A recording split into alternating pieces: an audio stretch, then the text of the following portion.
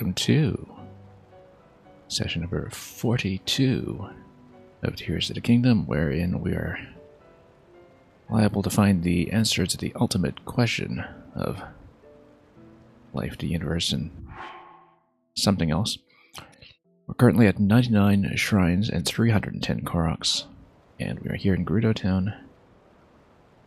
And Blood Moon is actually just about to come up, so I guess we'll get right off to a bang here. Yet the falls are indeed very pretty, especially now that we have running water in town again, which was not really the case when we first got here. Anyway, we're just going to let the Blood Moon run, since we're not really going to get much done before it gets interrupted. It's going to make everything look very, very red. Also, there's one thing I want to mention, because I just noticed it at the end of my last stream as I was logging off. And I've played this game for, I think over 200 hours now, and I only just realized this. Let's look at a map. Here's my surface map. Here's my depths map. Notice that the light route locations in the depths actually correspond directly to the shrine locations on the surface, which is really interesting. Because as somebody who does not have the shrine radar in this game, and I don't even know if the shrine radar is in this game, it means that you can use the surface to fill in locations of light routes and depths, and conversely, you can use the light routes in the depths to pinpoint shrines that you may have missed in the overworld, like shrines that might be tucked away in caves or something like that. Maybe this is something obvious and was in a tutorial message in a part of the main quest that I have not seen or have summarily ignored. And I don't know if it at all corresponds to any of the dungeons that are in the sky, because by a rather improbable coincidence, I guess, everything that we have uncovered with the light routes in the depths so far is far away from anything that I've actually seen in the sky. So I actually have no information right now as to whether there is overlap between the two, with the possible exception of the Labyrinth, which is all the way over here. So Labyrinth was over here. The sky one is slightly displaced from the surface one, and I guess if there is something corresponding to the sky dungeon, then it would be outside the Labyrinth proper, because, you know, this was in this part of the zone that was inaccessible. But yeah, I think, therefore, as far as I can tell, the depths light routes only correspond to the surface dungeons, which means that with the sky we'll have to do some further exploration. Natcat saying real gamers can figure it out with a tutorial. That's my philosophy. We don't do tutorials for anything, really. I guess we'll just, you know, blunder our way around until we experiment and find things out. So, anyway, here we're in Gerudo Town. We came in here after cashing in a quest. There are a lot of side activities to do here since we haven't been here in several weeks. And, yeah, let me actually take a look at my quest log, perhaps, and see what's up. So, we had just cashed something in. Let me check. At the gem shop, I think. Rather, the jewelry shop that takes gems. And we can't afford a lot of this stuff yet. Or rather, I don't want to spend on this when we're spending on upgrades elsewhere. And I think we had talked to one of the other NPCs, but let me see. Ah, yes, the arms at a 7. That's right. That's 4 diamonds, 10 pieces of flint, Gerudo Scimitar, and Gerudo Shield, and so she builds you the big weapons that we don't have room for right now. 4 diamonds is a big ask, though. 4 diamonds is about 2,000 rupees worth. And we would need to find the appropriate weapons anyway, so... And the appropriate shield, which would mean I have to drop one of my existing shields. That's okay, but... that might be a bit much until I perhaps open up my museum back in Tarrytown so I can store a weapon somewhere. And yes, Netcat Claire is up and running again today, after a brief hiatus. And just make sure there's nothing in particular I need here. I was trying to remember if there were some quests I needed to cash in this area. Yeah, Grudo Shelter. We need the camera for this one, so we can't do it yet. Arms of the 7. We'll do it eventually. I feel like I don't necessarily want to do it now. Because that's...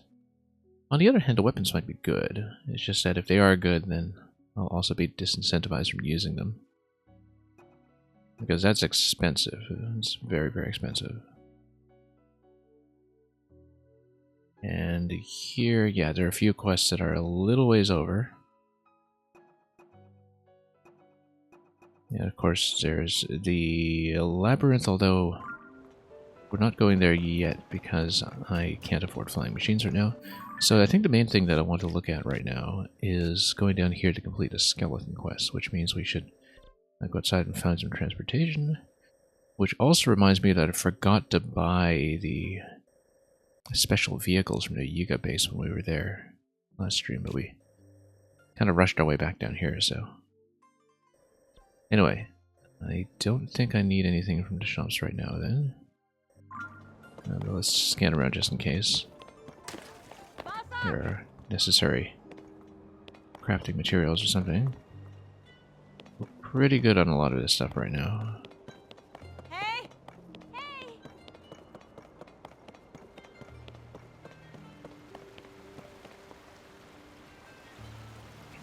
Hey! Netcat. If 5 cats can catch 5 mice in 5 minutes, then assuming that they work linearly, that means that the same number of cats should be able to catch 5 N cats in 5 N minutes. And so for N equals 25, then it should just be 5 cats, right? And actually, the answer from Clara was correct. 100 mice divided by 20 shows how many are caught aplenty, and so the bot actually managed to get it. And not only get it, but frame the answer in verse, which I think is very clever. I'm just going to read that answer because I quite like that. Ah, a mathematical riddle thou hast brought forth, a number problem that might have us go back and forth. Fear not, for I shall lend thee my wit and might, and answer with all of my knowledge and foresight. Forsooth, the 5 cats can catch 5 mice in 1 minute, so in another 100 minutes they'll catch a net gain, do admit. For 100 divided by 5 equals 20, and 100 mice divided by 20 shows how many are caught aplenty. I'm not always going to do that, but that was too good to pass up, so... Anyway. Let's actually proceed. Sand seal. It's going to roll around a bit. Yeah, we'll just try to sneak over to it. If it doesn't work, I'll put on some stealth clothing and do this properly. But I want to ride it all the way southwest, if I can. Here we go. And this will be the best form of transportation here, so... As long as we don't run into anything.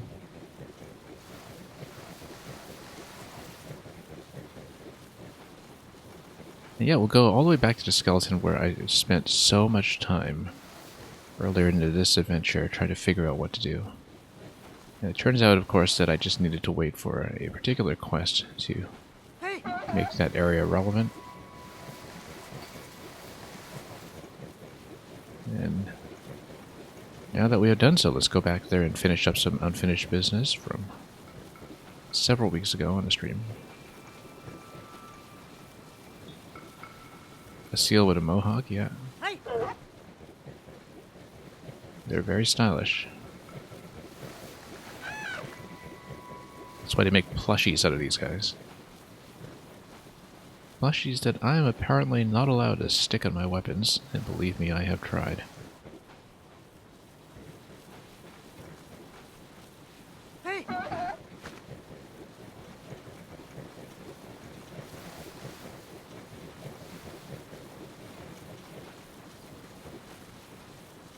Got some Lizalfos over there that we'll studiously avoid for now until we want to farm some electric tails. Alright, let's go west. We're kind of coming towards the boundary here, so I'll just orient myself accordingly.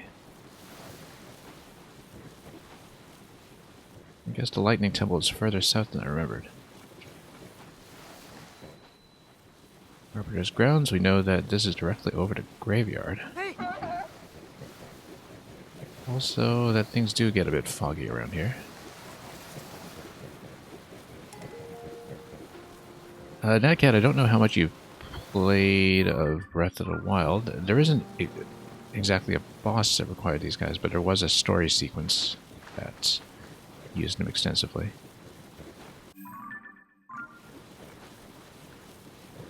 Oddly enough, the idea of a boss that chases you with one of these, it reminds me of some other Zelda game for some reason. I'm not sure which one. But it's sort of interesting to think back to older games and how certain ideas from them have been reworked into the newer titles. Anyway, we're going to lose access to our seal here once we get down, but we'll do it anyway. I don't remember this tent. With a cook pot and everything. Interesting. I'm sure the quest continues down below in the cavern though, so let's do it. Let's also make sure we have a mining weapon of some sort available. Or we can just pop this with one of my less interesting bows.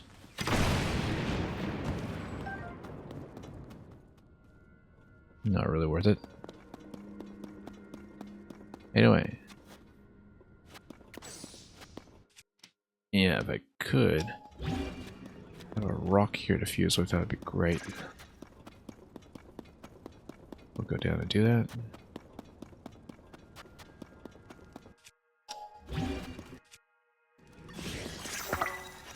Since we just have a spare weapon here. Maybe we should do the Gerudo quest. Put a weapon, but I mean, I'll be back here quite a bit, so at least I think so.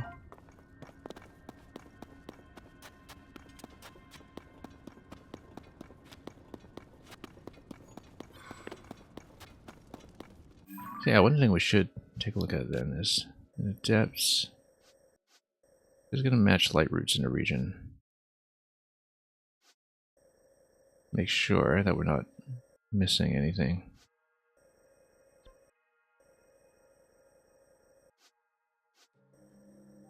Because remarkably, I think we actually have all the shrines in the area.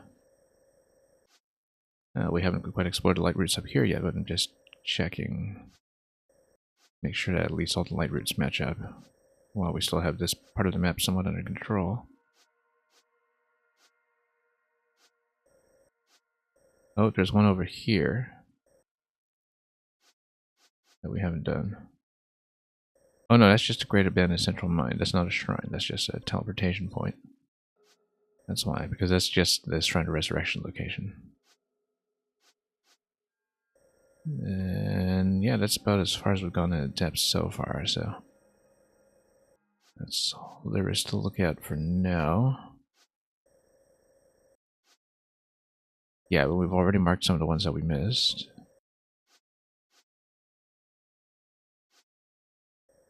Okay, shrine over here too. That matches up to the tower, but it also matches up to the shrine. Whoops. Hang on. We should mark it. Oh, I see. That one's the one that's right by Hyrule Castle. That kind of makes sense. Right, because that's the tower that is the... yeah, so we'll basically see it. That's by Lookout Landing. Probably a tutorial shrine. Almost certainly. And then that's as far as we've gone over here in the depths. So, yeah. Didn't miss anything that we don't already know about. So we're going to put together the little skeleton.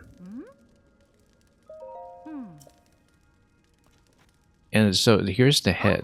This is the head that we were missing previously when we went down here in earlier sessions to assemble the rest of the skeleton.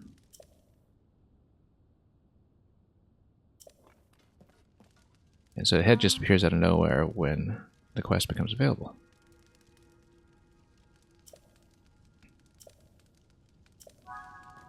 Anyway, we know how to do it.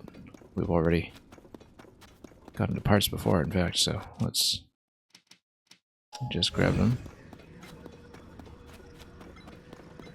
Because we've already fulfilled the condition to get these. So, should be absolutely no problem. I hope. Just put these together. I spent so long here just looking for that head, and the main quest just gives it to me.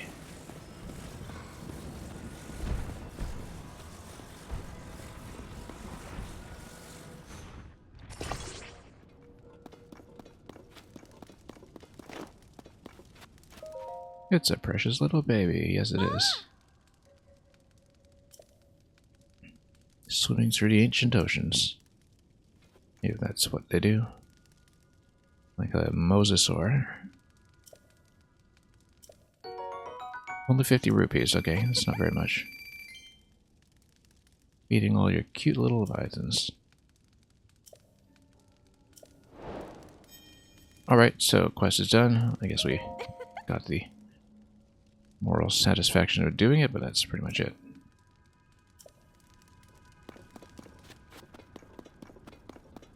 I guess it's one way to lead you to this location. If you didn't just come here independently out of curiosity the way I did. This is also ordinarily a fairy fountain. But yeah, in the end, didn't get much out of this, but we do have... Oh, more fairies. Excellent. We do have more fairies. Even though I have some in the bag. So that's a good idea, because when I'm down to depths, fall damage does happen.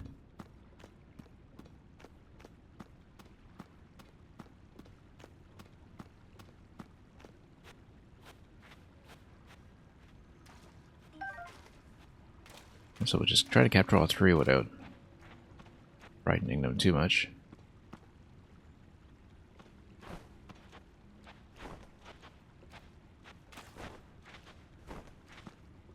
And then once we've done that,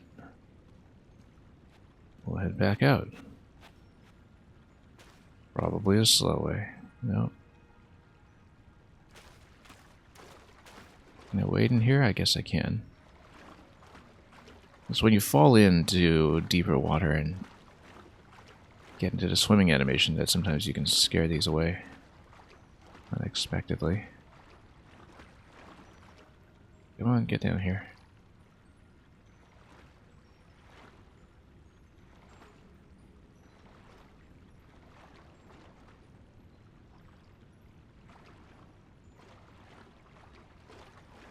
These games do have a way of teaching patience sometimes. Nope, not that button. It's not what I'm looking for. Come on. There's perception here, causing problems as usual. Come on. Nope. You could jump towards it, but I don't want to. Start a little way, as before. Need to get down. Do. Spending way too long on this.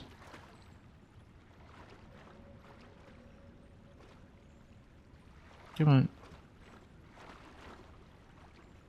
There we go. Where's that remaining one? There we go. Let's not startle it too much. Again. Take forever to watch it come down.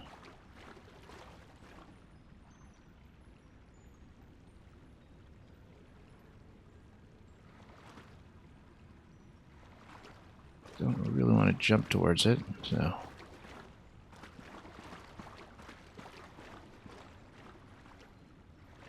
We'll just follow its pattern. There's got to be a faster way to do it, but Maybe not.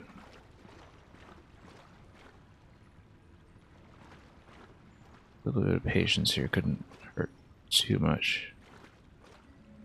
Come on.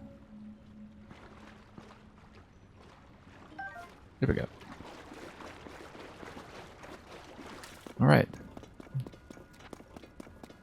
Now let's go.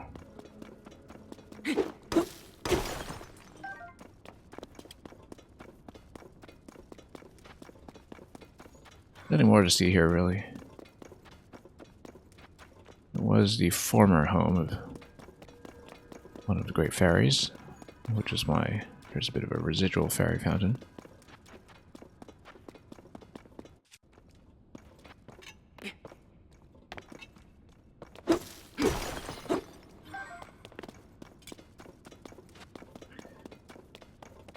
And of course, if we go back to town, we can switch into one of the other Gerudo weapons. We don't have access to our sand seal anymore, though, which is unfortunate. Where are my sand boots? I am. Okay. Also, this is under superheated conditions, unless I'm just not wearing... Oh, I am wearing my heat gear. It's just that we're in extreme weather. And I don't see any sand seals. Oh, there's a sand seal. Let's ride. Let's determine our destination first. We can go back to town. We've killed a couple Moldugas here before, and that works well enough. We never found a bubble frog over in those ruins, but we're missing a couple bubble frogs in this region generally, and I don't know if I feel like prioritizing those just yet. Since we'll need to come back for it eventually anyway, especially with the camera quest and all that. Let's go back to town and see if we can loot some weapons from the armory or something. Since the Gerudo weapons tend to be very good, and we need a long-range bow, and we should see about that if we can. Okay. We'll go around a temple if we can. Maybe we're proceeding a little bit slowly here. The sand dunes. There we go. Hey.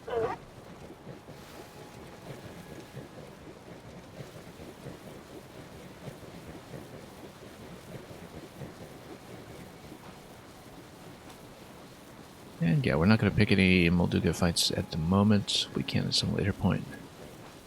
Hey. We need more materials off them. Or the tier 4 upgrades. But until that point, I think we're actually okay.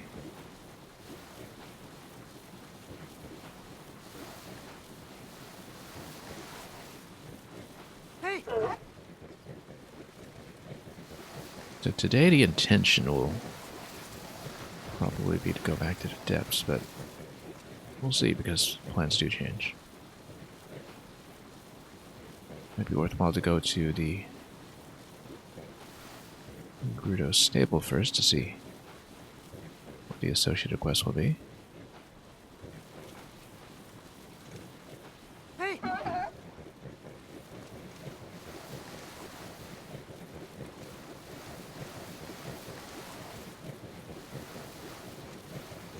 Yeah, but in general, we'll have a pretty easy time crossing terrain. Yeah, it's nice to know from the light routes below that shrines are basically accounted for in this region, Hey. as far as I can tell.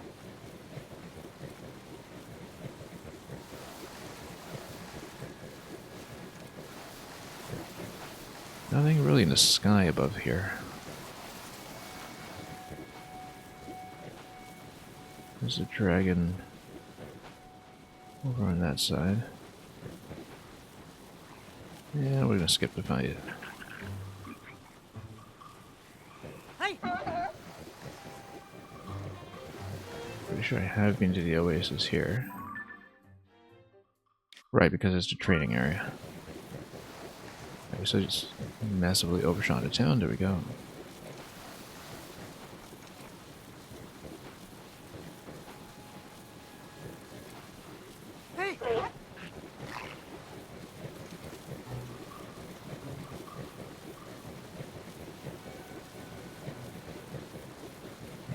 Yeah, for the most part, I think we have what we want here. I don't know if I was missing anything in the secret shop. I don't necessarily think I was, but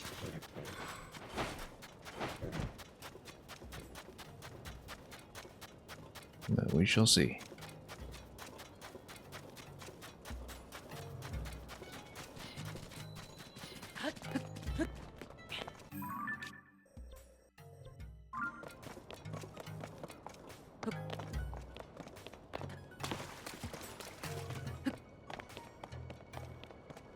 Because here's the armory.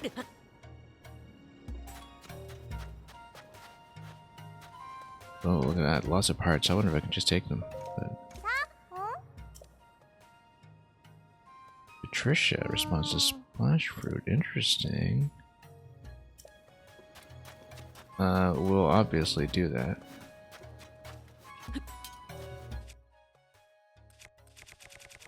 Because this is something new.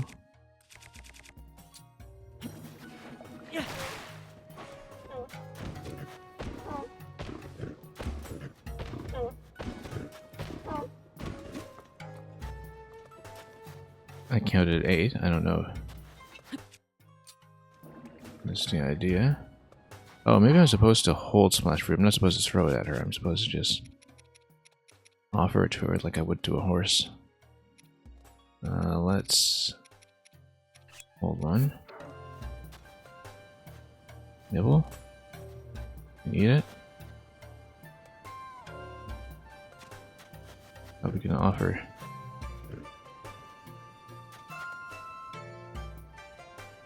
Can we have it?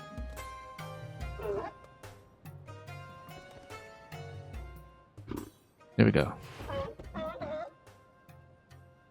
Oh. A number of sequence. Coordinates. Minus 3888 and minus 2972 and 0033 is, I think, the height, so it's somewhere in the surface.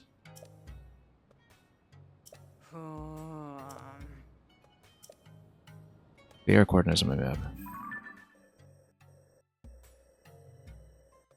But I can't quite see. I would have to move myself. Minus 308. Hang on.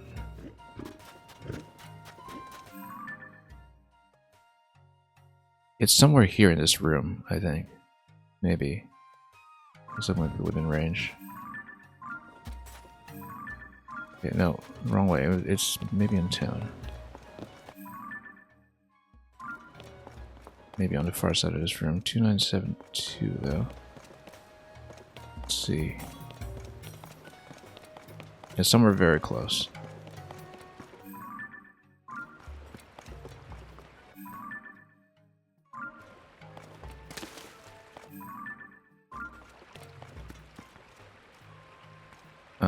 It's just a throne.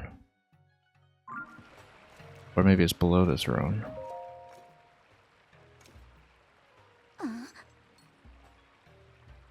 That treasure the old document mentions. The treasure was armor affiliated with the ancient Gerudo. I don't remember the document, but we found a treasure. If she means the Vanabora's helm.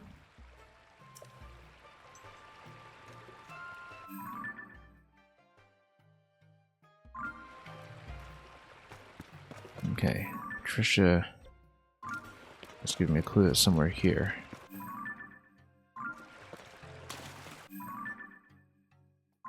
Two, 9, 7, 4. Hang on.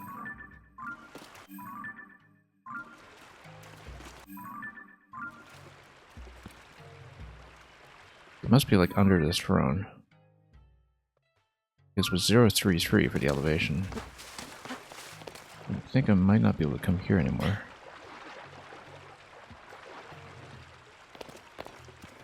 Now that it's filled. Let's check this again. It's pretty close to the throne for sure, though. I think it is going to be it. It is coordinates.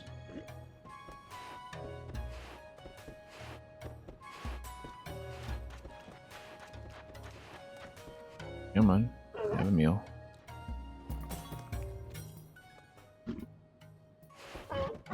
It's too bad I can't just check the coordinates of my map without moving myself. 38882972. Oh, 33 is going to be lower in height than where I am. It is going to be under the throne. It's just I need to go back there somehow. I'm not even sure I remember how to go back down there. But might be through this area here, and we'll check height. The height here is 33, so it is going to be on this floor, below the throne.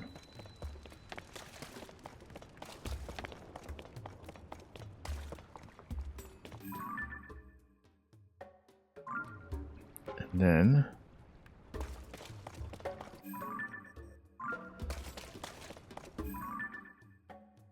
3893.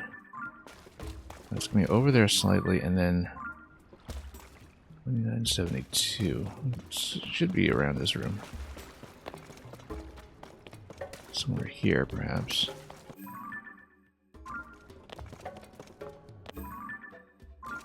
Yeah, 3888 and then 2973 is over here this way. It's got to be right around here.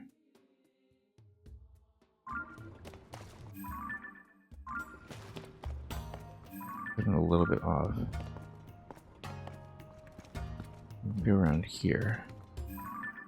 And even so, how would I interact with a relevant object?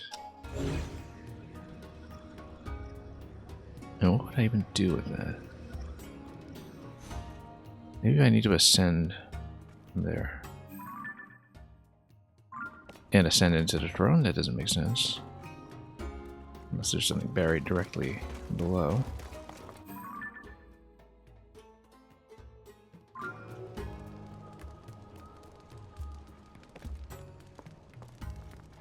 Like here. 3888. Yeah, it's not quite perfectly aligned here. I mean, it just points to her directly. Pretty much 3886. This is really the location. Unless I'm supposed to take this and take it up to the seal, maybe. Oh.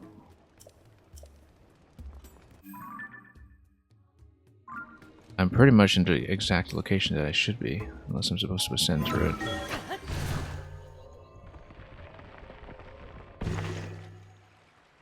Oh, that can't be right. There's something on the column here, though. So I found a location, I just don't know what it's telling me. I think maybe I'm supposed to take this ball up to the seal or something, instead of placing it in the goddess statue. I mean, she's also... yeah.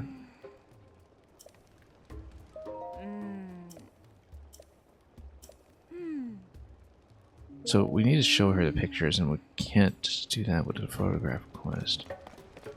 So why would a sand seal give me the coordinates of the quest giver? That's interesting, because this is correct. It's 38882972 is exactly where she's standing, pretty much. Stand behind her. It's actually no, it's the coordinates of the ball. I'm pretty sure. Like if you stand on it. Yeah, it's 38882972. So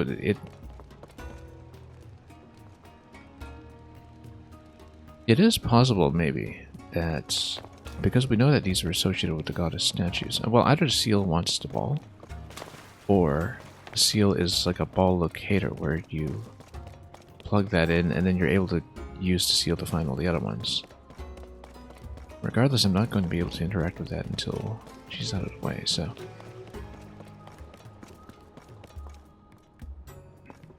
But that is exactly what's going on. Can we sit on a class?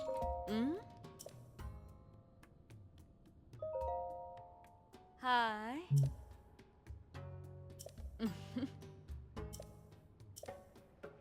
Oh. Alright, let's see this. Mm. See if they know how to socialize. Oh. Mm.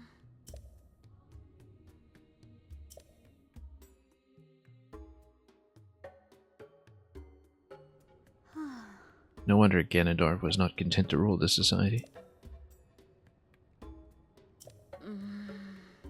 Hide my face? Okay.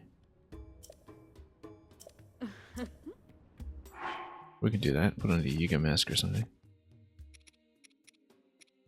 I mean, there are a couple of different ways to hide my face. Oh. Oh.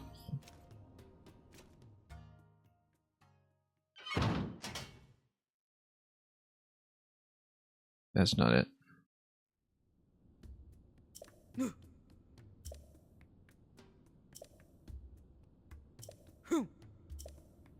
Oh, okay. So we we'll have to cover our face with something else. That's fine. That makes sense. Kind of interesting because most other NPCs in the world so far have not reacted to the Yiga costume. Oh.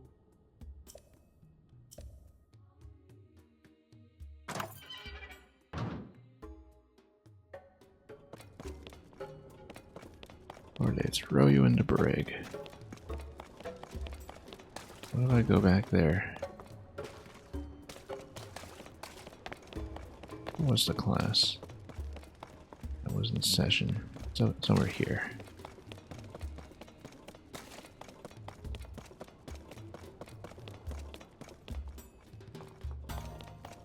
Alright, I'm a little bit lost now. So we're in a brig. Came out, that's the entrance. Here it is. Okay, so let's try it again, but this time. What if we put on a radiant mask?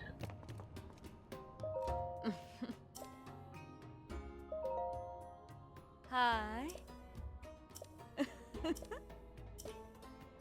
We'll try a couple of different masks. Yiga one doesn't work though. Mm. Oh. Mm.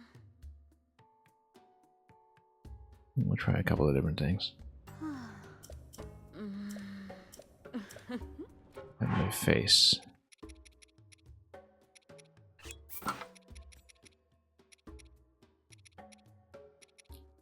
I mean, the monster masks, maybe. I feel like they'd react to that too. Yeah, what about the divine help? Mm? Hi. You see my face through that? Oh. We'll see. Ah. Oh, there we go, that works. Oh.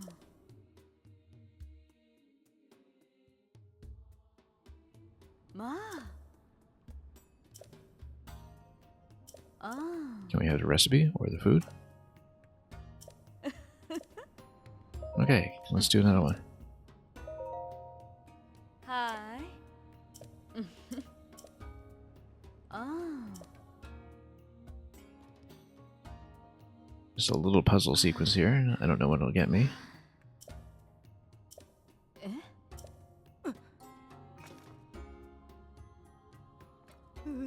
What adjustment?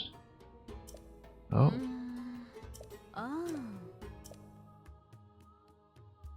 I know how to make that drink if I can just cook it here. But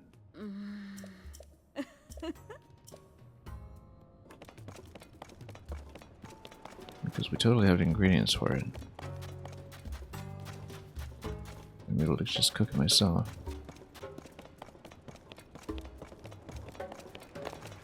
Just to expedite things slightly.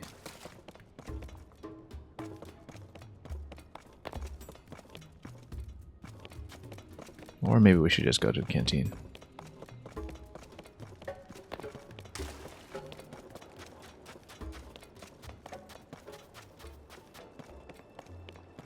We have the cook pot. We'll do it. canteen's right here. Let's just do it.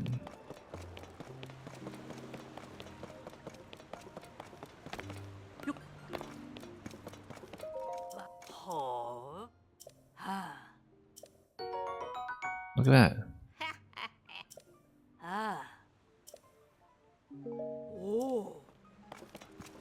Actually, I haven't run into medicine since coming here. River Valley Cuisine, yeah. They make some excellent drinks.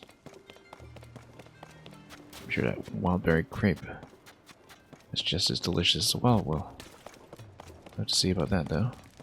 Tonight class is still ongoing. Mm? Hi. Oh. Let's see what happens when we finish the whole sequence. It's not really explicitly marked as any kind of quest, but it just means it'll be something interesting in its own right.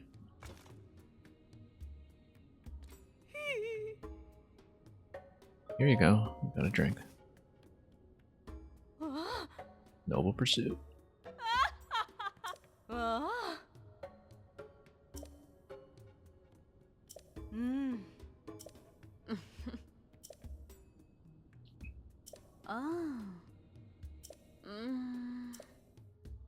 Alright, let's see what the last one of them needs to get over their social anxiety. Mm? Hi. Oh.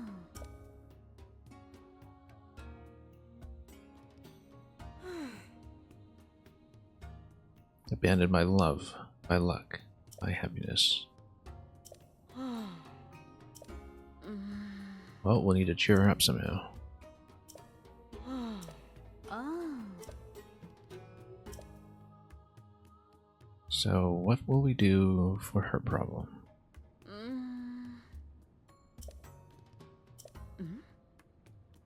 A certain accessory. They only come from that village. A certain accessory. The hairband? It could be. I actually don't remember where I got this.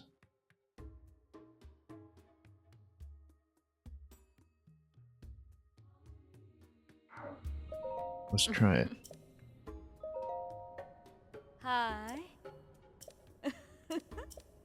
Because it was something... I thought it was something Zelda related, but...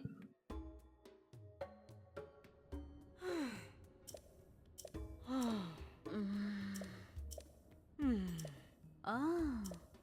Okay, so that's not it. A certain accessory. From East Necluda.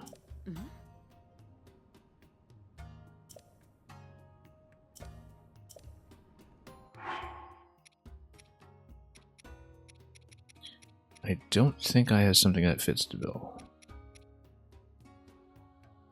As far as I can tell.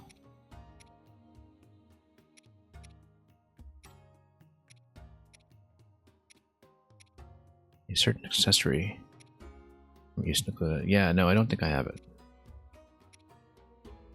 It's not going to be something like a CC hat.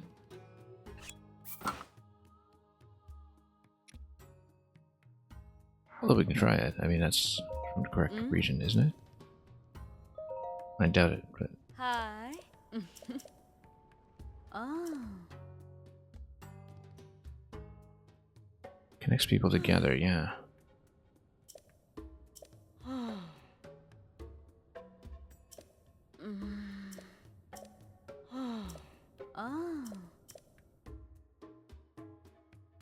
I'll have to think about that.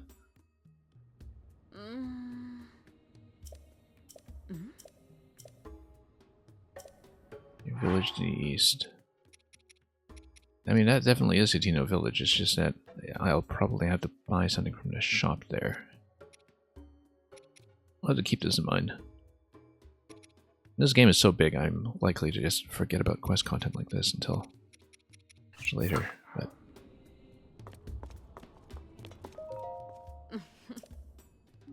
Oh. well, that's a loose end then. I didn't know we had something remaining to buy there that wasn't accounted for already. Okay, so this is South Necluda.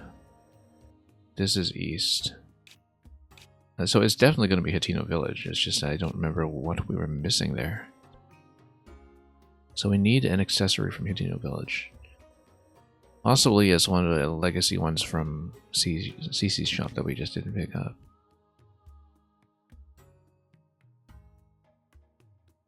No. East Necluda is definitely Hatino Village over here, because this is the Necluda region. You know, south, east, west. It's definitely correct. I remember there were a couple of legacy pieces that were at the CC shop, which I wouldn't have bought at the time because it was extremely early in the game and I had no money. So we'll just have to remember this when we go back at some point. I have plenty of reasons to go over, incidentally. One of them is that eventually we want to make it back to this quest point over here for Dragon's Tears. After completing all the geoglyphs. We want to probably stow some weapons and armor at my custom museum. And we've got things to do at the village. Lots of things to do at the village. But I think we should head back down to the depths first, because as I've been saying for probably the past week or so, we are completely out of Zonite. We're at 0 Zonite now, whereas previously we had, you know, less than 10 pieces or something. And we kind of need that to continue, and also because I finally realized this synergy between light route locations and shrine locations on the surface. We probably want to explore that a bit further and fill in a bit of these potential light routes that seem to be all over the place. And we've got treasure maps and all that, so we know that we can reach this region manually. There's also the Yiga base over there. So I think we'll just try to get back down to the depths as soon as we can.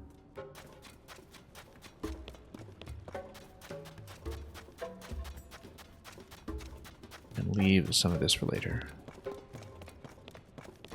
No, I probably should heal up at the end or something, but we'll see.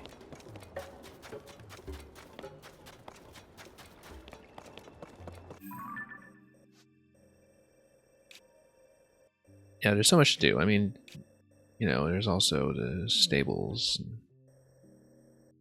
They might have the quest associated with them. Yeah, let's head back up to the northeast then and see what happens. I made the upstairs-downstairs connection. I finally realized it as I was logging off of the previous stream. Also, let's try to dock this one. Very important to Dahlia. Oh, okay, I have to check on the chef. Let's see, where's the chef? Hi. It's got to be in the cooking class or something, right? Oh, the chef was over here.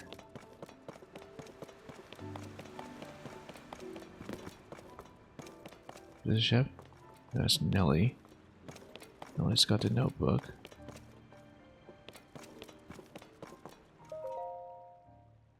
That's a different chef.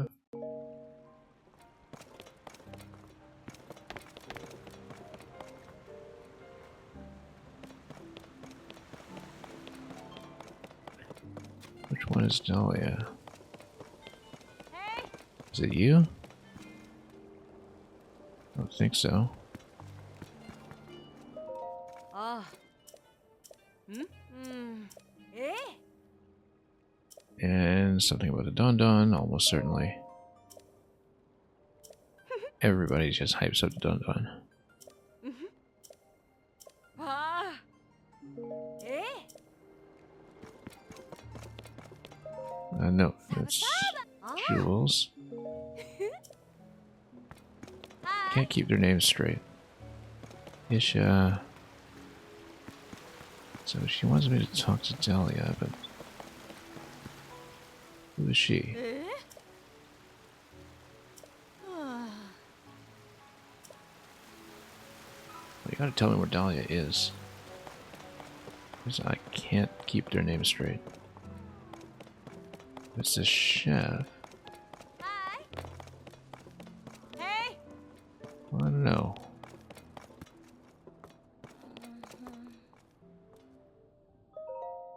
It's not you, of course.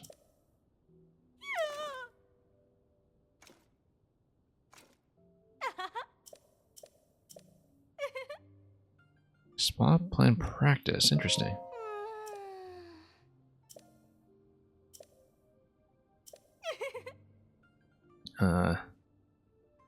Let's see what happens. This might be interesting. Hopefully it doesn't cause debilitating injury. Okay, it's just a rest stop.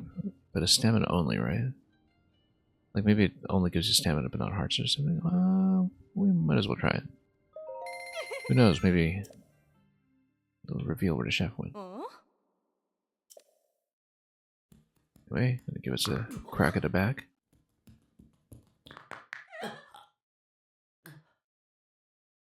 Sounds terrifying.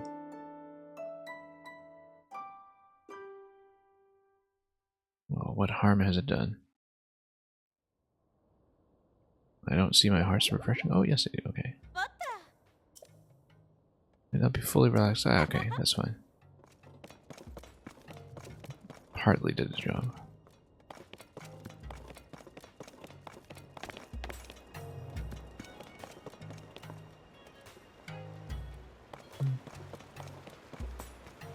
It's not you. Who was the chef then? I thought it was at the...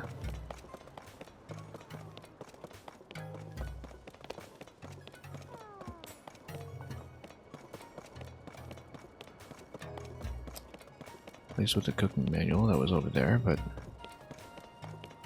get very easily lost.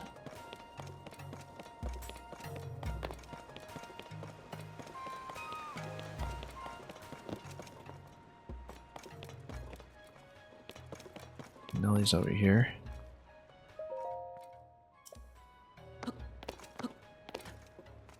Be much more diversity in the Gerudo design in this game? Maybe so. I don't quite remember how the first one compares, to be honest.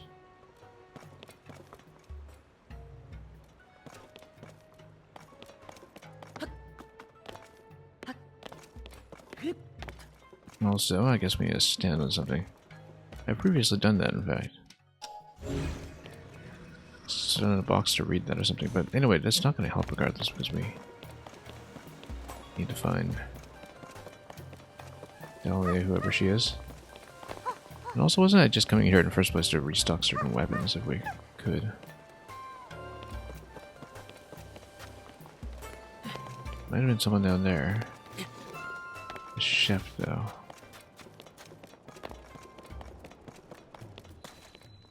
Nope.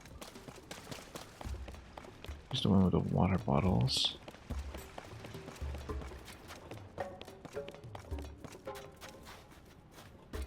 I don't know. But the point is to put the orbs in here, and I think the sand seal is probably the one who kind of unveils them. No idea what's going to happen there, but must be something good. Or at least significant. Retro Ball felt like there were variations on tree designs, child, mid-20s, and old. Yeah, I suppose so. Other than the special NPCs, of course, like Urbosa. Yeah, I guess the soldiers were somewhat homogenized. Well, I don't know where to find a chef. Not here.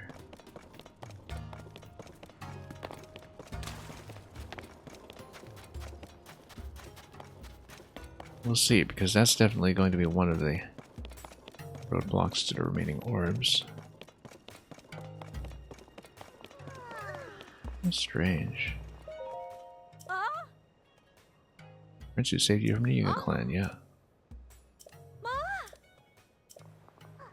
No, we've been there. We've been to the shop. Maybe it's at the cocktail bar or whatever that is. Also, we'll definitely take a spear. Hang on. Brutal weapons are amazing. So of course, we'll take them wherever possible.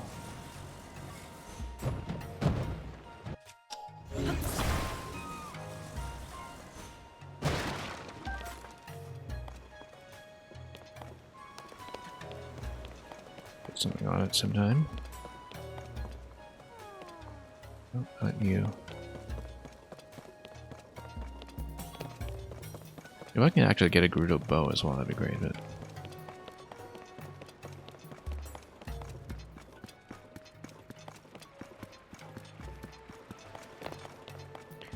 Anyway, we figured out a sand seal. Looks like it's orb locations.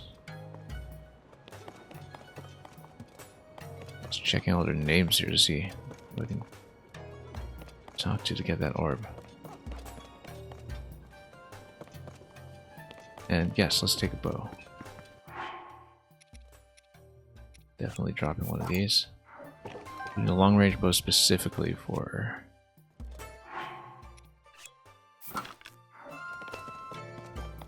Aox at some point, so.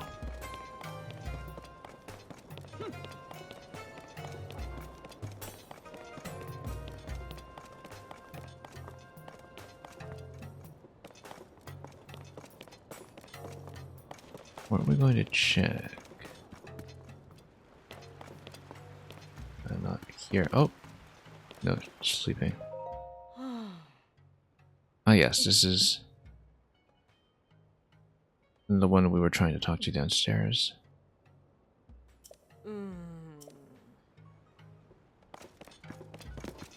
We need the accessory. Day-night cycles have come such a long way since the N64 games, which were some of the most influential games of any sort when it comes to day-night cycles. Generally.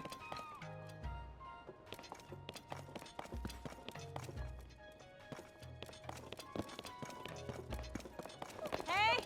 Hi!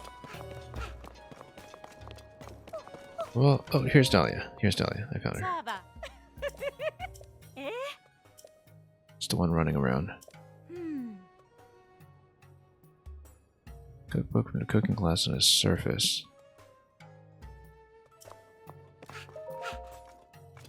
Okay, could I have your orb, please? Ah. There's no reason to follow you. Yeah, there is. I want the orb. Ah.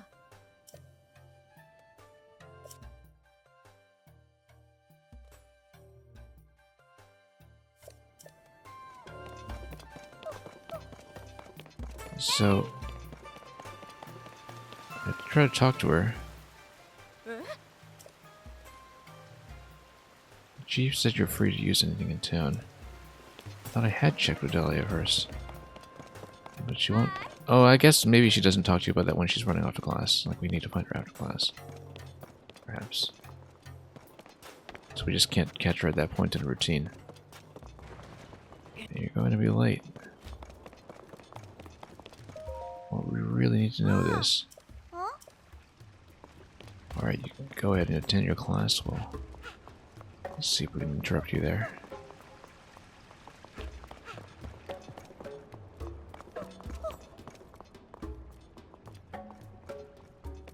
Probably not.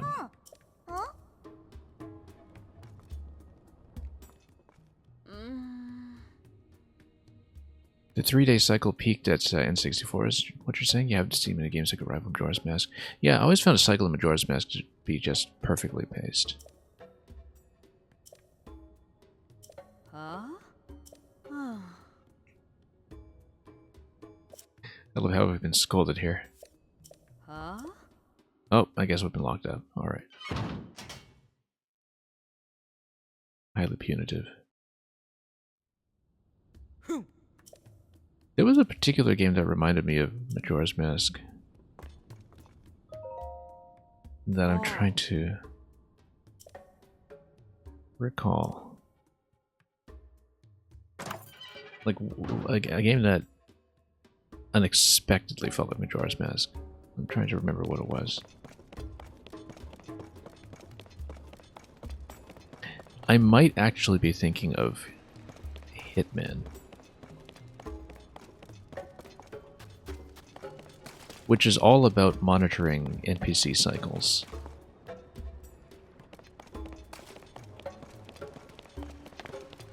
DLC for this game is a 3-day cycled adventure. Now that'd be interesting. Where you have to take your vehicle up to the moon.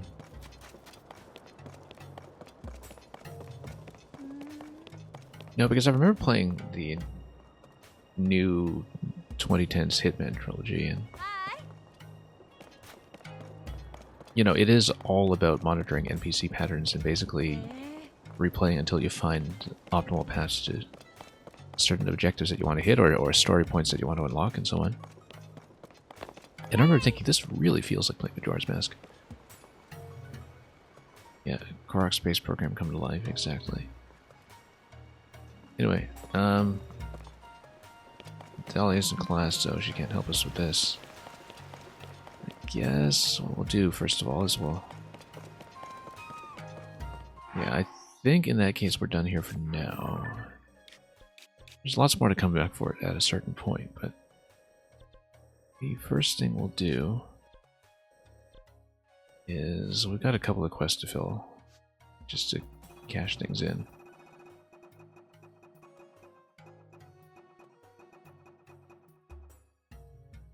Gerudo's shelter, not that.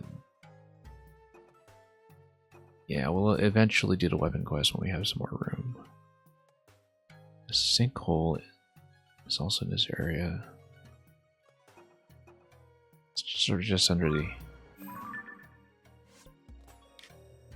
second lip of the map here. It's somewhere around the bazaar. Possibly it's also in the well. Have I actually been down that well? I don't recall. But anyway, let's head in that general direction and we can grab a seal.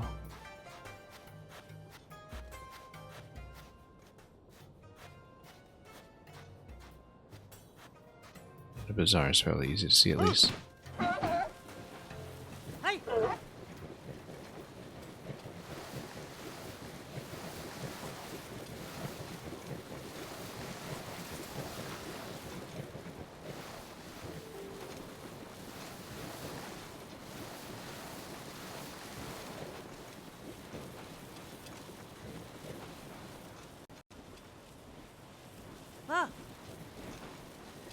Oh, I guess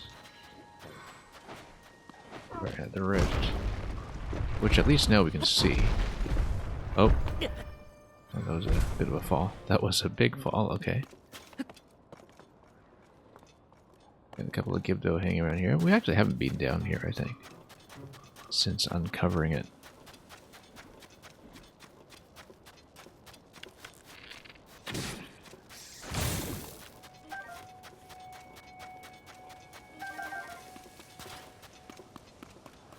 So yeah, we know the Gibdo are vulnerable, so in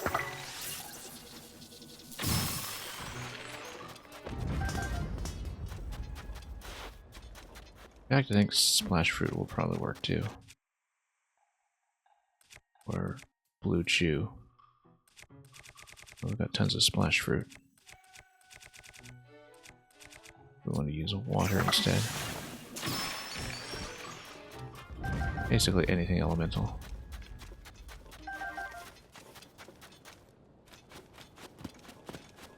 Yeah, we might as well scan down here.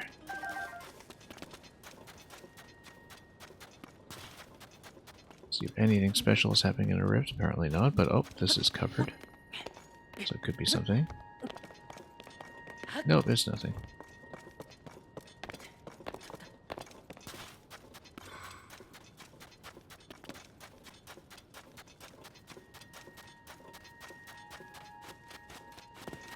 At least, not on that end.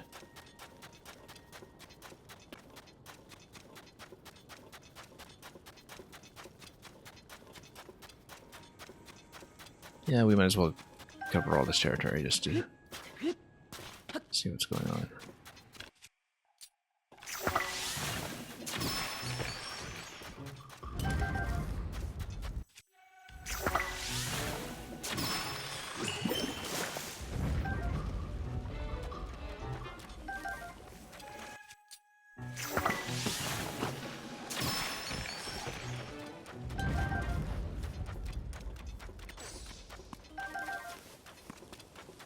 And we'll head back up after that, but this will be somewhat thorough. Haha, no it's not.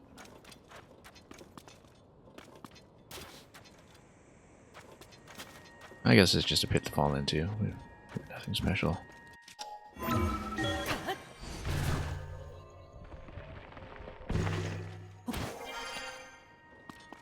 Oh, on the other hand, maybe we should check the other end too for something like this. Nah, we don't need royal so much, but what we can do is maybe fuse into it. The other spear.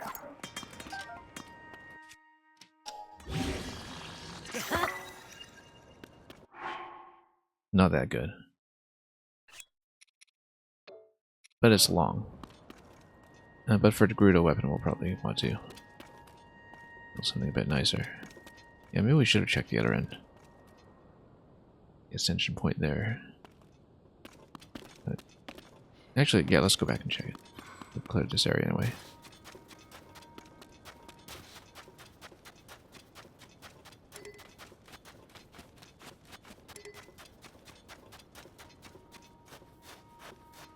You'd think you'd be likely to just poke things here. James D, I'm doing alright.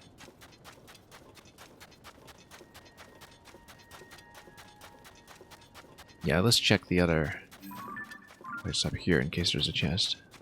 Didn't occur to me that maybe that might be interesting.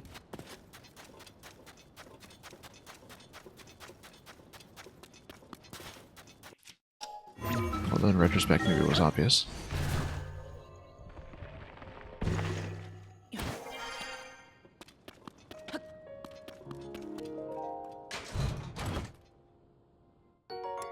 Or a broadsword? No.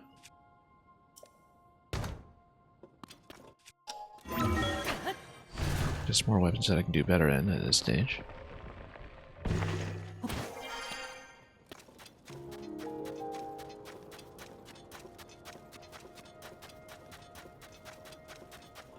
Anyway, we're eventually going to try to get back in the depths, but for now, let's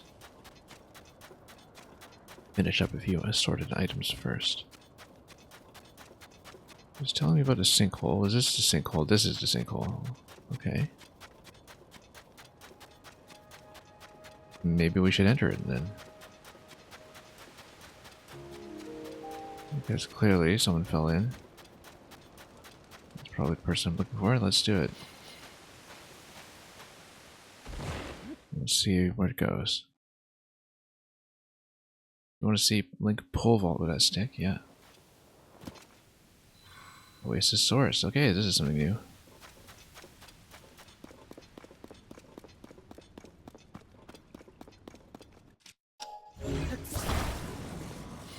Oh, there's something underneath here. Maybe? No, nothing. Anyway, he's stuck. Let's get him back home.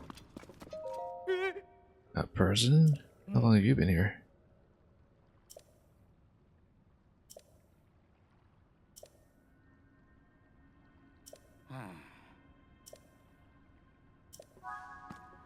Well, I mean, I can get up with Ascend anytime I want. But I guess we need to find him a way out. Oh, he doesn't have bombs, that's why. Otherwise, he could just bust through that. Rather easily, in fact. Also, we don't have a mining weapon.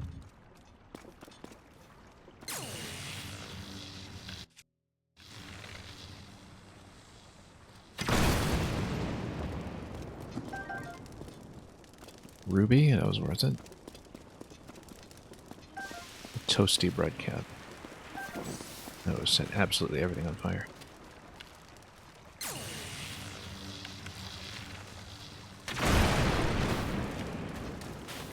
Well, there's your exit. And yes, this is actually a cave system that we previously opened. Maybe. Maybe not.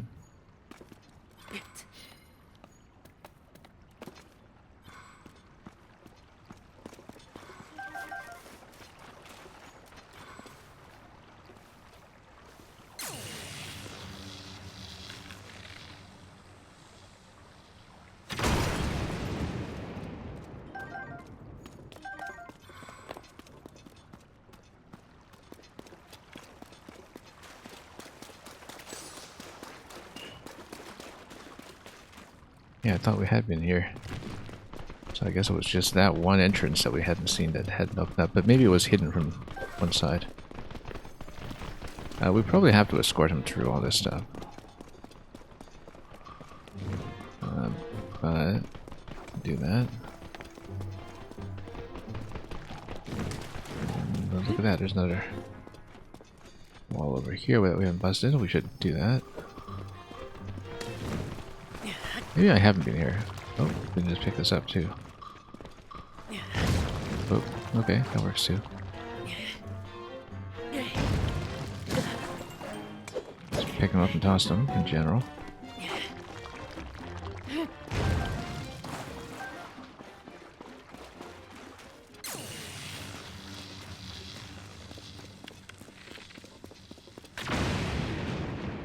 Okay, this might actually need some kind of clobbering weapon. Do we have rocks in the area? Not really.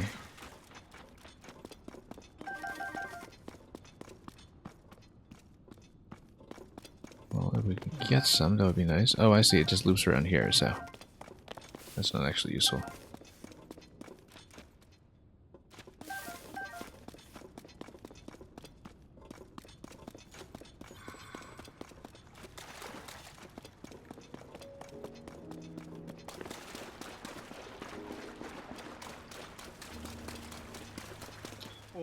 Yeah, here's the letter. So, okay, we got him out. I guess this was a well. We just hadn't found its connection points. This might actually be the bizarre well. I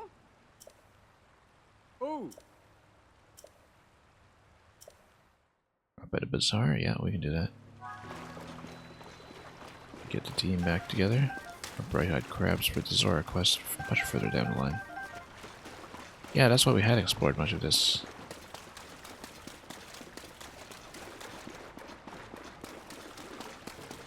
Just not the critical piece.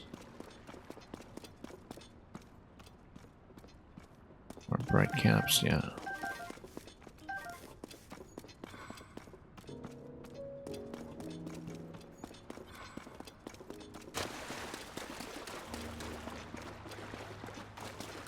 Anyway, let's run it and go.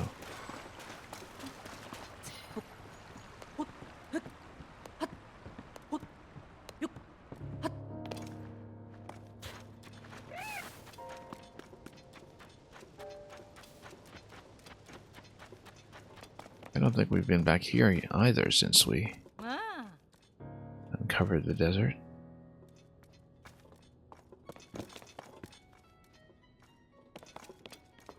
Let's not overspend on arrows for now. This might be interesting. Butter, sugar. Is that... I can never tell wheat or rice. Wheat melon.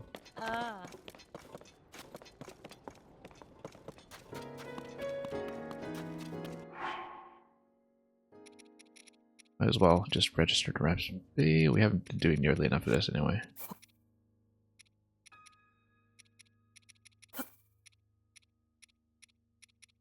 Totally is wheat. We can find it. I'm pretty short on wheat. We might have used it up already. Oh no, here it is.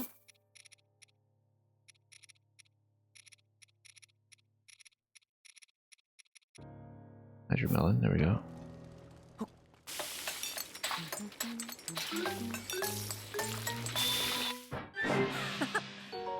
Chili fruit pie, okay. Not that great for what I need nowadays, but let's get them all back together. Oh, and we get to use this, okay.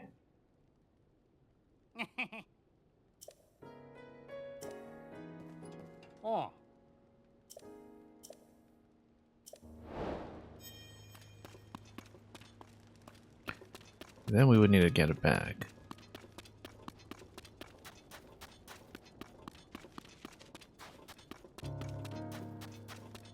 Well, I mean, it's a bit of a long run.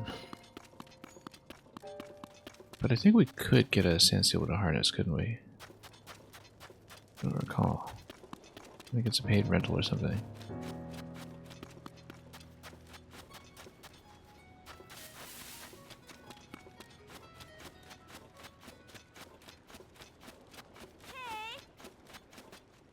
Last one, she says that after having sold me one previously.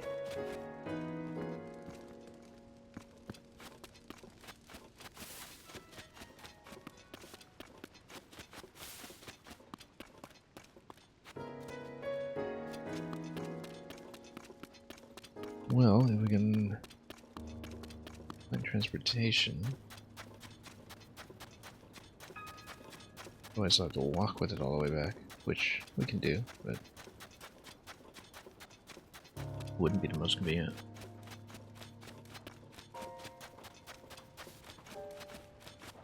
Also, let's see what Beagle's selling. Yeah! Sa! Woohoo! I think we... Well, we need more smother wing. I think we actually find those, but gold darners will take more just in case. Wow!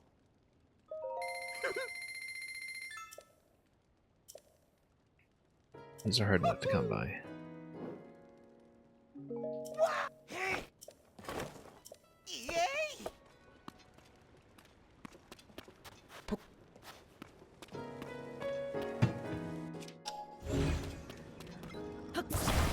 Yeah, we could put it on a vehicle, that'd be great, but... Beyond that...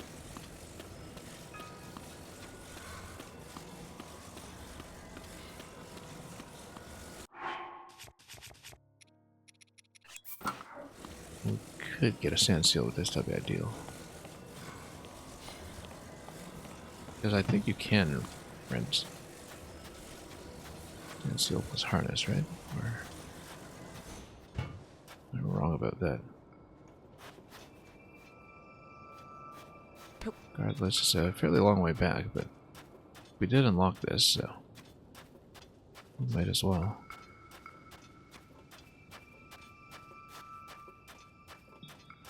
And we see something like a sled we can use.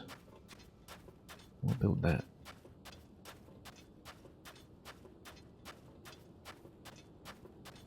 For the moment, though, I guess we'll just take it most of the way.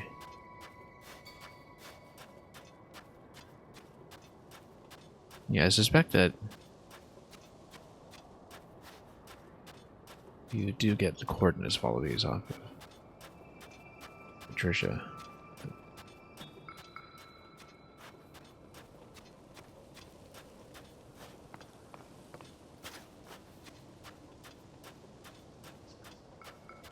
And okay, so this is one passes. Anyway, let's just walk it back slowly. There are more efficient ways to do this, but while it's still fresh in the mind, let's just get it done. And yeah, it looks like maybe during the day-night cycle there's limited availability on the one that was in the market that you have to get off of Dahlia, who is either in class or gone.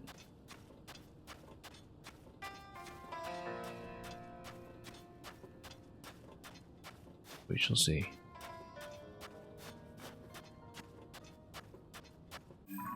So rabbit over there, yeah, that should lead to the Gerudo Sanctuary where we've been before.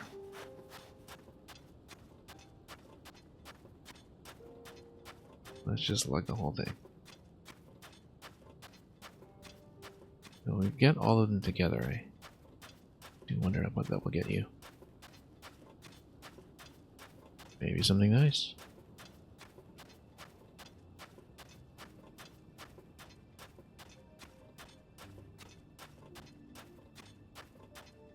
Anyway, that didn't take too long at all, actually.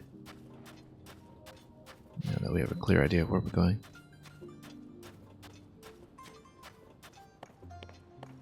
We'll just walk it down slowly. Yeah, there are multiple pieces. It's not even explicitly signaled as a quest, but it is clearly a side activity. This is not the object that connects people, no. This is something completely different.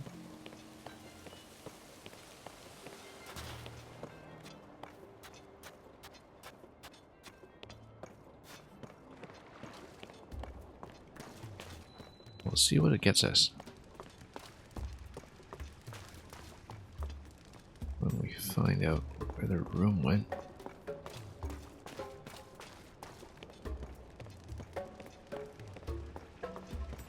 I still don't have a good sense of where everything is in this whole space.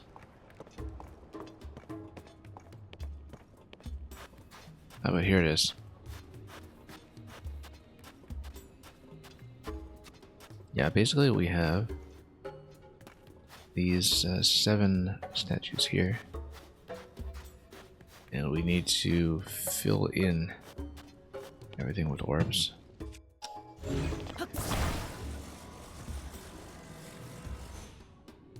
And something will happen here. In the previous game we did this on the large scale on the overworld. It'll give you a shrine here. Fill them in, maybe it'll give you something a bit more modest. But we already have 3 in and we already have several more accounted for, so. My side quest in this stream, I don't have a particular sense of direction to stream. It's not like we sit down today and say, oh, today I'm side questing. No. Usually, we just wind up following our own curiosity, and even the best laid plans just thrown off completely. What was I even doing?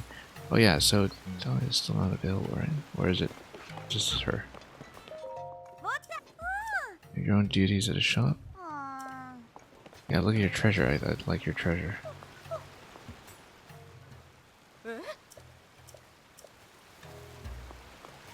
You're here? Good. Can I have it?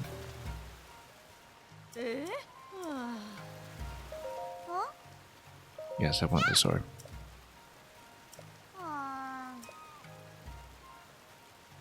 Challenge you for it? Yes.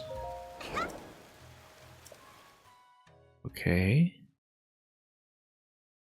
James J, how did I end up back here? I walked. Oh, this is like a hide and seek. Okay. I wonder how far off it will be. It got wet.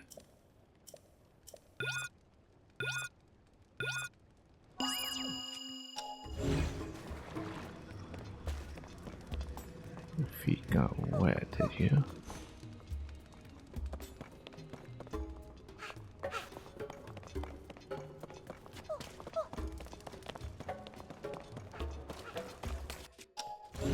There we go. Oh, you just need to tag it. Okay, great. Easy.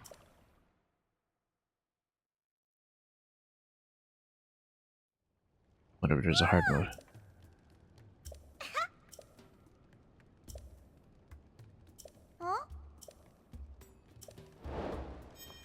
Want to play together?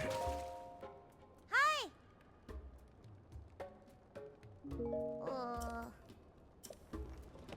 Alright, but can I have the orb first? I guess I'll place the orb first and then we'll do that challenge. Thank you for the GG.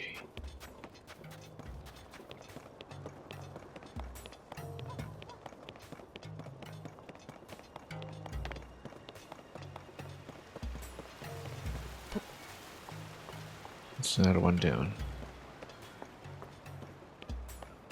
Yeah, so there's one that's associated with the photograph quest, which can do that.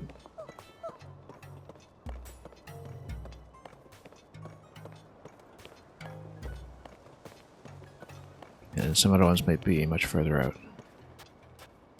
But potentially, you use Patricia to locate those. Seems like a fairly significant quest or activity.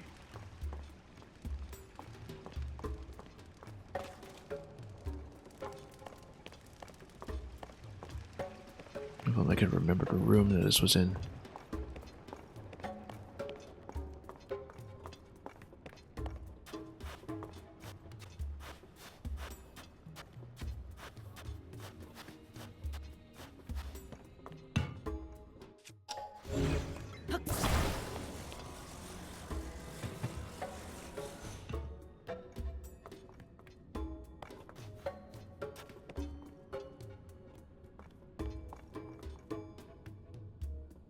Okay, not that many lives actually. 3 of them.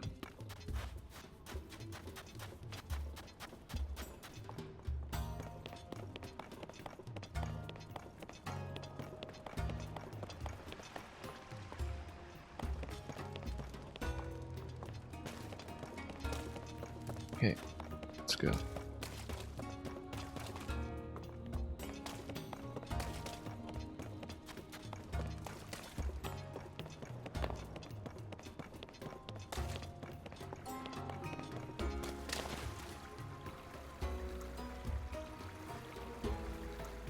Interesting. Anyway, let's get it.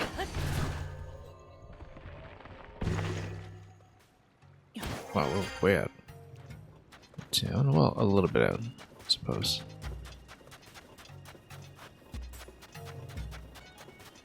Yeah, let's grab a seal again.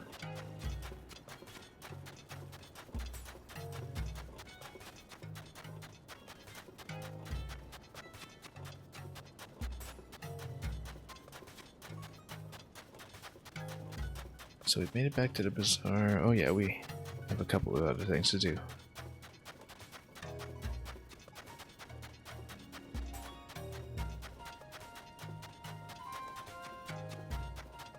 We'll make it back slowly.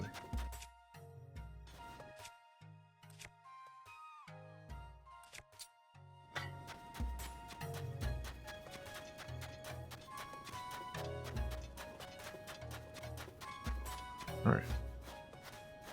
Let's try it.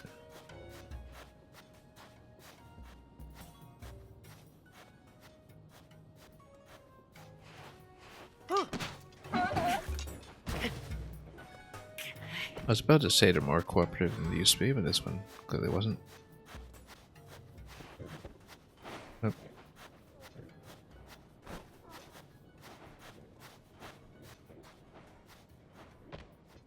Alright, let's take it slowly.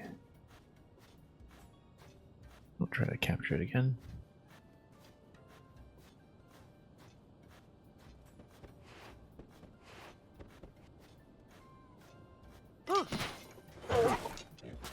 Nope. Not interested, apparently.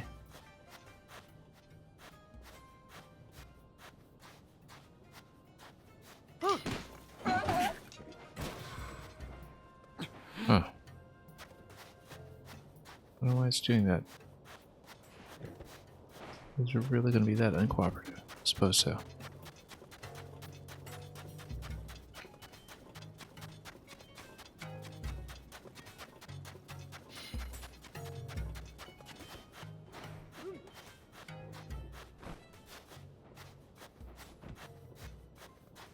Well, they're not too fun today.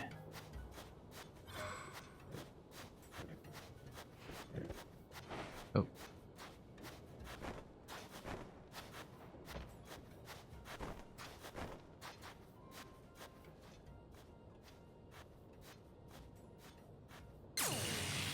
Wrong button.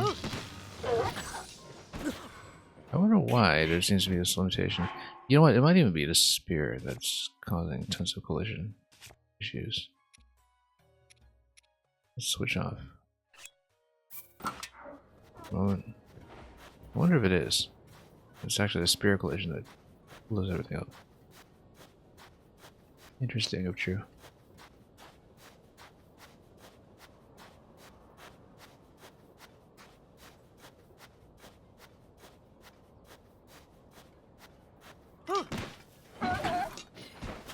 Nope, that's not it. Yeah, everybody's just refusing. Alright, in that case, let's just go.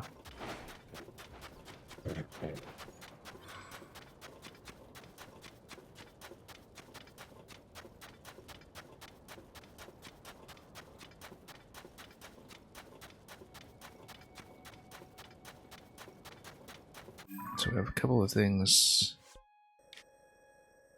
to fill in here as well. That's longer term though.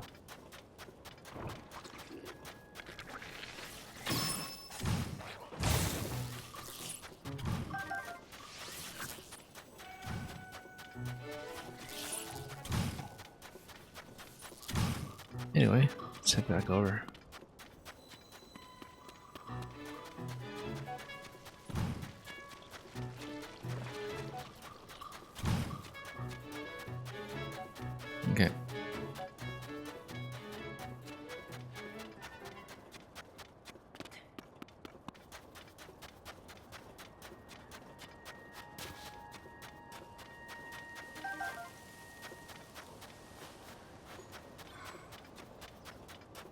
Yeah, I guess we unexpectedly let these sand seals dictate the itinerary here.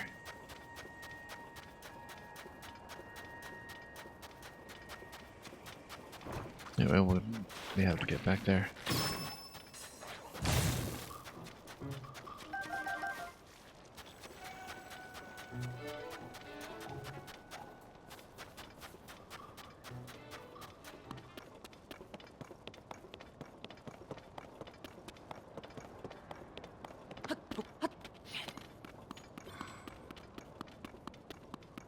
Anyway, that didn't take long.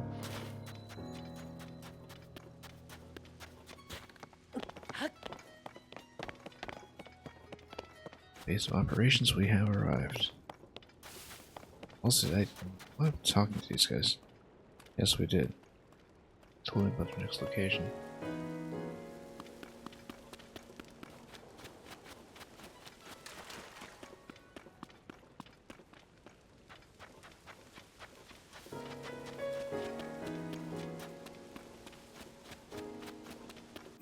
Okay, so. Oh, we forgot to have a rematch with Dahlia.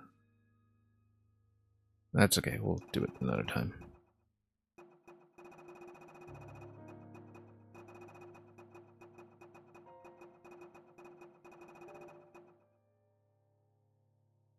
I want to just cash in the guts. Because we have some. Looks like it's going to be pretty close to the original stable area. That's going to be right by there, in fact. Let's just go there.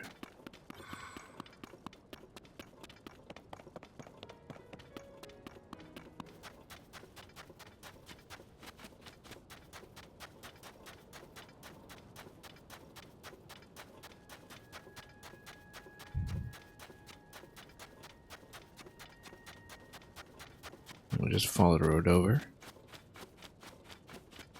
Run into some trouble in the meantime. You should rent a sand seal. Yeah, I guess I should too.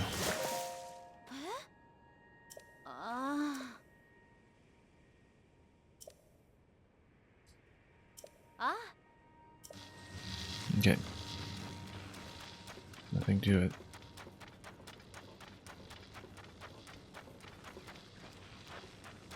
Yeah, I guess the former stable is right outside the gate over there.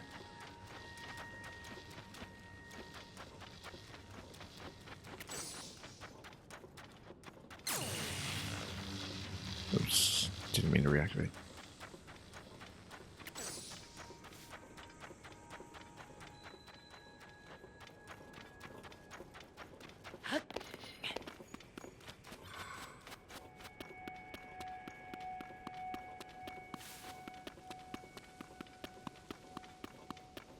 Alright, so let's see if we're going to be told this so long. I think we are.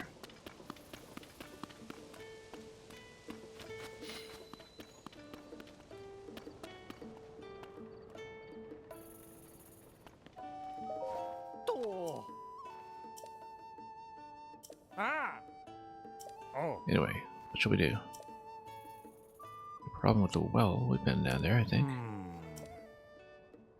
Steady supply of mushrooms. Yeah,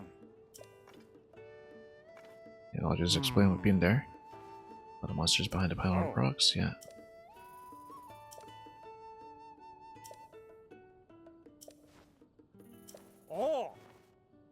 And yeah, I could just told him this without ever flying here, but that's okay.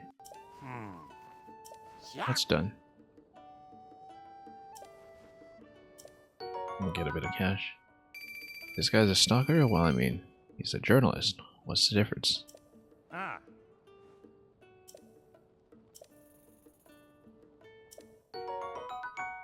Look at that, that's a nice bonus.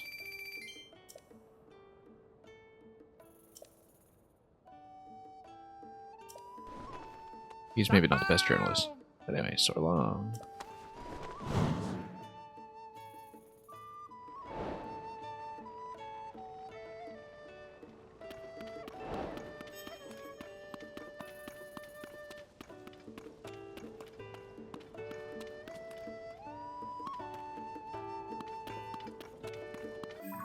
Okay, next is the gliok guts.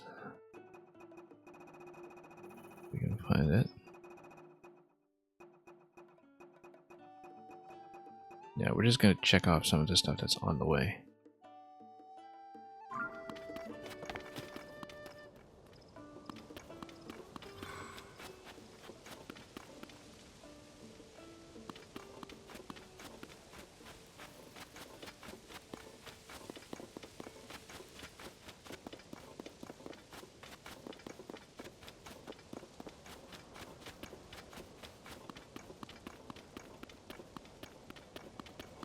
Okay, where have we been? This is just the excavation site.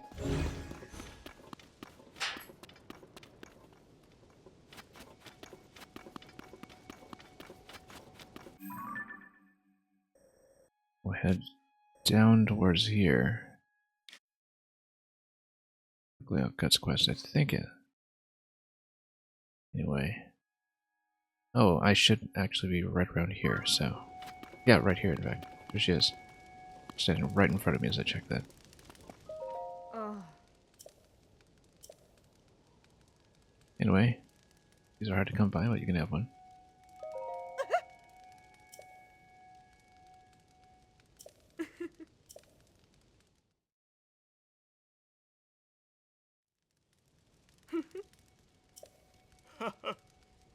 That was an expensive bit of medicine.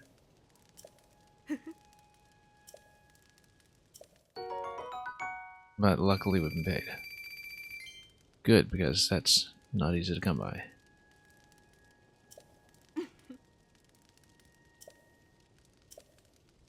Sure, we have to save the wedding adventure some more somewhere, but that's okay.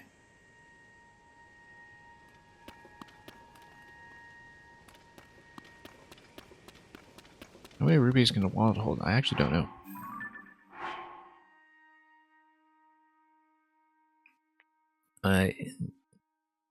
Because unlike some previous games, it's not a low cap. It's not like a cap set at $9.99 or something. We've definitely been over 1,000 before here. Trying to think back to Breath of the Wild, where the late game in Breath of the Wild that was absolutely loaded. I don't quite remember though.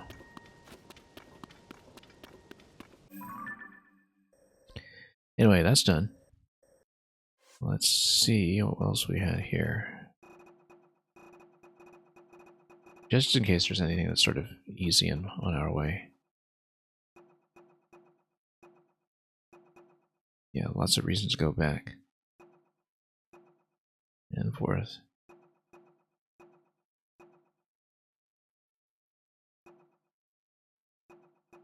I think all this is pretty far from where we are, so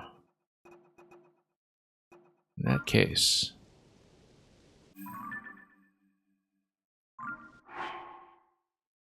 yeah, cat. I'm not going to evaluate that right this moment, but hopefully the AI answer to that problem was satisfactory. Haven't checked it yet myself.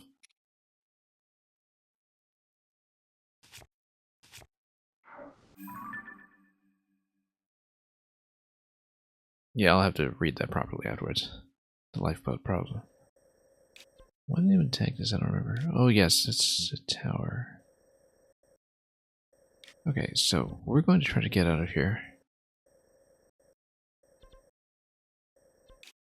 And then we'll decide what to do from there.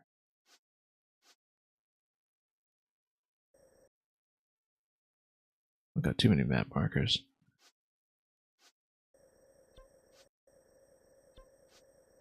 But I think ideally we're going to come back here. And we're gonna... not here. What was it?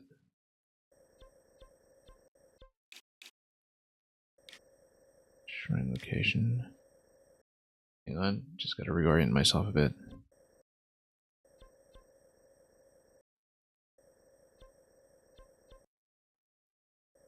Because this was fairly early. That was stable. Too many stamps for our own good. Now, where was an extremely critical location?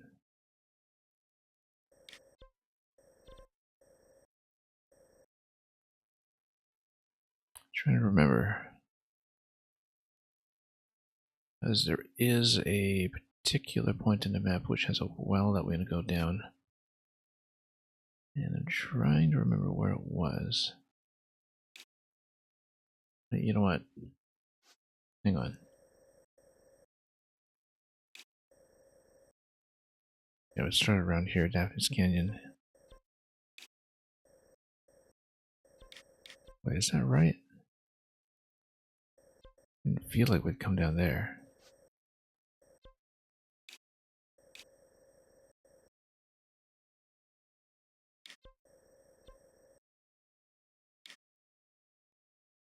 Anyway, we'll try to make it to that vicinity. I'm trying to plan something.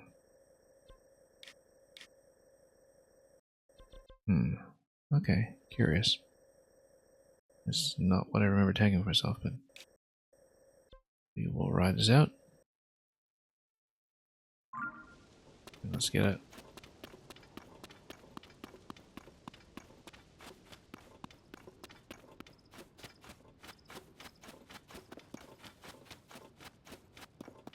Okay. Yeah, let's try marked location.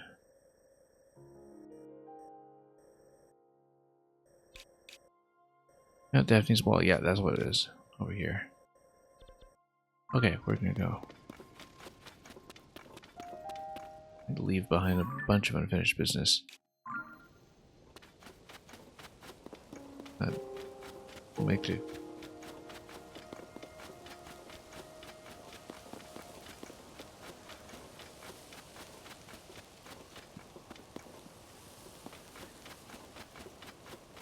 Yeah, I know we can take a lift up, but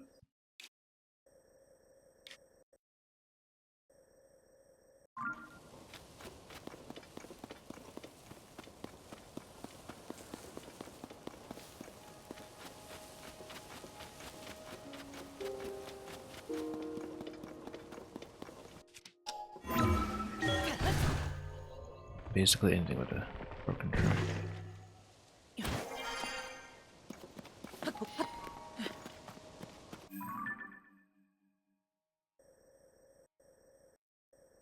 Yeah, we got quite a ways to go get out, so let's see.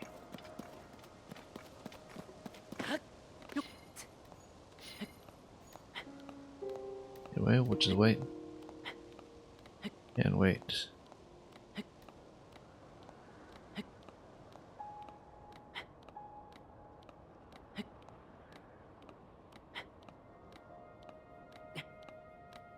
So yeah, let's see where we go from here. Got about 500 arrows, which is nice. Upgrades have been going well. There's lots of mysteries to solve in the overworld, that's all.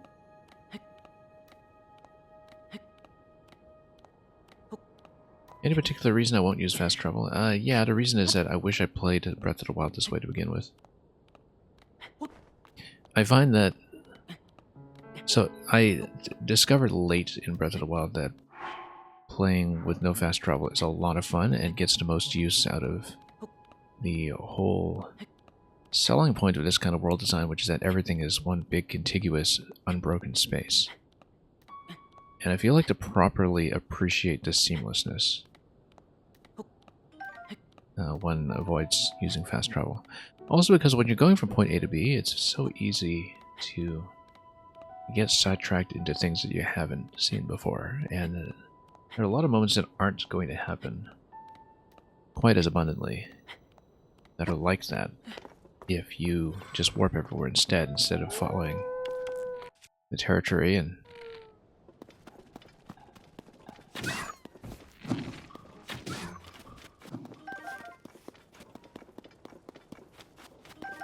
so yeah, basically I knew from my experience with a previous game that I wanted to do this one. with no fast travel from the start.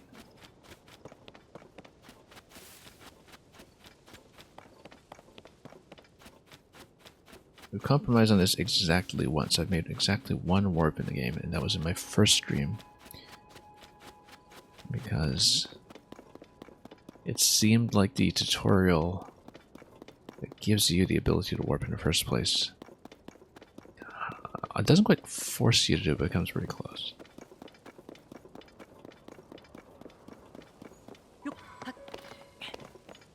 I mean, much of this game works fine without assuming that you have the paraglider, but literacy and some of the mechanics, like the ones in Metroid Prime, absolutely necessary for getting the most out of this game, in some ways.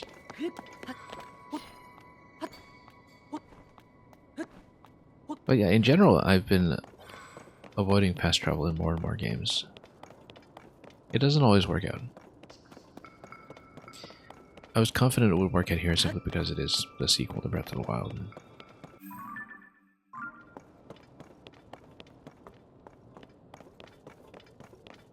Anyway, let's head up.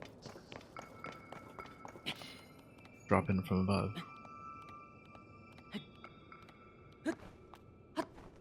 We'll eventually see more of this region.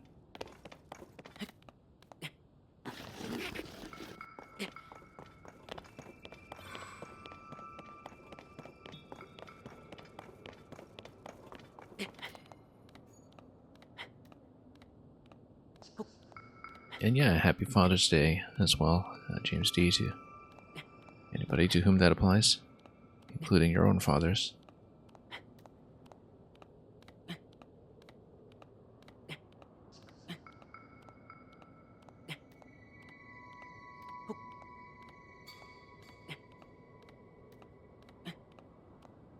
Hope you all broke out your dad jokes today.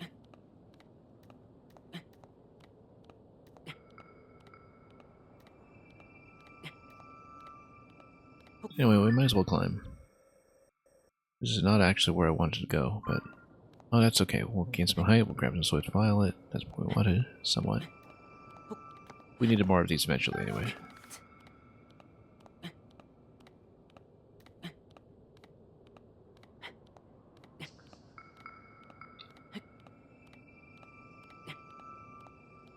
Obviously, if we hit any remaining stables and do the...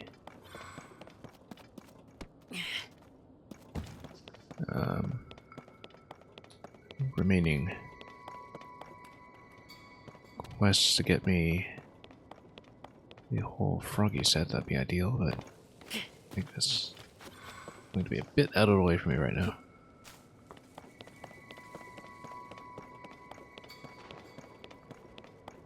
And in that case, you're saying some open worlds can feel very empty. Yeah. In both Breath of the Wild and in Tears of the Kingdom, like the pacing between the two games actually feels very different in the overworld sometimes because the density isn't the same at all in many places. But both of them have a good sense of pace where... Now, sometimes you're going to have some empty landscapes where you might keep your eyes open for Koroks or shrines, but there isn't that much. But at the same time, it works out because it's... paces the game in a way that is balanced against the denser or more active parts of the map.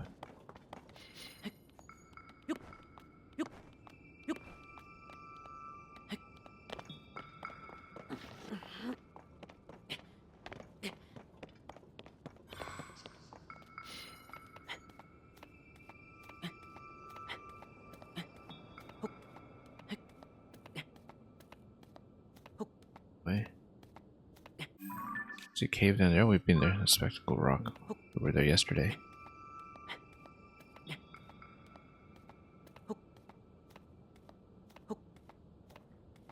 I guess we could attempt to loot some tails. Cleverly timed sneak strike or something.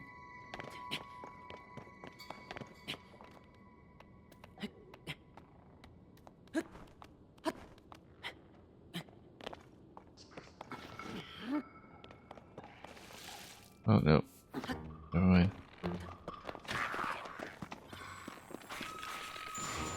So we're not going to get the instant kill on these because I suspect that does block me from looting certain ingredients. So we'll just smack me instead. Oh.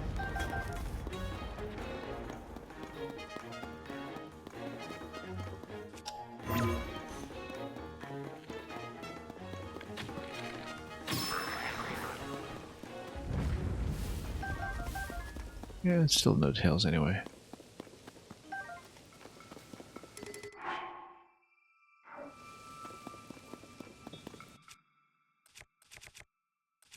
Switch to another bread and butter weapon, I suppose. But yeah, we should attach something better on the arrow spear. Just keeping options open with it.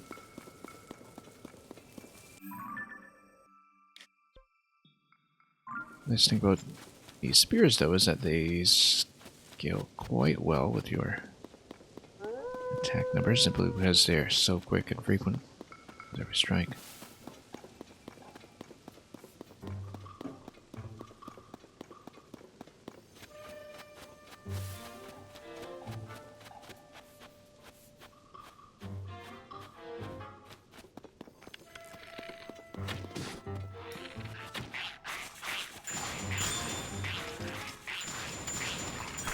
We could just put on the unfreezable clothes too, of course, but let's just go. Yeah, this would kill instantly. We want to be shining off from that. Whoops. Hold still while I hit you with my bow. Hang on.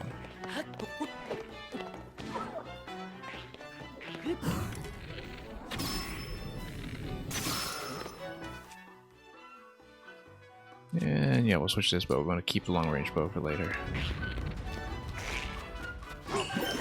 Hey, we found a gun too. That's very nice.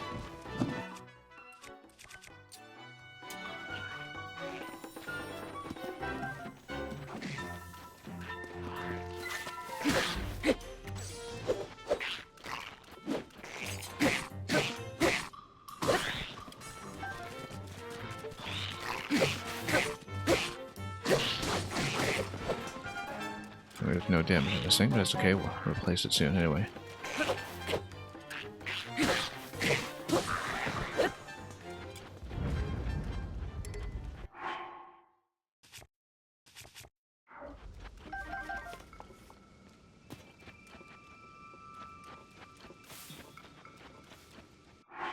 Okay, Soldier's Claymore. Basically, as a potential mining weapon. When we put a rock on it at some point.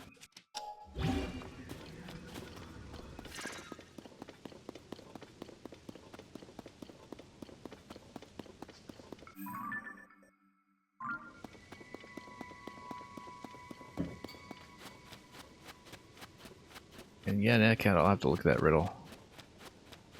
See what my answer is.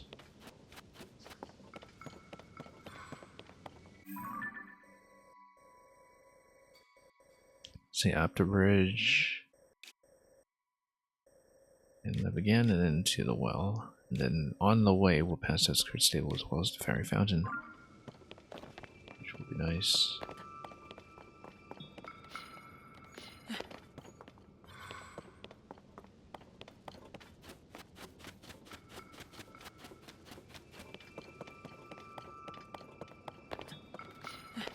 We came here many times in a previous stream. We're searching for the Late Master donation boxes.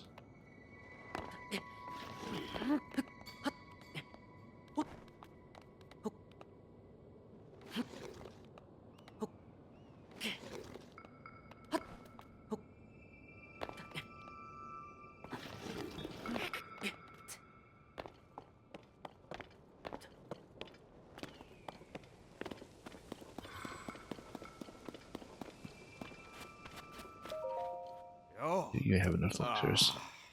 We've met him before.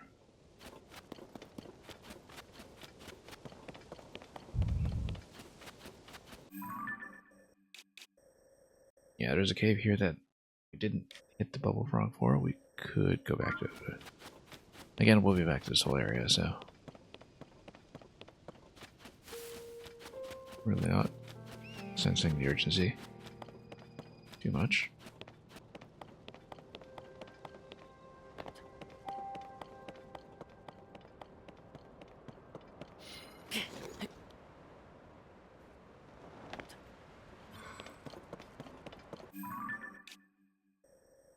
Yeah, bridge over and then eventually make it back.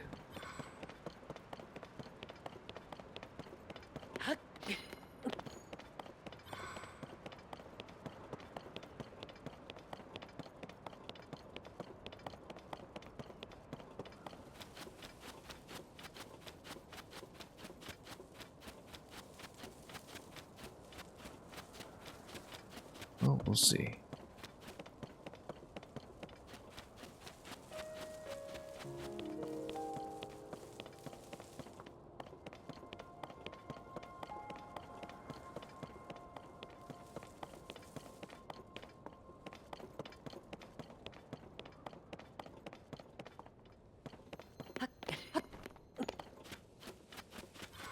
Okay. Nothing too eventful this time around, but we're keeping our eyes out.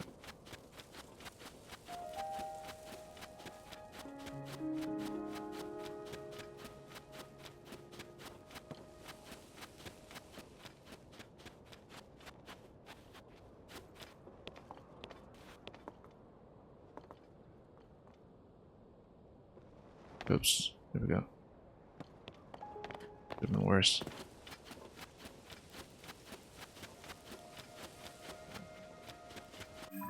Aha, and then Mount a Brew. Well, possibly this gets me out.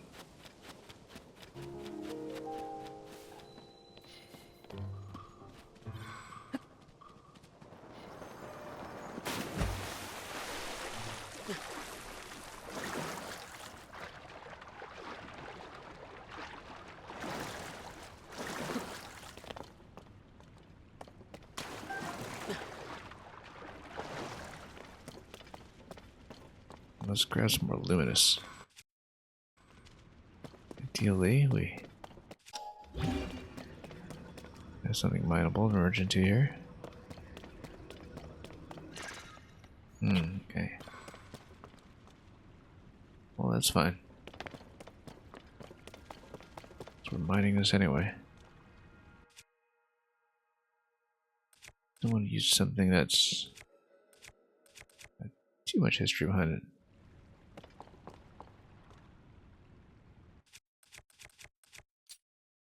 It does feel silly to using a full-size chalice hammer for breaking rocks.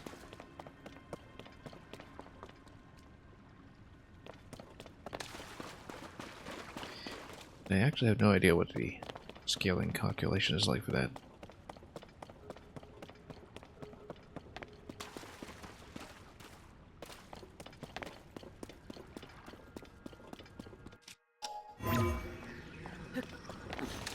Yeah, very little fanfare here too. Surrounding the release.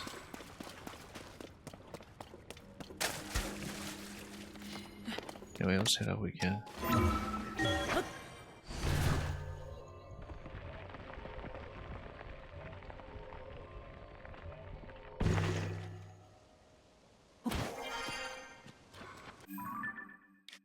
Straight back up.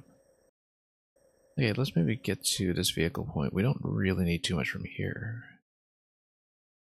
But will allow me to continue through the mini stable.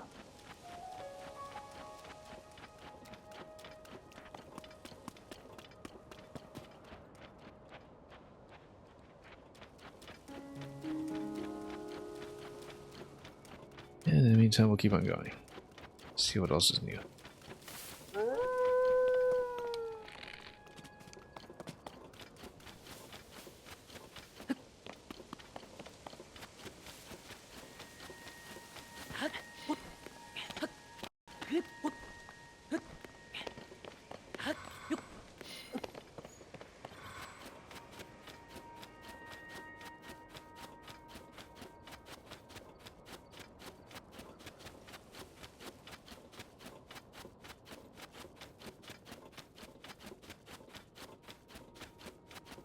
And we'll see how this plays out elsewhere.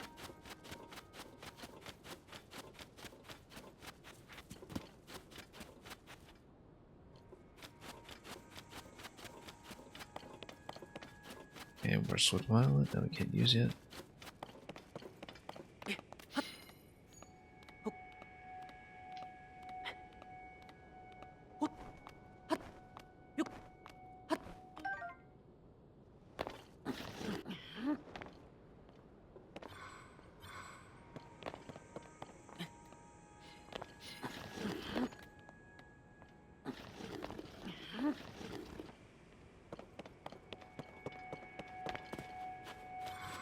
Okay, almost there. Back to some semblance of non-desert reality.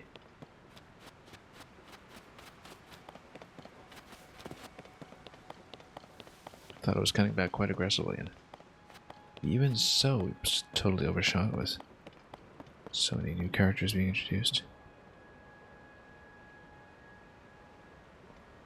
We could just dive right down, since we have a way back out.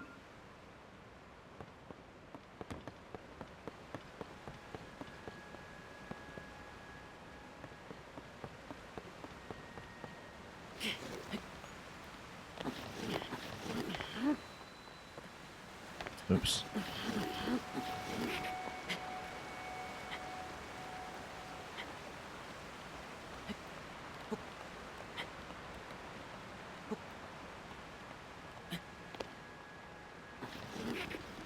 Oh, wait.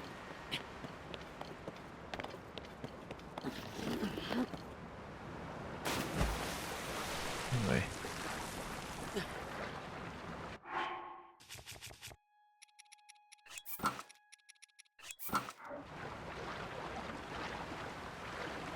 Yeah, clearly something fell through, but the way that certain services like those live action streams. Yeah, something we had to give away with that.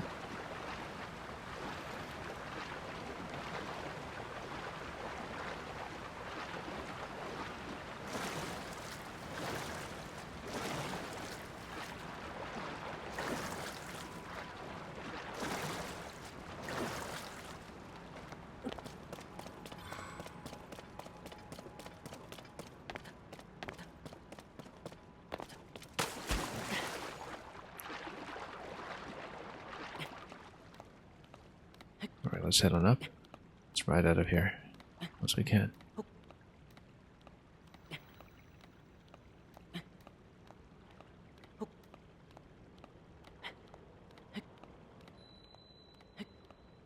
Well, I'll let you folks sort out the riddles.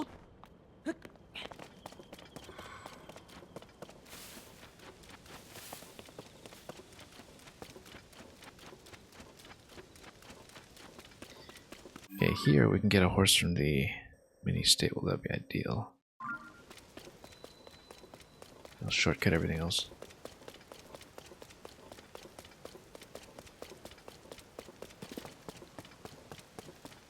Well, nope. That was a mistake. Didn't mean to slip right off that, but I wasn't watching where I was going. Let's put on some of that anti-slip clothing.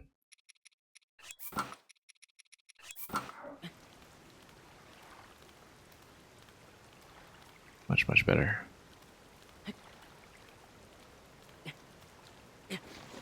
And you'll still have a little bit of a slip, but won't be nearly as probable to disrupt the whole climbing pattern.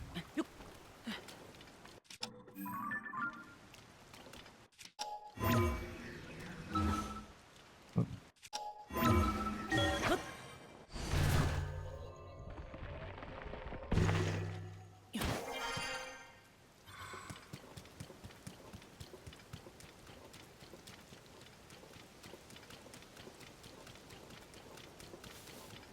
Anyway, a bit of a long way out of where we came from.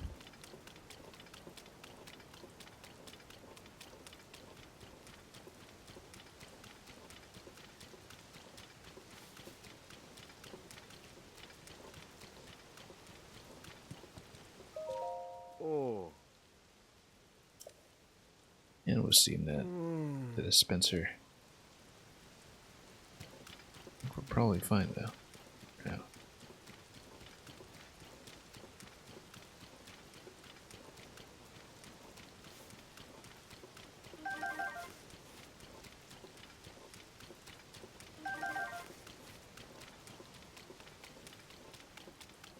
Anyway, here's the miniature outpost, I think. Basically just a small starter pack of services. Ah. Ah. Oh.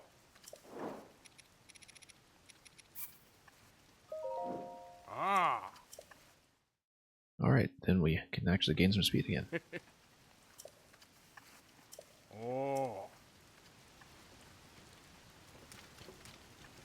Let's take a look here. Yeah, so we'll just continue getting out of the bridge. And we'll just keep going.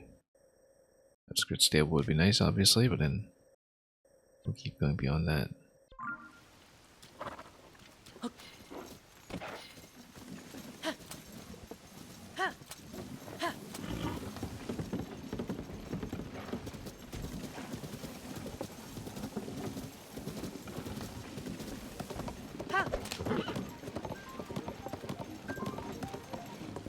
Constructs, do we want to fight? We can. Get some weapons. What we got?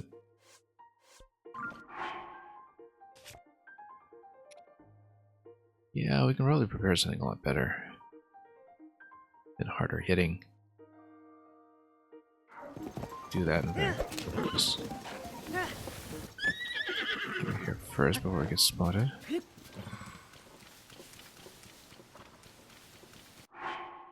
Instead of going for a double spear, let's put something on that. Want to overuse anything.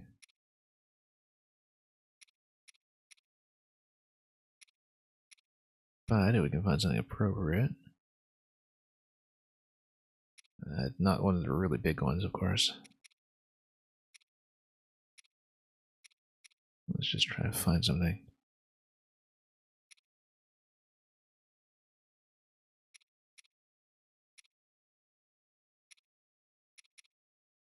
And it'll be multiplied by 2, so might be worthwhile to have another silver.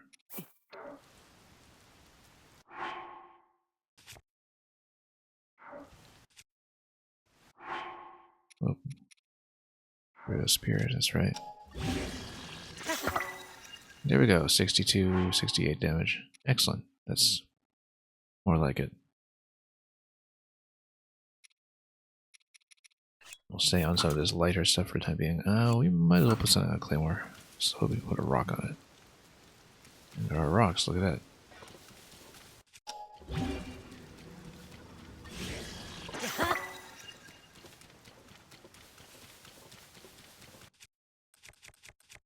And we'll actually use these in fights.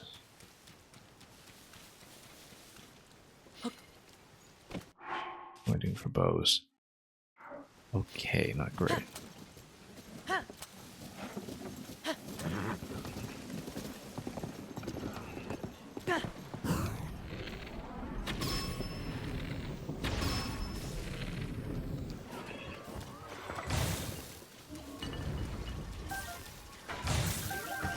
You know what? That'll work too. Yeah, they're just gonna do friendly fire too. Everything necessary.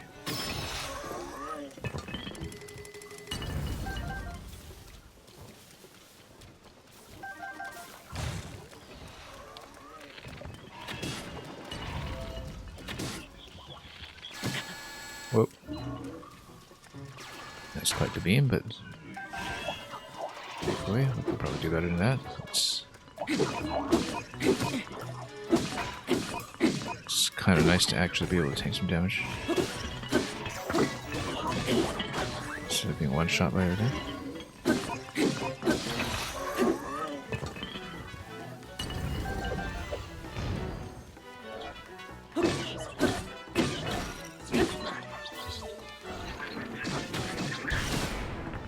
okay, that guy still hits hard. Let's maybe heal up just a bit.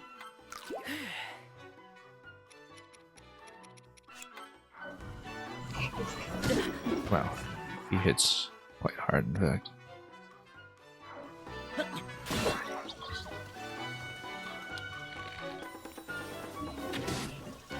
If I can get Riju. Just stand that away for a moment.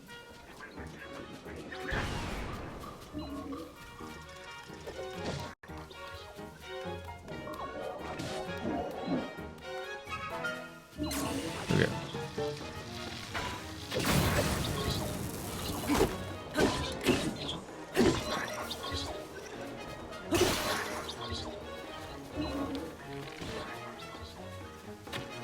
Oh, come on.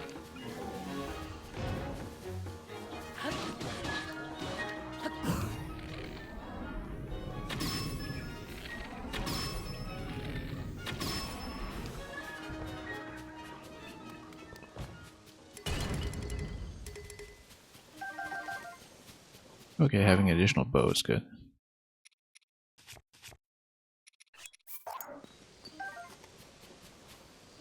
Stone Slap Guster. Well, I mean, it is on a Zonite base, and so we should probably replace it with something else. Like a construct part.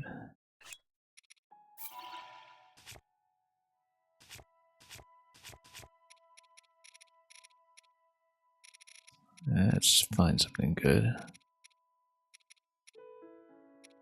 Construct 3, Construct 4. Yeah, let's go Construct 4. We got plenty of those.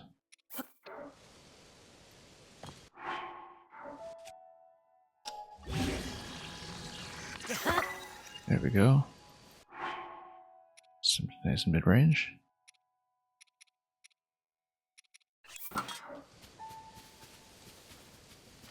Anyway, let's loot the field.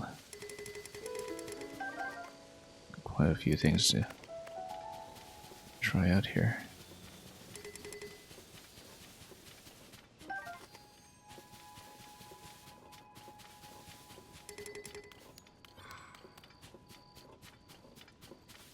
Okay, so we did get hit pretty hard, but that's okay. We'll head over to Outskirts Stable and not run into too much trouble in a way. No goblin over there, though. We can smack him briefly. Why not?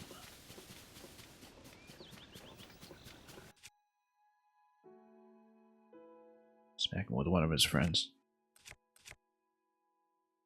Actually, a little too good.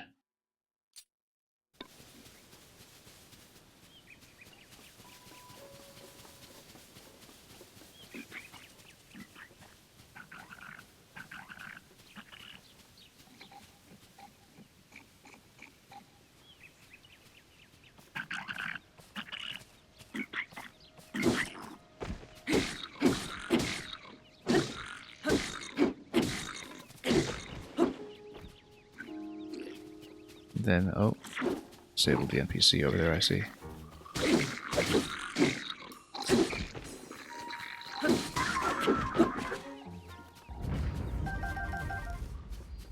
Okay, really quick.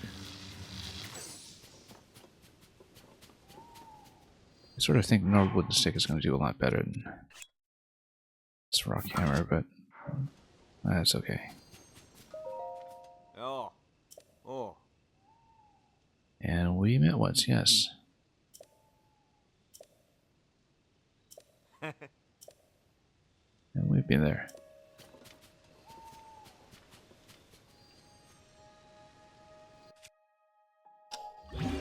That can be reasonably guaranteed of a rock or something, then yeah. Get your ability up on that, that's great.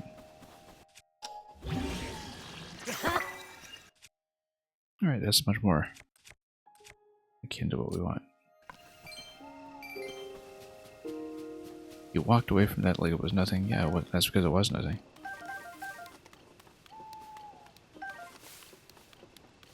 Playing dead is a very valuable skill when fighting these sentient constructs.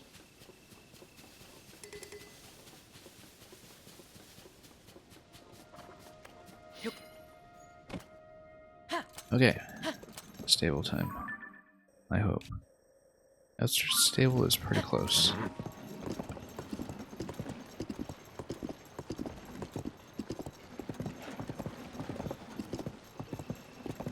Anyway, out of the desert at long last. It took way too long.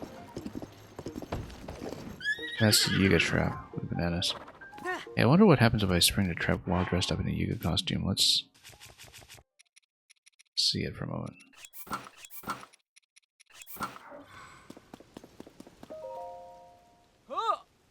Those are bait for Link. I know they look delicious, but don't get taken in. Just go get your own bananas. Okay, that's what happens. Now we know.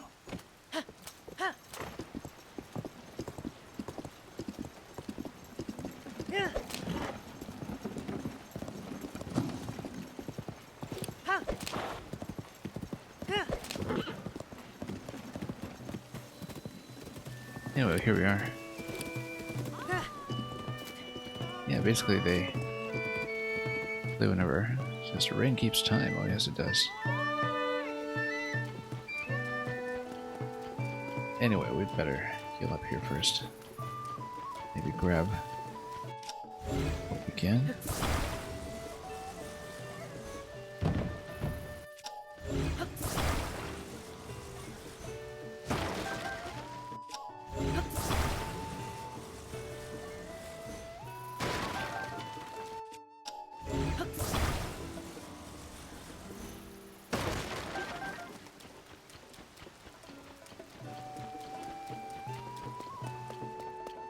Yeah, we'll sleep this in the Yiga costume. We're gonna receive full service anyway.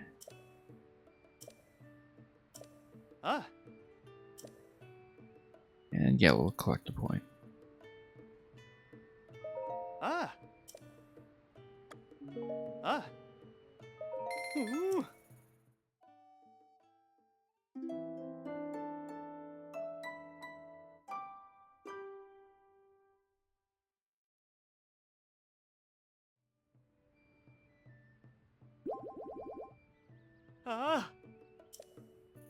Alright, so we got 600 in the bank.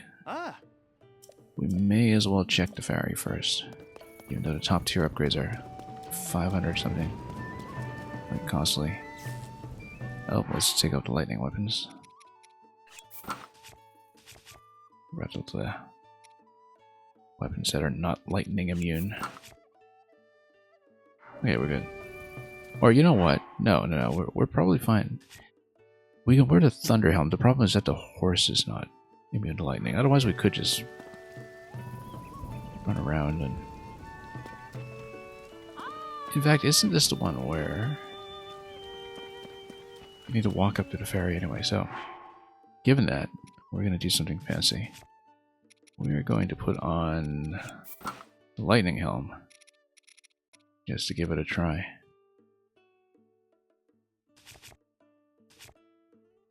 And we're going to tempt fate a little bit and energize. So let's say we put on this bow. I'm just going to charge up. You know, it'll be fun to play like this in the lightning when fighting too, because you can basically run up to an enemy and they would get hit within the vicinity of the strike and I wouldn't.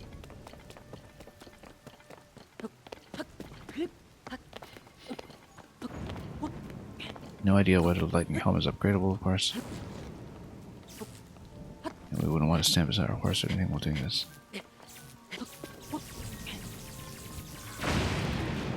Look at that. No problem.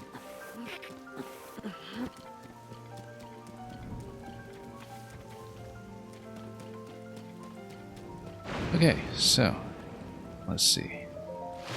What do we got?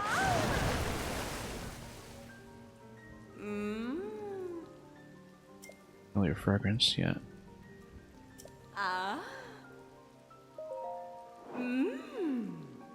Alright, so interestingly enough, you can actually get this all the way up to the top. We're probably not going to use that in the depths so much so because we'll have the glow clothing instead, but Yeah, look at that. You can actually really pump up some of the armor. The top level.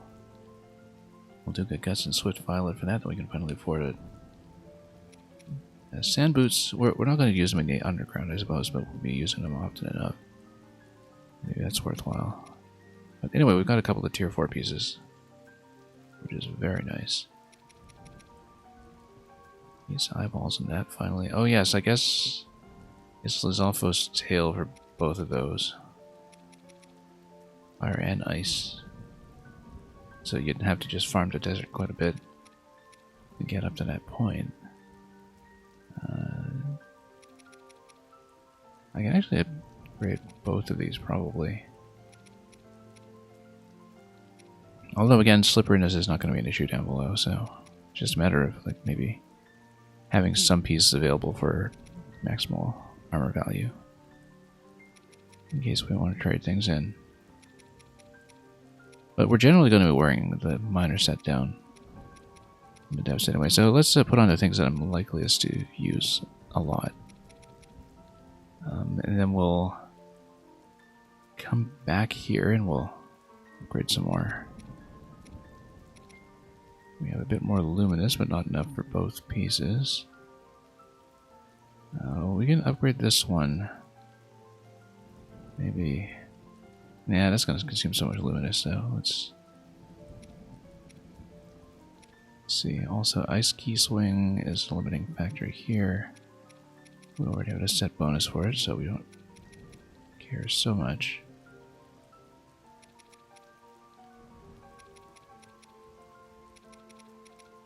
Yeah, alright, let's go Sand Boots and use all those Molduga Guts. Those extremely expensive Molduga Guts. Because you never know. Yeah, sure, let's do it. Then we'll sell off a couple of pieces too. Whoa, receive a big hug. The hug of death. The hug of life. In this case.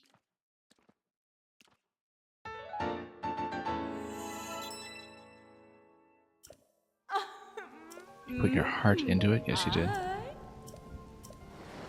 We'll grab a little bit more cash. And trade in a few pieces. So we can, for instance, get the froggy suit. Oh, do we still have the lightning helm on? Yes, I do. Okay. Remember when I complained the old Great Fairs were huge gold sinks? Only gold sinks to unlock, though, right? Like how you had to play, how like had to pay 10k to get them open in the first place. But yeah, at this point I have to be fairly selective. I mean, again, we're overspending here because I'm not going to be using most of this stuff in the depths. But we might as well give ourselves some flexibility. And maybe sell off about 1,000 or so. And gems are coming in at a decent rate. We'll be mining mostly more zonite down below. But yeah, we've got 10 diamonds all of a sudden, which I didn't expect.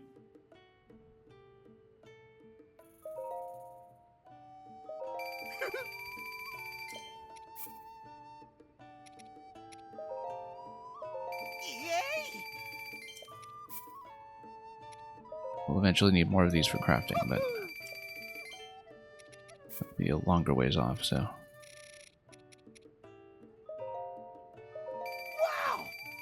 Let's set up to about 1,200, in fact, because then we can do two pieces that are worth 5,000, one piece that's worth 200, and maybe that'll do.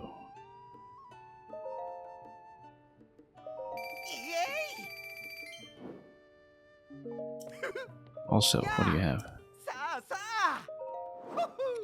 Yeah, let's hold off on the arrows. Do we need Hardy Lizard for something? I think I already used it. But that means we'll probably use it for another part of a given set. That's okay. We can come back for it. Let's. It's just that we can only get 3 at a time. That's fine.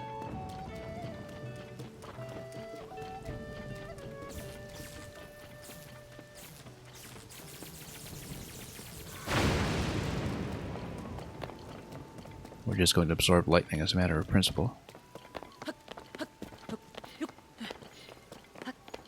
Kind of like the sword charge in Skyward Sword. In the finale.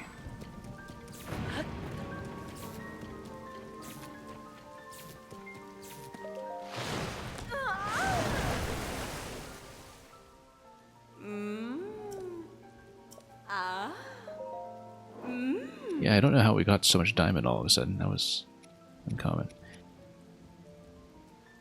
But yeah, for the Lizalfo's Tail, obviously it's more cost effective to be upgrading a few other pieces slowly. This is also going to take 5 sapphire, which again is super expensive, but luckily we didn't sell off too much sapphire.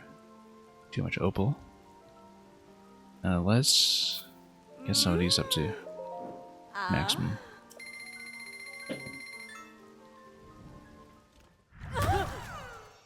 Because then at some point in the game we'll have an option to wear 60 armor if we just have the right pieces put together, assuming we don't need other environmental effects.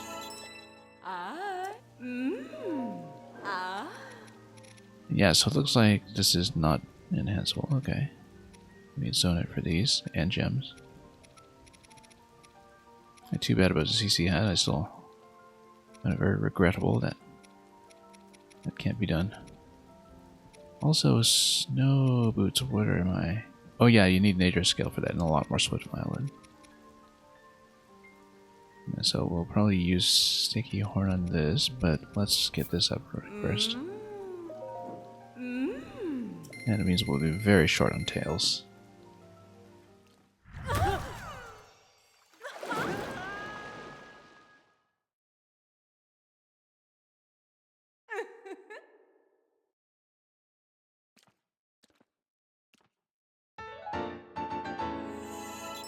So yeah, in the event that we need 60 pieces, 60 armor rather, we now have a combination that now provides that, which will be helpful. Oh, we're short by 1 gib building. We should have picked up everything off the table when we were over in Gerudo Town. I don't know why I neglected that. That would have been very helpful. Especially because we can afford it. Otherwise, we're just short by the 1 Gibdo. That's okay. There are winged Gibdos down in the depths as well. We know where to find those. If we really need. This requires zonite. Obsidian Frox Fang. We actually haven't found Obsidian Frox yet, so we'll need to kill some. Because I guess that's a rare Frox that we just don't have. That's okay. We'll eventually get that. We need far more deep fireflies for those. Yeah, maybe a bit more of the froggy set. Or we can see Radiant to see just how many Luminous we need, but again, I want to save that to get a set bonus, if there is one. So let's just say we're going to take the froggy leggings. We'll be done with it for now.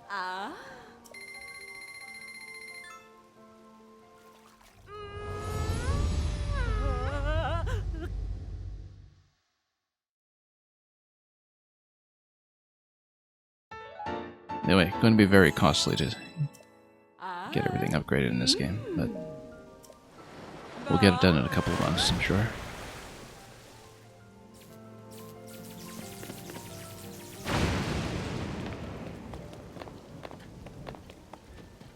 But yeah, even with armor in the 30s, we were already suddenly able to take hits to the face from Lionels.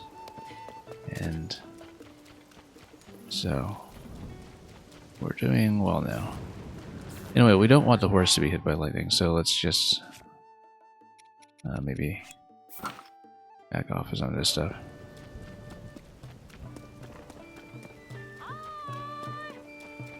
And yeah, we'll be going minor suit when we go down the other well, so let's head over. Also, I marked something as being a potential cave around the Colosseum where we can fight the lightning Gleeok. Oh, wait a minute. We have the lightning helm. We can fight another Gleeok, maybe. Just for the style points. Especially because... yeah, you know what? That's actually pretty tempting. We've taken that one down before, but we haven't fought it with a lightning helm, and might be fun. I kind of want to see how much punishment we can take with it, and the idea being, the Colosseum's over there. Alright, let's go back to it. Just a moment. Well, let's beat it up some more. Especially because we have the Gerudo bow for the last phase now. Main limitation is eyeballs, but... oh yeah, because the only eyeballs that we have in plentiful quantities are the electric ones, so we can't... we probably can't use those against electric, but... you need to reach your friend. Okay, fine. Be that way.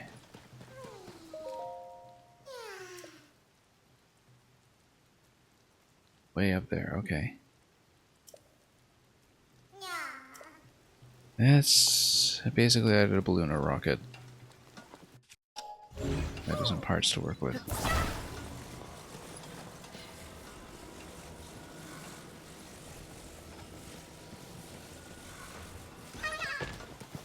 I do see the balloon platform here.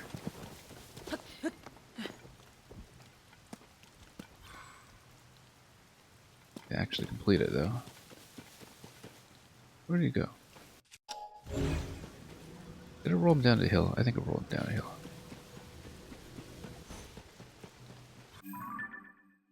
You know what?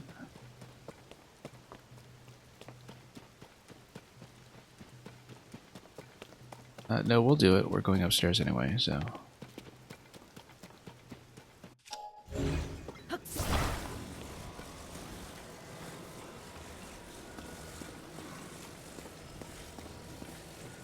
question is, what do we have balloon parts?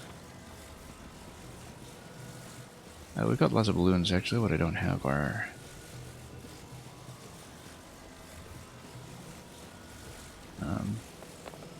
oh, also... we're here. Let's actually go bolder with this.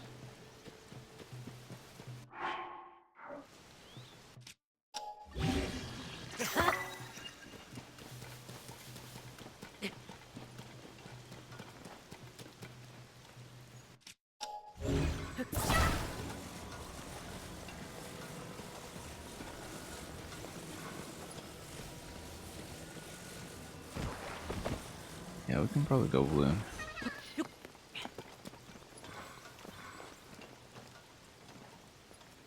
And let's see how we are doing with the flame emitters, though. That seems to be one of the limiting factors. 19 flame emitters, we can do it. Wait, come on, yes I can.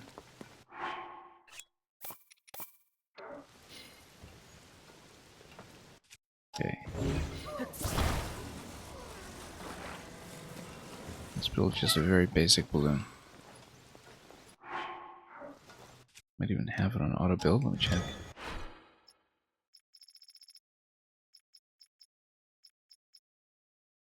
Oh, I have it with the basket, not the platform. That's okay, we'll build it properly. Rocket platform would work too, but...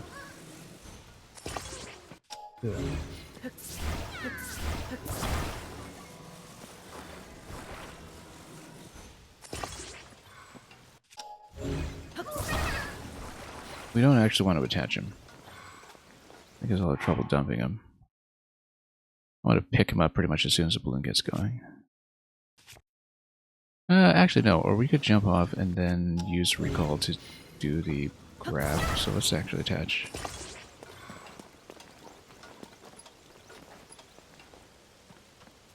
Yeah. Bunch it up right up against this.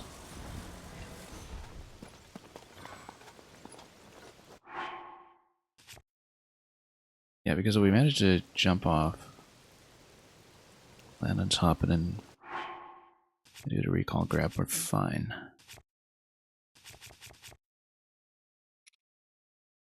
I guess we'll one of these bows. Also, lightning's done for now in the field, but yeah, we'll use construct bow here, or what do I have? Boulder hammer, yeah. Okay. We'll jump it. It's too hot. Too bad, you're gonna get toasted.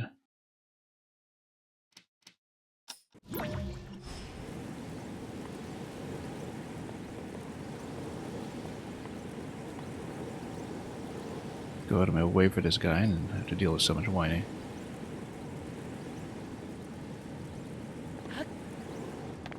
Okay. Hang on.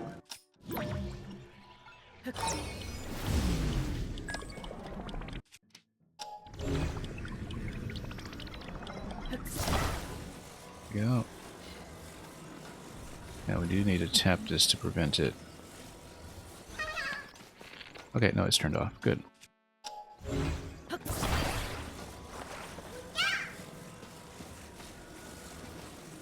Need to spend some parts for it, but that's okay.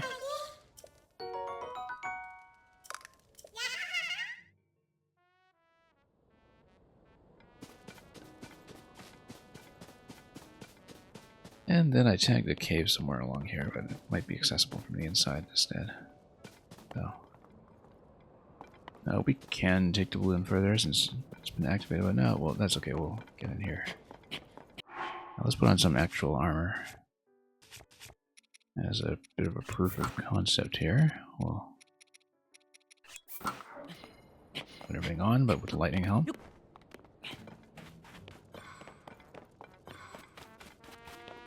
Because I don't know if the lightning damages. Only lightning. Oh, also. Oh yeah, this is the strength test. We're in the wrong place completely. I thought we were at oh yeah, Coliseum is here, okay. Yeah, the strength test we previously scored 101. Apparently we can do better, but I'm not going to test it out right now. Anyway, Gleok is down there. Let's take him. Let's take him. Yeah, because fighting the lightning Gleok starts a lightning storm. That's right. So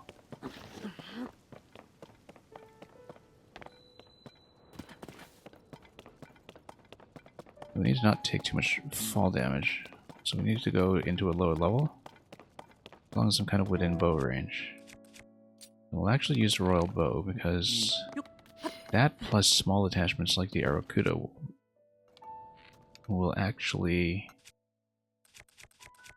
be enough. Arakuda eyeball, yeah, because that would actually hit for 50 each, which is what we need. And you can get them down in 3 shots. After you get them down in 3 shots, then you can switch to a melee weapon that will actually do reasonable damage, such as okay, this is a 2-hander. We might as well just use the 2-hander, I think, because 2-handers can be annoying. Or we can toast them with the Igniotalis as well. We'll do something that makes sense. But it's a Gleok, it makes sense to just spend some weapons.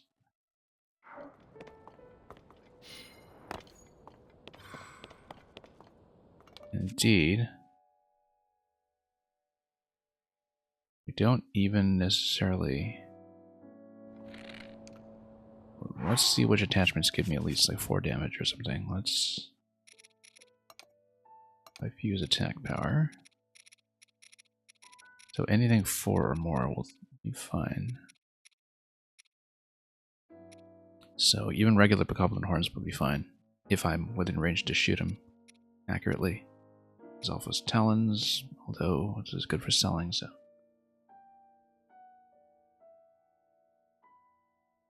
But if we need targeting, we'll go with the Arakuda eyeball. But we don't want to conserve eyeballs, though. We don't want to overshoot that. Alright.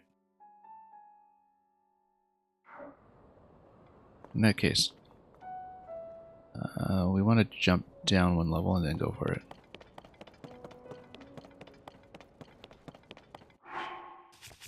Also, let's switch to a less awkward shield. Yeah, if we get hit by lightning, it's actually no big deal at all. Actually, the flame shield might be fine. Let's just do it.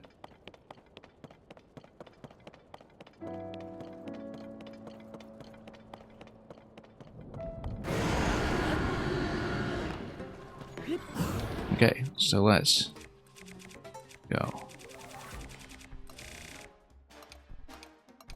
I've used attack power. And let's find something cheap. Goblin horns. So if I've calculated this correctly, regular goblin horns will be just fine.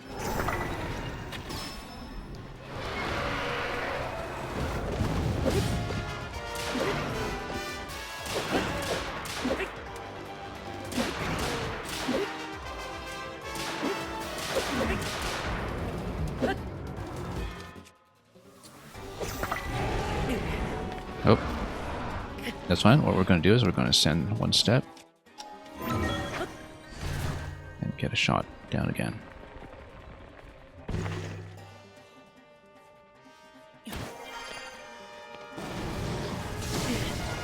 Okay, so no damage. Then let's...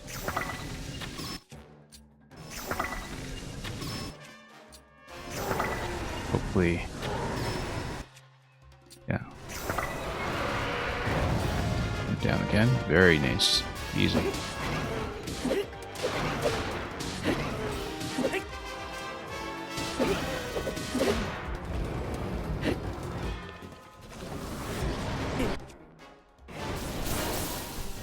Yeah, so he can't touch me, basically, with the Thunder Helm.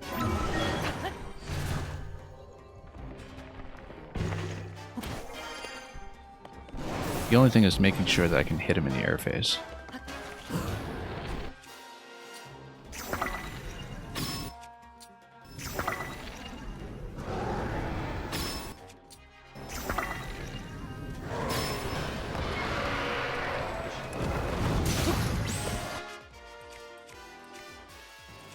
We might as well just, yeah, spend some other things down. Maybe not the spear. Yeah, we might want to save it. Talus Hammer might be okay. Let's go with the Igneo Talus Hammer. Set it on fire a little bit. Especially because, yeah, we'll be taking a little bit of damage. And we can clear some inventory slots for other weapons. Okay.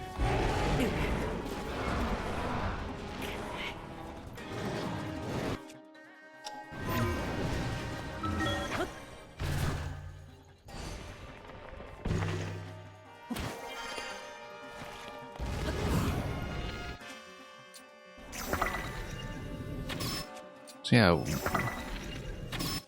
for the last phase we'll want Gerudo Bow plus eyeballs, but for this phase, we're perfectly fine. So, it's actually completely trivialized this fight.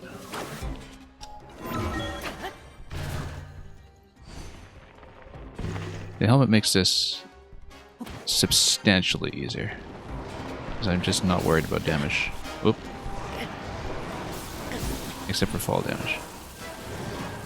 Yeah, the only thing is just, you know, making sure I can do the last phase. Yeah, because it basically does chip damage against me now.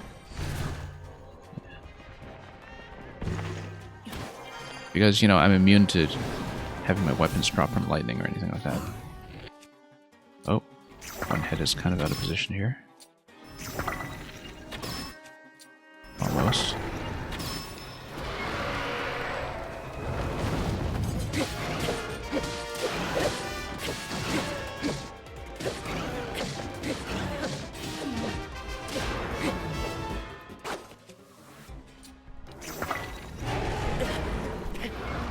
Okay.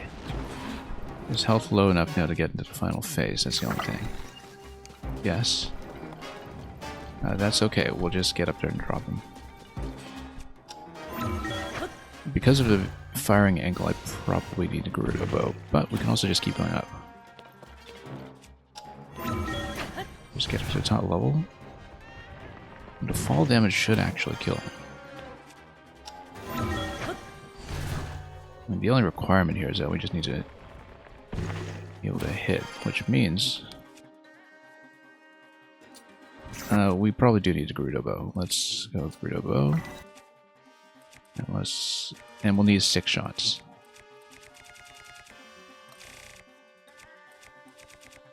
Regular key side pull will be fine. Yeah, because the angle here means that I can't actually face him. But with the key side balls, I'm actually able to hit him anyway. This is how we beat him the first time.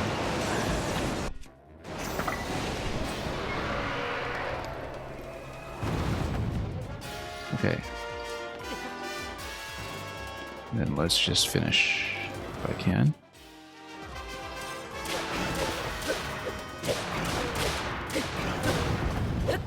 There we go. Down. Really easy. And yeah, basically having a long-range bow is how we get around the fact that I can't ride the updraft for the last phase. So we basically have these guys on farm at this point. I mean, pretty much every time I come by, as long as I have a long-range bow, I can smack them. Because the Thunder Helm solves everything. So I don't have anything that equivalently trivializes the other Gleeoks so far, but I can beat them. I don't know yet how to beat the Frost one without taking tons of fall damage, but on the other hand, it's also vulnerable to the same thing with long-range bows that we see here, so it's just that last time I didn't have it ready for the fight. Might as well pick up weapons. Now, apparently there is... This looks suspicious. Apparently there is a cave that is somewhere in this location, and because we did see the light previously, so we do need to be aware of that in case there was something in the area. This is suspicious. Oh no, that's just a rock. Okay.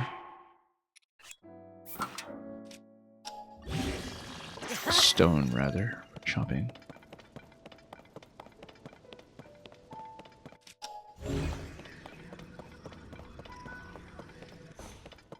So yeah, we'll have to see what that apparent cavern entrance is all about, because I certainly don't see it anywhere here, but maybe it's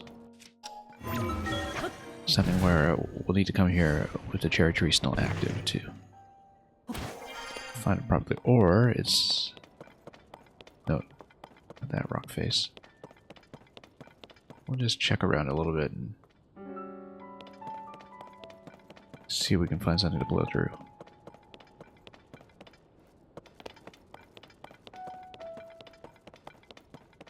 Because we didn't really look at this area that thoroughly when I was last here.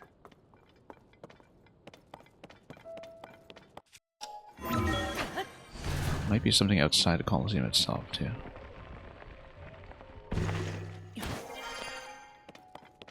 Also, the last time I fought this Gleeok in this Colosseum, it was my first Gleeok kill, and that was the stream where my audio was completely out of sync, and so I'm glad we came back here, and hopefully the production's still okay, because then we finally got a good recording of a kill on this guy.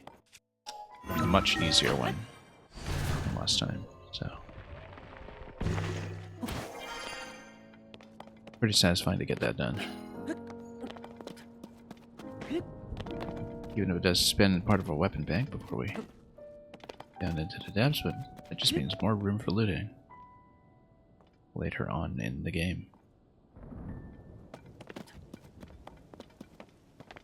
So yeah, maybe there was something on a rock face here, but I don't really see it.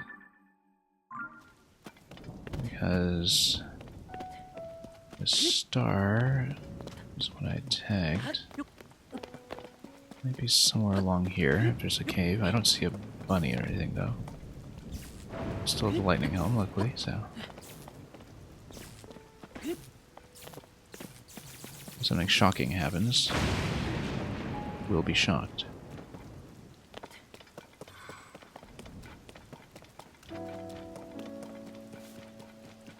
Actually, if something shocking happens, we won't be shocked. That's more accurately how we might put it. So, yeah, I guess let's go down and keep our eyes open for the cave bunnies. Have a rush room while we're at it. That's totally fried. Okay, never mind then. Also, we have nice slip-resistant armor now, which, combined with lightning, allows me to just climb in a lightning storm, which is very, very nice. Might as well just get down there and lose some fish, I think, at this point. Oh, also, this looks like a Korok point that we haven't seen. Or have we seen it? Yeah, no, we got it. Ride the lightning? Yeah. Doing that copiously. Oh yeah, the rush room just fell down. Lightning strike. And we got it in the end, so... Works for me. Now... Yeah, so I never did find a cavern here, but... That one panel that seemed to be on the Colosseum floor is suspicious in the same way as the one that we saw at the ancient columns that we also didn't know how to open. So there might be something to that that we'll eventually have to figure out. But maybe it's something plot related, or maybe it's something Gleok related. We don't really know. We want Vo, not rain. Well, we can provide apparently. It's hot, hot, hot. Well, that's how they're playing, so. Yeah. Maybe we shouldn't just put lightning on everybody else.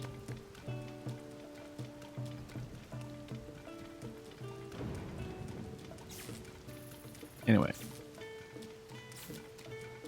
Particularly not the horse, so.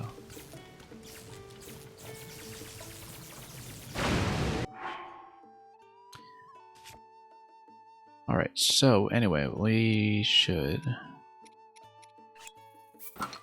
Yeah, we'll eventually improve these, but... Right now we don't need to worry too much about that. Let's,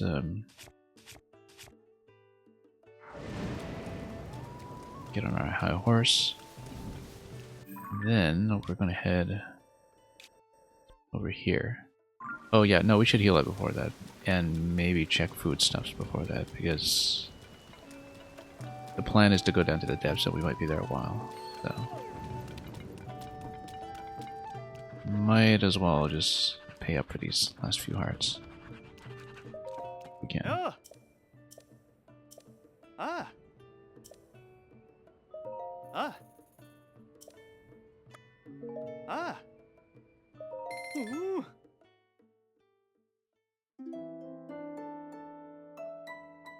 So we haven't been down to the depths in quite some time. Apart from the one labyrinth adventure that we had. But even so, that was actually quite some time ago at this point. Which is why we've been completely out of Zonite for so long. And actually, having so many spare cheap weapons is a good idea, because I'm planning to do lots of mining, and so we'll be spending stuff like that, no doubt. Indeed, if I can grab some rocks here before we go too far, that would be ideal. Like this one, for instance. Because, yeah, we're going to be stopping for Zonite a lot, I would imagine. Because especially now that we know that it's also usable for certain clothing upgrades that we already have coming.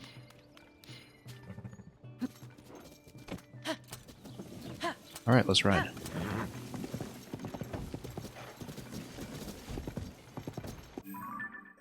And it'll be across the Gliok Bridge to the well. So we found 3 different well entrances so far that go to different regions of the depths that seem like they are secluded from each other by terrain features. And so that is something we'll keep in mind.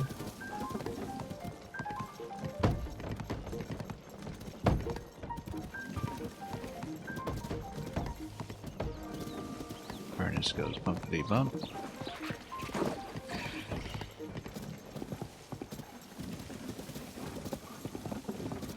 Actually, yeah, let's check foodstuffs. We're good, I think.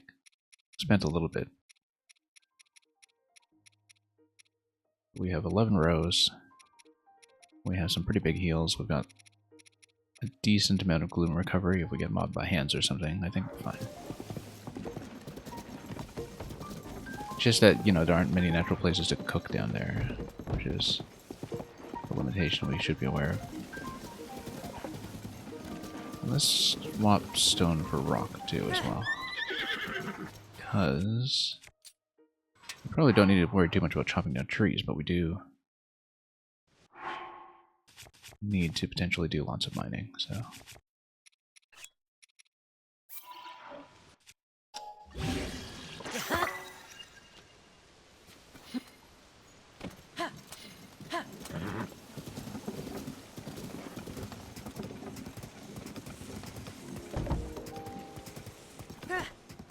Alright, haven't been here in a while.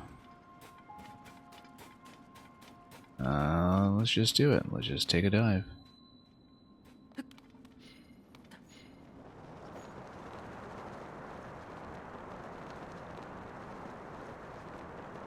Let's put on the glow clothes when we're down below. And we'll get to see this beautiful shining steps effect, whatever it is. Put on the gloom clothing when we actually get into a fight.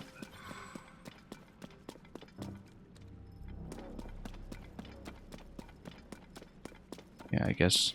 Yeah, shining steps kind of leaves a glow trail, which is very, very nice.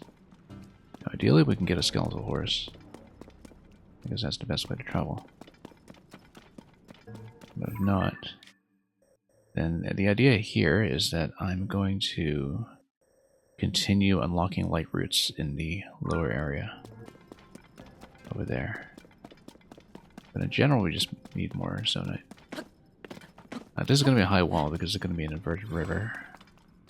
So I don't imagine we'll go up to this. We've got plenty of parts. And Dark Flash, I seemingly have made much more progress than you have. Maybe. I mean, we don't have a paraglider, so in some sense, maybe we haven't. But yeah, some things picked up pretty rapidly in recent streams. And we're coming back down here for the first time in several weeks, I think.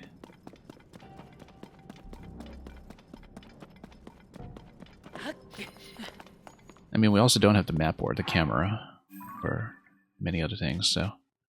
but this is what the map looks like for me right now. If only I could hide my personal icon so you could see what I've actually done. Because we've cleared 99 shrines.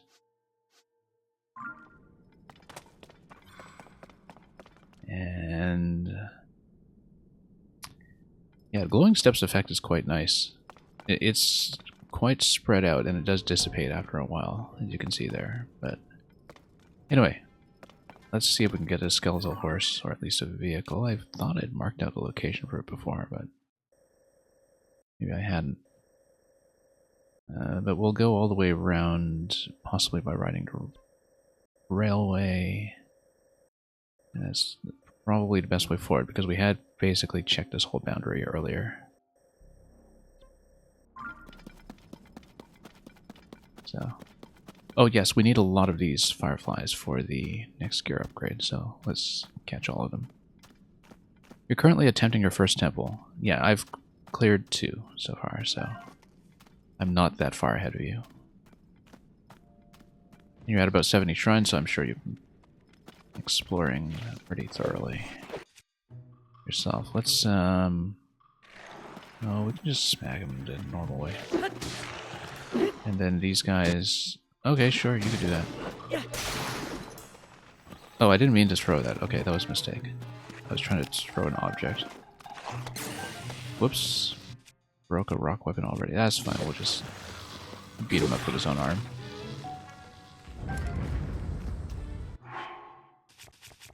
And then drop that. We should probably also upgrade our inventory at some point. Yeah, I didn't mean to break that rock hammer right away. That was unfortunate. But hey, look, we've got 1 piece of zonite now. Very nice.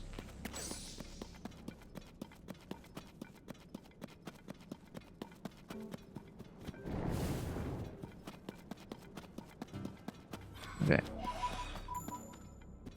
Making bank, yeah. These things are valuable.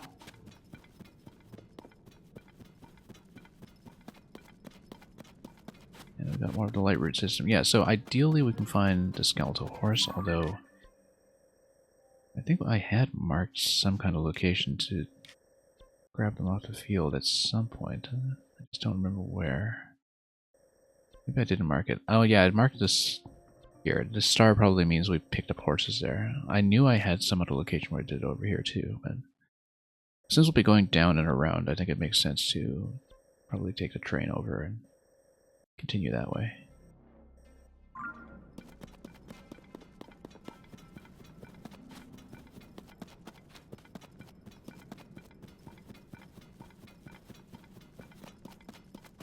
Yes, oh yeah, wasn't I picking up the fireflies? Yeah, I was supposed to do that. Well, I'd remember that. It's very easy to just run around and forget.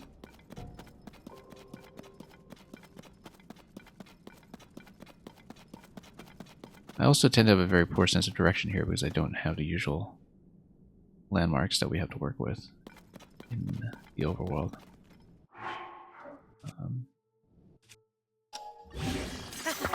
Also, if I really want to conserve ammo against the Stalfos enemies, we could always just... it's impossible to steer these things. Let's see. We could always just use the Earthquake power, now that I have it. I keep forgetting that I have it. Yeah, let's actually... I don't have a... Let's just build a car, I think. I do have a steering stick. Got many steering sticks, so let's just build one.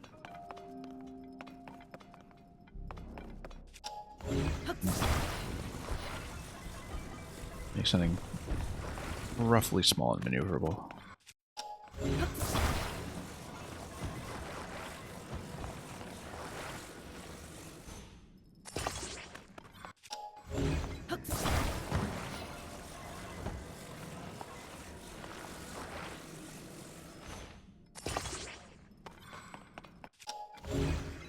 I don't have one of these blueprinted because honestly they're not a big deal.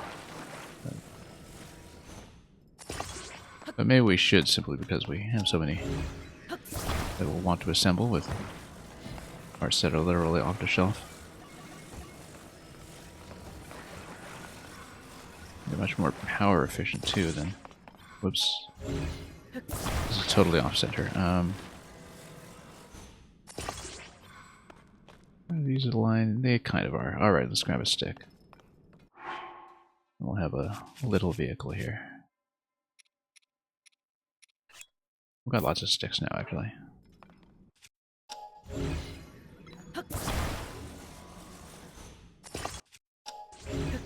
We don't have lights, but do we have lights around here, actually? No, that's fine.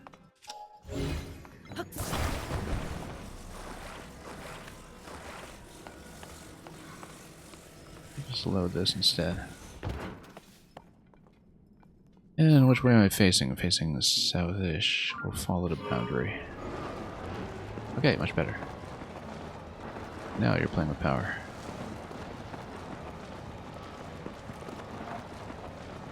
And we'll stop propose every now and then.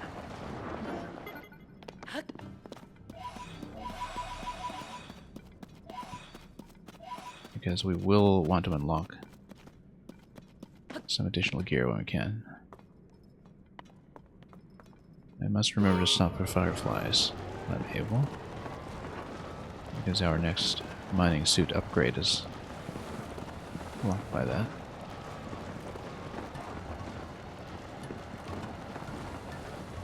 Who did I just activate? Oh, yeah, we can kill him. If he's not marked as completed. We can easily do that. No, we got him. Okay, that's fine. We'll kill him anyway.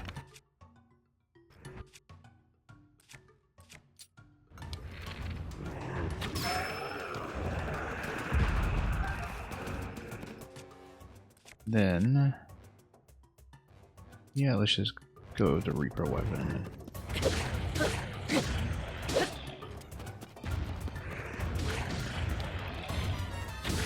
Oops.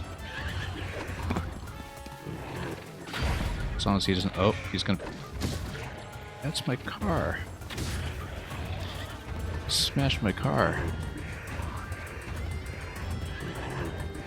He smashed half my car. That's okay. I was actually kind of concerned that he would just pick up my car and throw it at me, but smashed the wheels of my car. That's not fair. Oh, come on. Just need to get the shot down here. Here we go. Oh, there goes my car.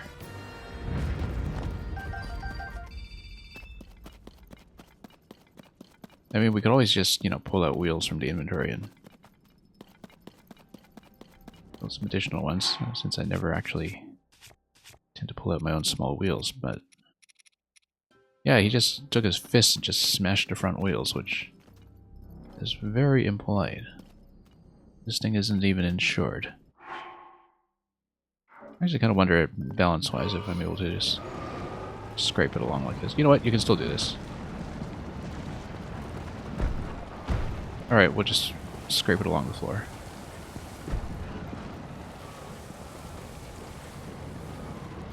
Like I said, not insured.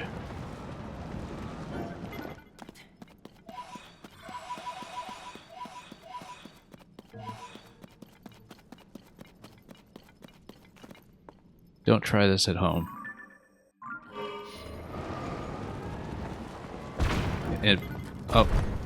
Oh, we ran over a bomb flower. Okay, that's what it was.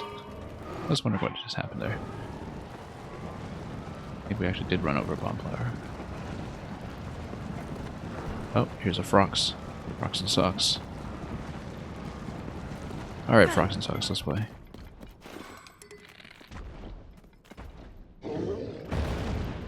Oh. Let's just use the eyeball water.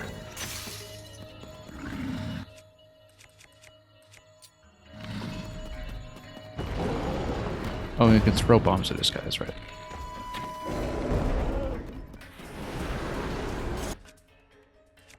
Got lots of bonfires. It's the Dodongo method. Your.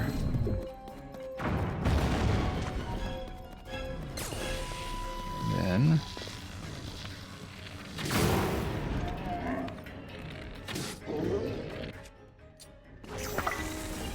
Whoops, yeah. There's a wild miss.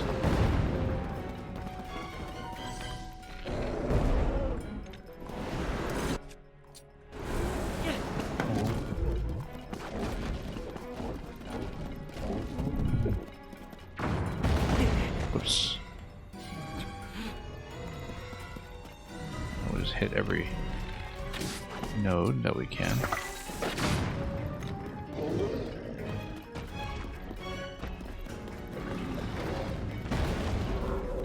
Come on. Oh. Alright, we'll just go around.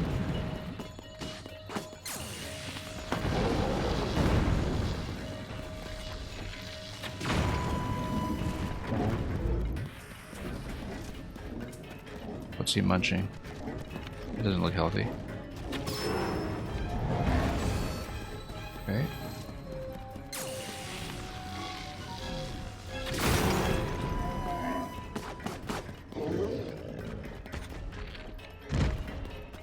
No bomb arrows and a rest, but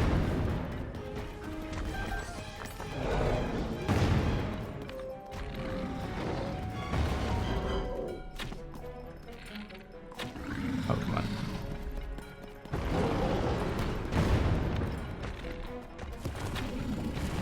Missing every shot.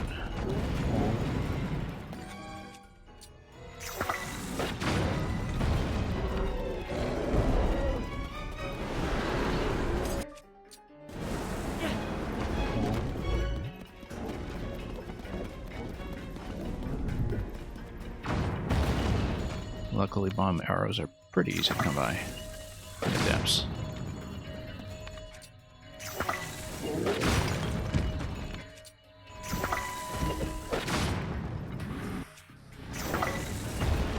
Even a regular arrow should do it.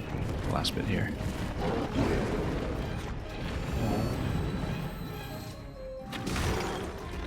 Down. He is, of course, going to fall directly on top of this patch of gloom that it be a pain to loot, but that's okay. Rock scuts, we hadn't seen those before.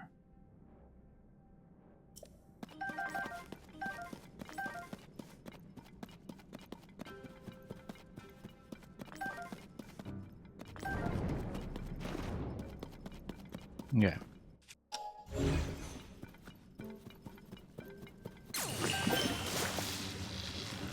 Do we still have a car, or did he smash that too? Let's take a look. I actually don't know.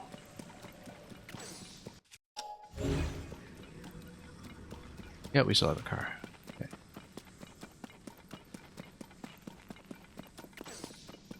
We'll just outfit it with wheels at the next repair point, but yeah, we can farm most of the mini-bosses pretty comfortably at this point, so given that the point is to have Zonite anyhow. We'll head south towards the next collection point.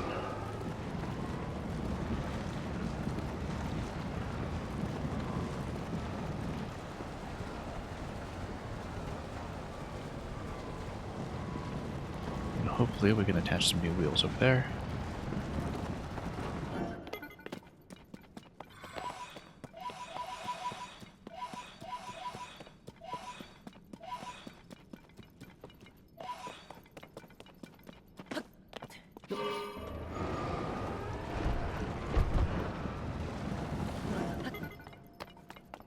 And there we go.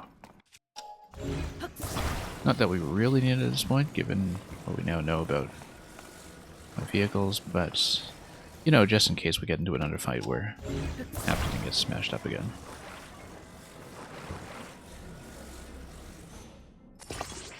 Might as well do this properly. Probably gives it a bit more steering control, who knows.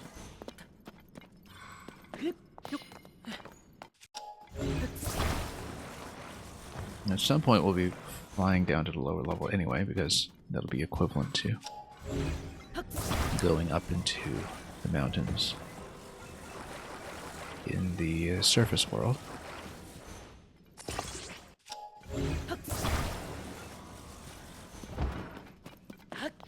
As long as we don't lose the control stick, and we've got plenty of spares as well, so not actually that concerned. And And yeah, we'll find some other nodes.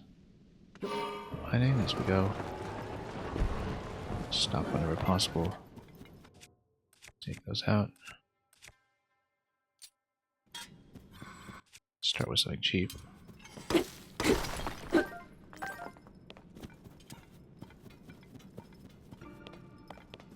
And a bit of this too.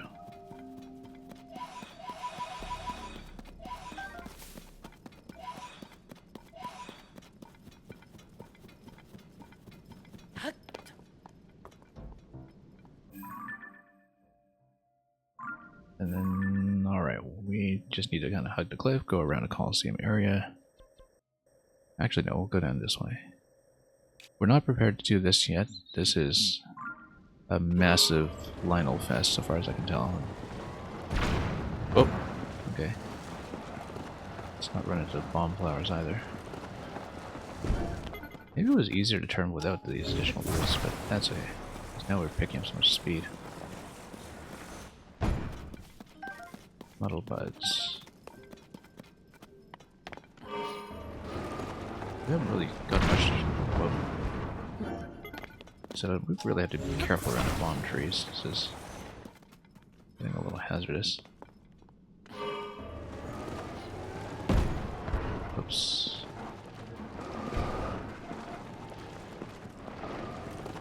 We know how to drive? No, we don't. There we go.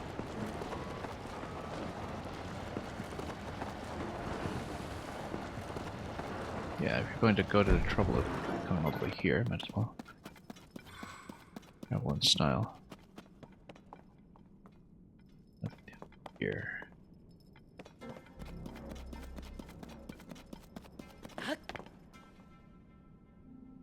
We can take encampment if we want to trade in for some weapons. It is a mining location, isn't it? Yeah, lots of zonite there, so that'll be worthwhile.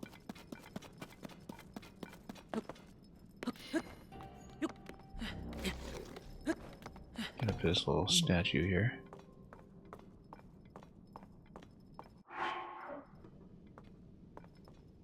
And then we'll pelt everyone we can.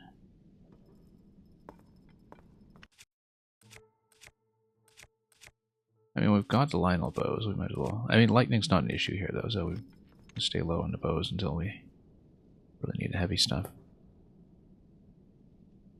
Weapon-wise, let's go back to the Reaper. Yeah.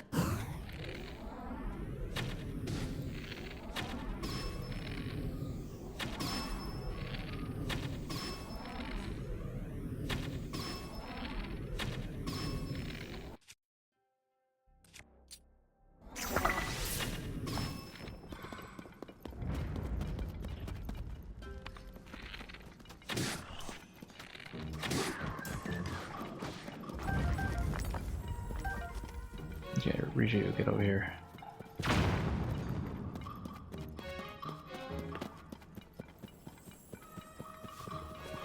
Oh.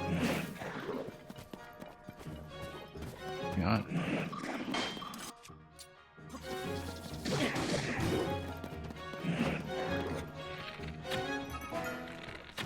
Come on.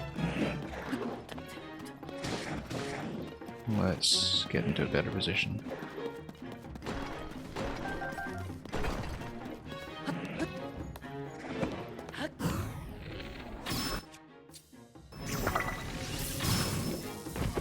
I'm already spinning my arrows like crazy.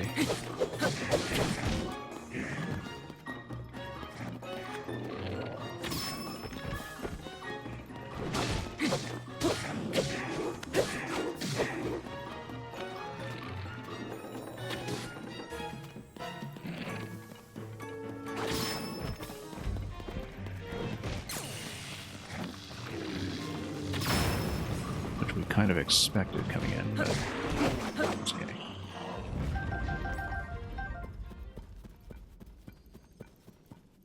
Well, broadsword, we'll probably trade into it, but let's maybe use up some weapons for mining first.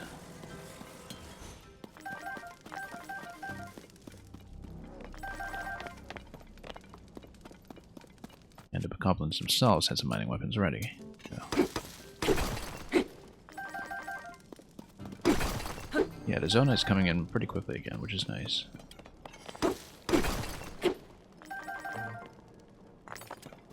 As are large pieces, but we now know that large pieces are also useful for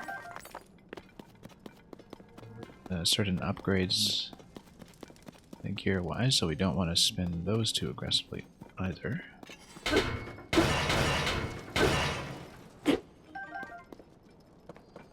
So yeah, in general it will be a good idea to take some more of these camps, I think.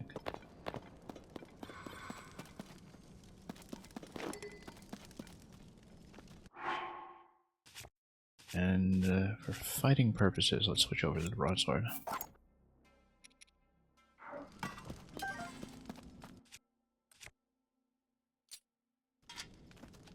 You spent all your large zonite at the forge? Big mistake. Yeah, that's the thing, is that I was thinking, oh, large zonite, that's great, we can get, you know, more crystallized parts for the battery upgrade, and then I have gotten far enough with the Great Fairies at this point to see that you have certain pieces that require like 5 large zonite to upgrade to tier 4, and so I'm probably going to be a bit stingier about that from this point. Especially because we've marked so many treasure chests, and I think a lot of the treasure chests probably give you 100 zonite. Or so, not 100 zonite, 100 crystallized.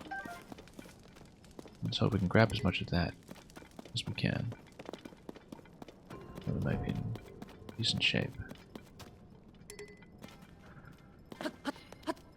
Okay. Let's continue.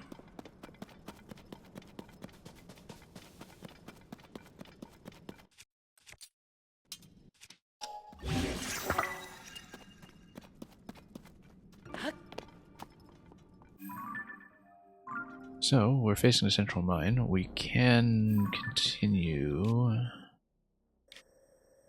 We can take the rail as far as we can, because we need to get down here to this area. The Buru Canyon. Maybe that makes sense. Maybe we'll stop by the forge first anyway. I mean, we had just talked about not overspending the large zonite, but part of me does want to stock up on a few things as well, so.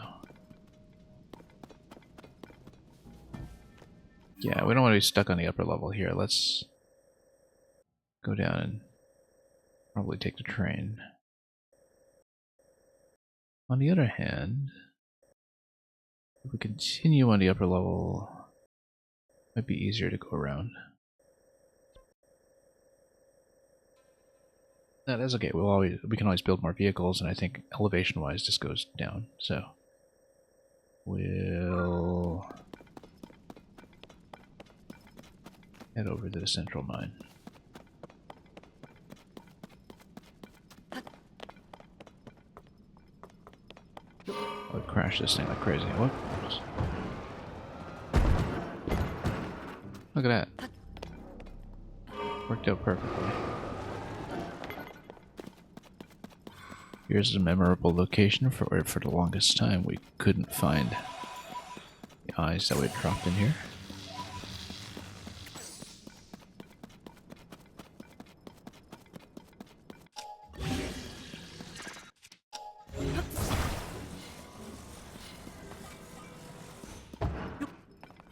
Yeah, these wheels are a lot more maneuverable. I tend to like them quite a bit better, but let's do that actually.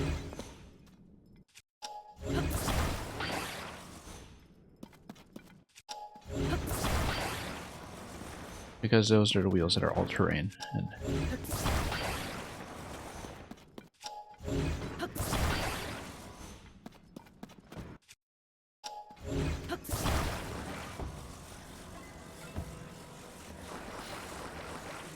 oops.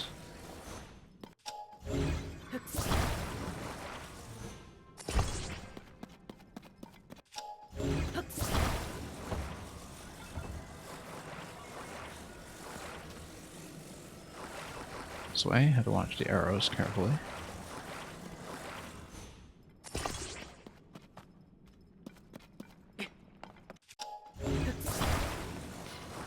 At least the attachment points for these are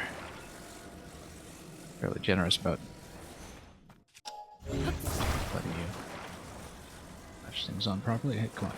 Just don't roll back on me.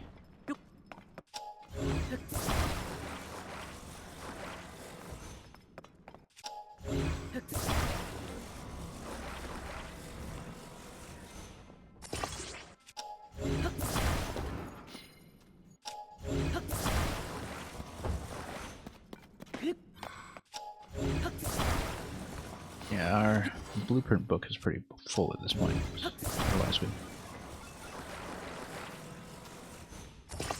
probably try to prototype some of these as well, since they're very commonly made here in the depths. Yeah, the maneuverability is so much better for this. So much better.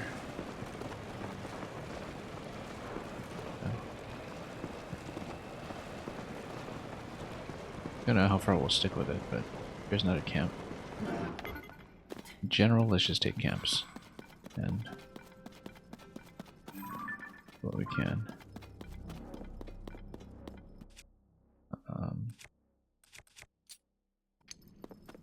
Right.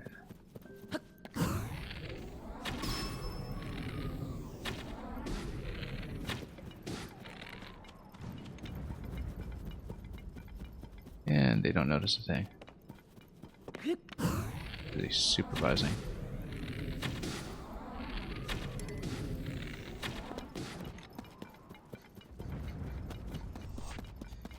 This bow is getting exhausted. It's okay. Good night, James D.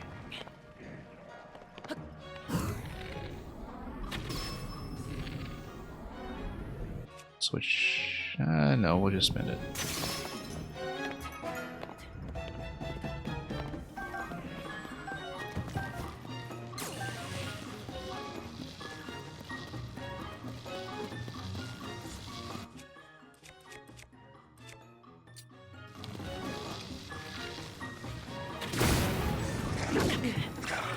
Oh, this guy wants to fight. Okay. Sure, you want to go? Let's go.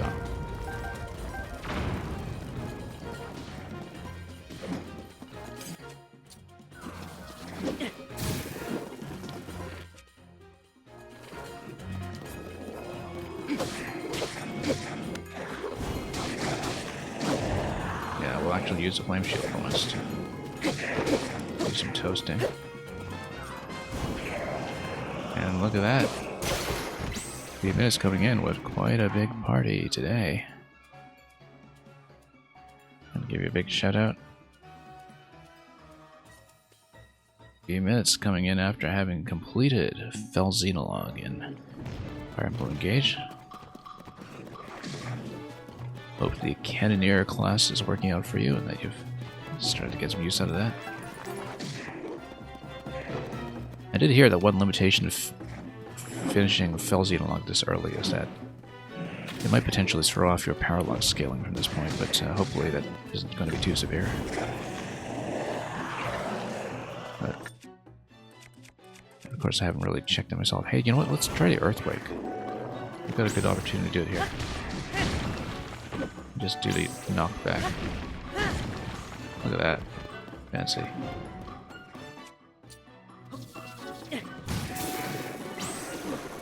Oops, wrong way. In fact, we can lock on with it.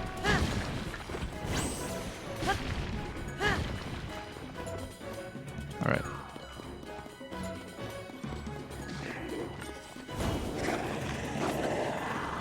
Yeah.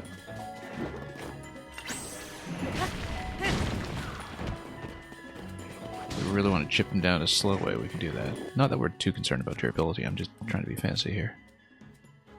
Let's go Stone Talon's Hammer. Whoops. Ooh, that's a lot of bloom damage. Rather too much.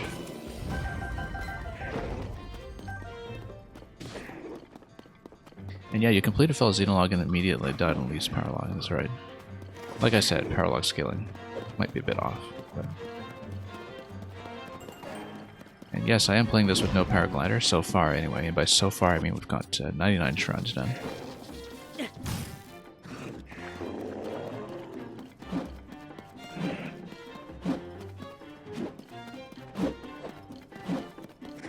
We've got 99 shrines, and a glider required shrine ain't one. Whoops. Actually, well, some are technically glider required that we just got around with interesting creative solutions. There have been some that we couldn't solve, but very few.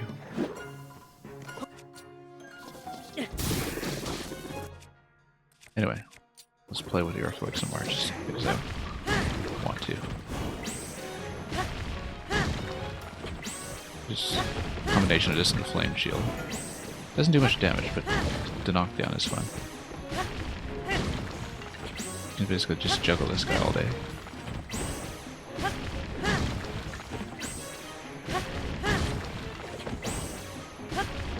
We haven't really had a chance to play with this, and so... Oh, it doesn't change elevation now. Okay. Oh. Oh, he's gonna throw rocks at me for gloom damage. That's very unfortunate. We will grab that Royal Claymore, of course, but we'll smash something else first. Gonna gain some elevation on me, okay.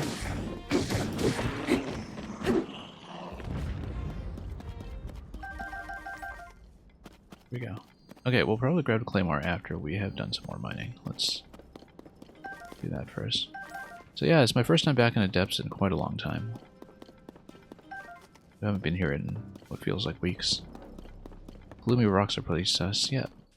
Don't just shove them in your face like some characters in this game like to do. Not naming any names.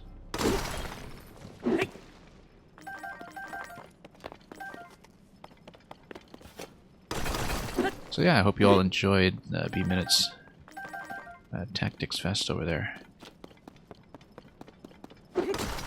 I've certainly enjoyed watching it every time I've dropped by to see what he's up to.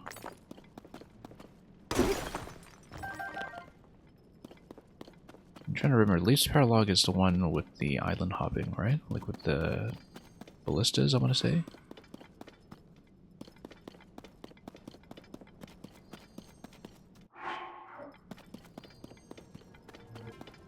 Trying to remember this from quite some time ago.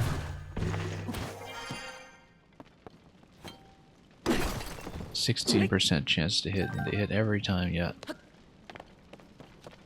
The Fire Emblem experience.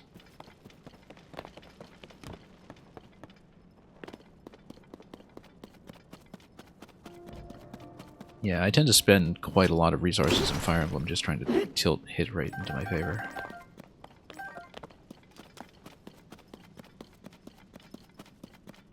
Okay. We'll probably go for the Royal.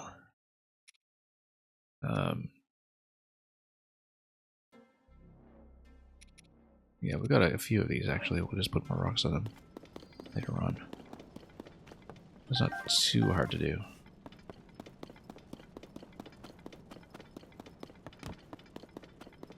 We'll get into the light to sort out some of the gloom damage. Yeah, let's exchange. It's starting to get low on my good bows too, but just put a rock on it later. I've got lots of rocks right now, so we're doing fine. However, yeah, let's there's some gloom. And then we'll get back in our ride. Yeah, actually, high durability on this one is great. We'll definitely use it for mining.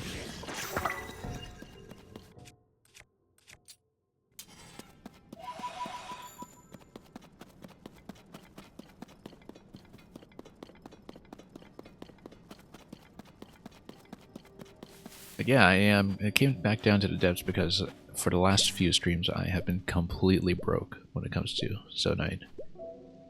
So that's been a little bit crippling.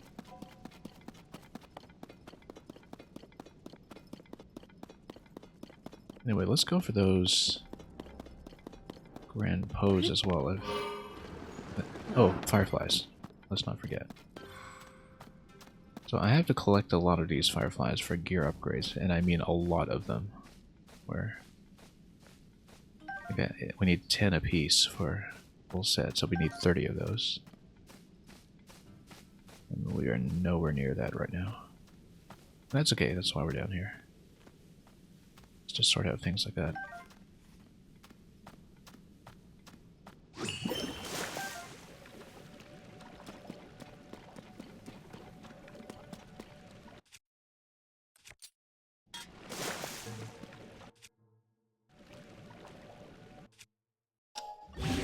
Yeah, games like Fire Emblem are a very good educational resource for reminding yourself that human intuition about statistics is famously poor.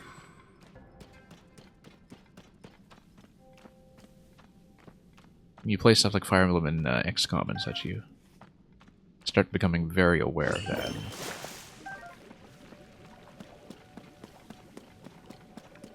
In its own way, that is healthy. Just not for the characters who have to take the hit for you.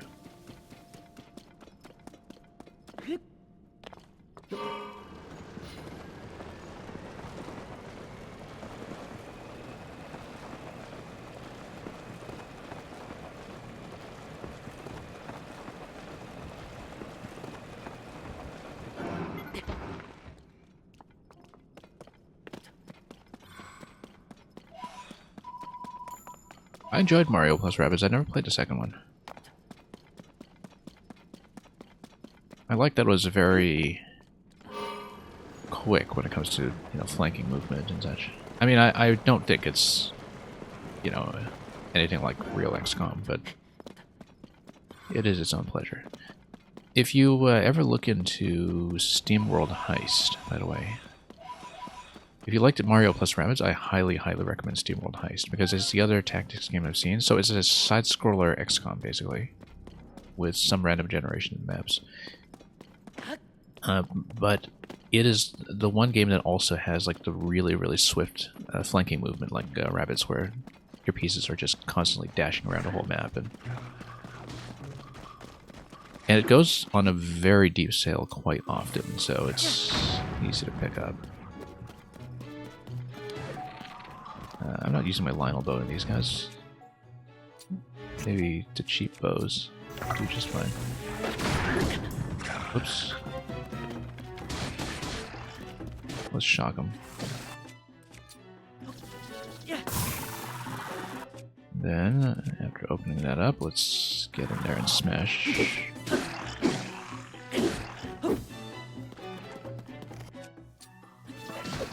Oh. Oh, come on. Let's go Earthquake. Because I can.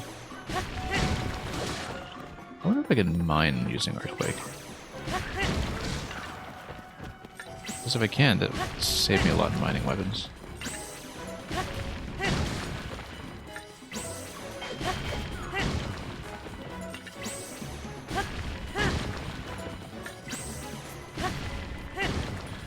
Maybe I just lock on and just toss him.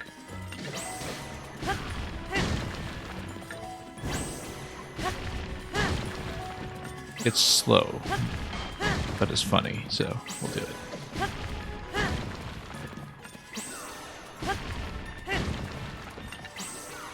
Probably works on a lot of enemies too, just to stun lock.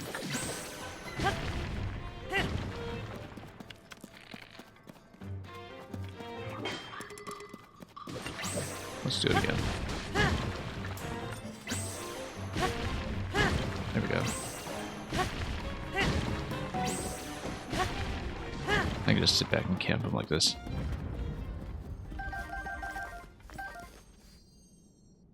Your problem with strategy games is that you already play the best one. Yeah, quality humor. He does mean chess. He does mean chess. I remember this. quality humor is fairly highly rated, as far as I recall. But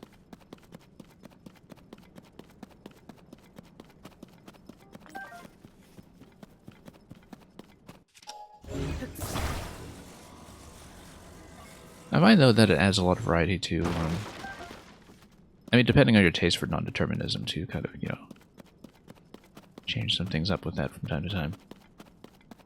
That, like, there are a lot of games, it's simply because, you know, chess is so definitive in its own category in terms of being, you know, perfect information, totally non-random, all about the metagame and turn-based, that to have it in conjunction with something probabilistic or real-time or hidden information actually makes for a really strong combination. So.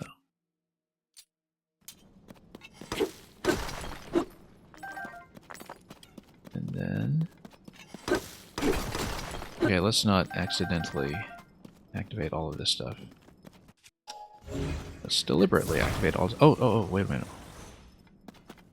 Earthquake. Hang on. Let's see if we can activate it with Earthquake. Yeah. We just aim properly. We can totally do it. Look at that. We'll just wait for it to go off. Probably do some really fancy combat setups with that too, but we'll work that out later.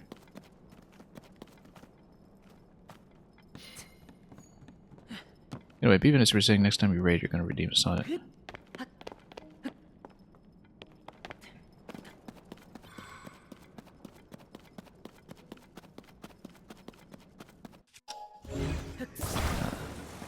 Yeah, a little while ago in this game, I don't want to spoil anything for you because I know you're working on it yourself, but there's a particular thing in this game where you have to sit around and wait quite a bit, and we just use that as a free sonnet reading with something topical, which is a specific thing in the game where you just have to stand around for exceedingly long.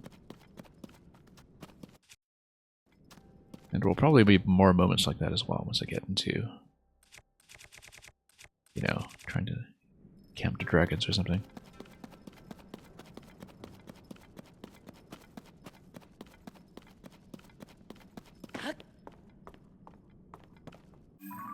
But yeah, like many people looking at the second Mario plus Rabbids, I think everybody's well aware at this point that, you know,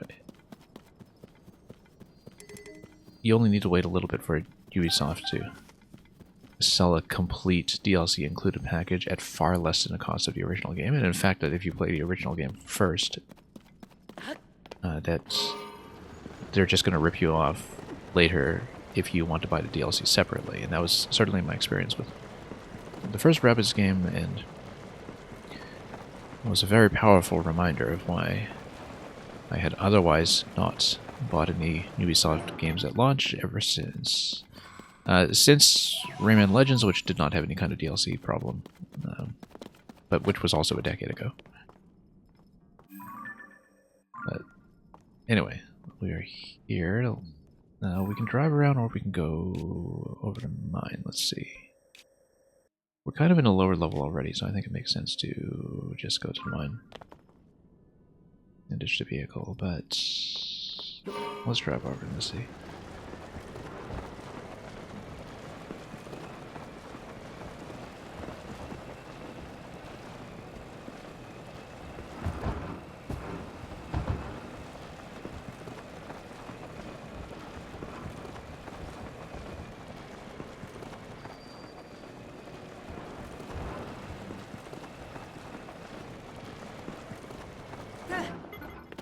Actually, I find that in Blitz time controls, which I'm absolutely terrible at, that, you know, if you're playing online Blitz, it basically feels like an RTS in some ways. You know, it's technically turn-based, but the movement feels like I'm playing StarCraft. And it's probably even more extreme for people who can handle playing bullet, which I absolutely can't. Anyway, we don't want to spend too much on large charges, but we might want to spend pretty heavily on crystallize, perhaps. 3x5, yeah, because that would give you like pretty much a full bank if you spend 15. I don't know if we want to do that yet. We might want to hang on to that for now. However, since we're mining tons of zonite, we might as well just buy up a bunch of this. Look at that, we're one piece short of buying everything. Because how many is this? It's 30. We can always do it later, on our way out of the depths. Let's just keep mining first before we come in. Because the whole point is to stock up zonite, so. Now, do we want to take the train, though, or do we want to take the plane? If we take the plane, then we can go pretty far. Especially with a current battery. Let's take the fan plane. I don't know if we want to put the control stick on that as well, but...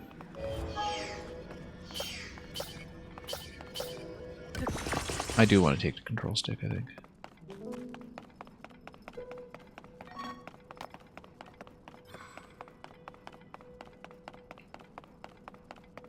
I just find it much easier than trying to tilt the plane manually. Even though once it runs out of power, it's not as maneuverable as when you just take the glider by itself. But it's more maneuverable at the outset. So.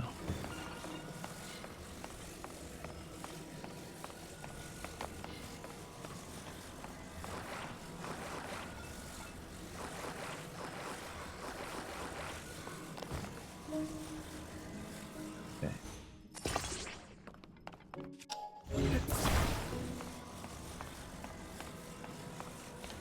We'll just put on a track.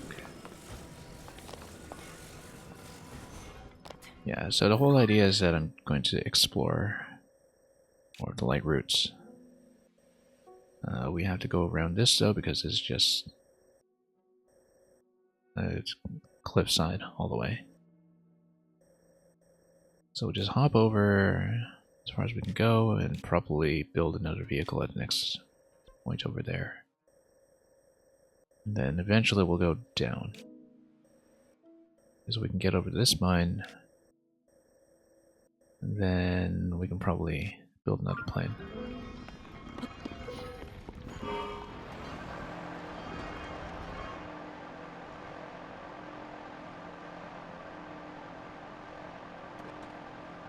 Can even go over there now, in fact, maybe.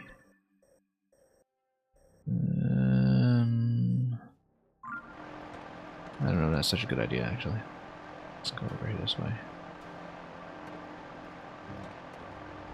And at this point we also know that we can use recall to launch a plane further than we otherwise would.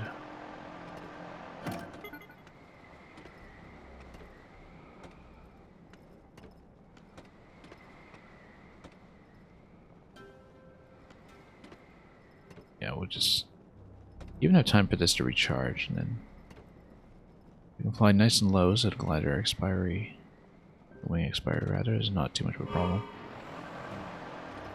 Pull up a little bit, and then that's totally the wrong way.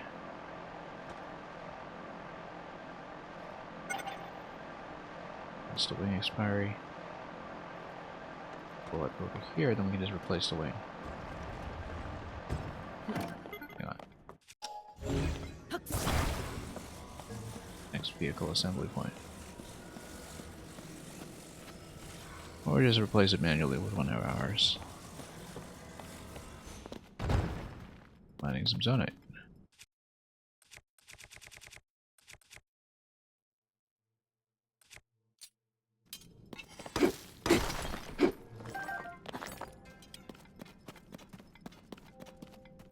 So where are we? We're facing down that way. Yep, kind of wanted to go around this face here.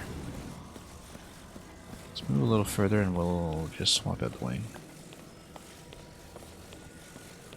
And whoop, don't want to walk off a cliff here.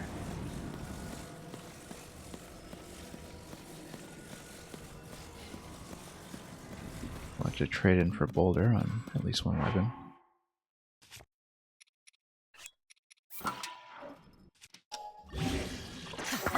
No, wrong one.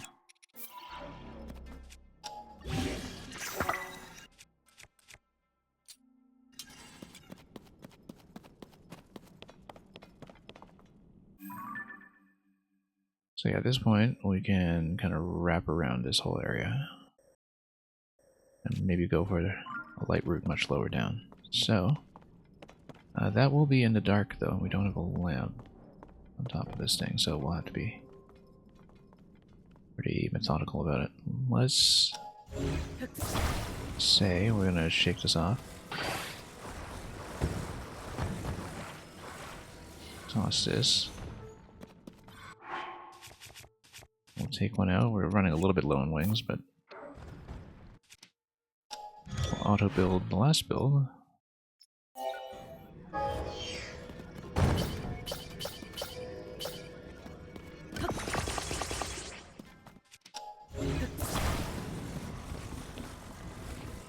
Then we'll do the recall maneuver. Raise this. Hold. Pull back.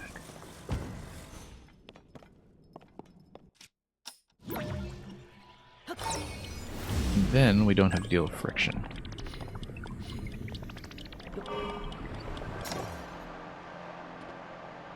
There we go. When I run out of parts, I guess I'll have to wing it. That's exactly what we'll do, yes. Very aptly put. We're also facing the wrong way completely. I don't know why I keep losing my sense of orientation. All the time. And I do mean all the time. Probably just because of the lack of usable landmarks here. You know what? Recall, recall, recall. Let's just take it back. Especially since the battery's charging while they rewind, so.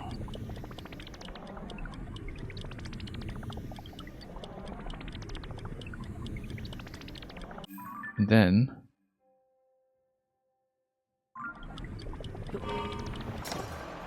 look at that. So now we want to spin around. Yeah, we're in the canyon, that's why we wanted to fly up. Or maybe left and swing this way. Okay, no, we can just swing around this way. Might have been a little bit lost there, as we had lost so much elevation. Okay, so we partly saved that, but not by much. I want to fire some charges away just to get on top of the next little lip there. Let's maybe use one large charge. I'm going to run into wing durability issues here anyway, but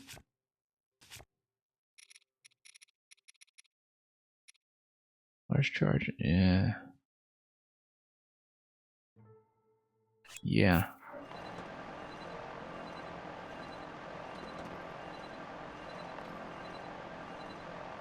So I'm gonna pull up a little higher.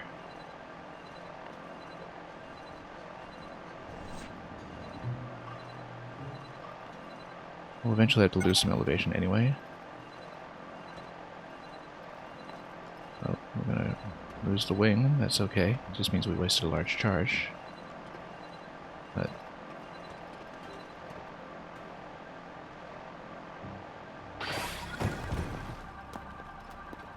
look at that, everything's still going. We'll just let it run out.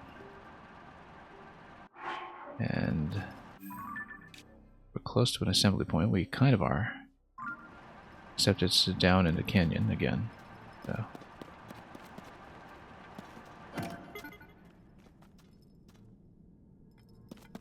Maybe I'll spend one of my own wings again. Out of pocket. And we'll head towards new territory. Can't. It's currently... oh, hang on. Against these guys. Because I Can't stand wasting durability against them. We will definitely go right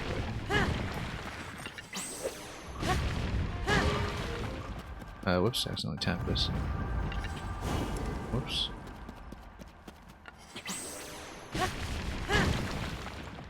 Just tap it again. Also, actually damaging a shield for once, this rarely happens, given how rarely I use shields. That's okay, we'll stick with it. Yeah, sure, let's just tap some of this stuff.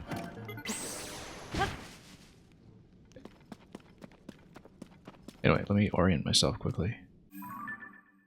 Facing this way, down in Oro Canyon. It goes down, it goes further down, over to that side. So we take everything here, gather it, launch from this point, and we should be able to head down and around. Yeah, because I do know that some of these light routes are at a much lower level because it's inverted from the mountains up above. Although one thing we want to do is hit the Yiga base, and that's all the way over here, and maybe it makes more sense to go for that first, because then we're not losing elevation. So we go straight west. Also, we can take this tag off. So we go straight west, I think that actually makes a lot more sense.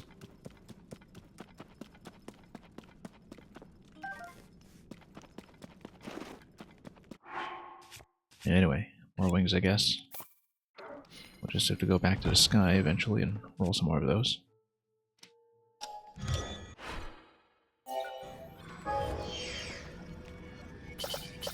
Or, you know, spend some of the zonite that I've been amassing. Because it's not really going to be that expensive. Also, let's get more boulders up and running.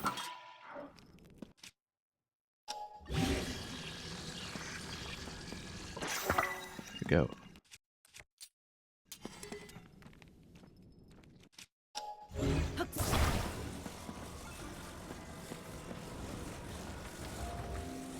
And yeah, again, we'll have to do the recall method. We'll sail right over, and yeah, we're going to go over to Yiga base because I believe it's going to be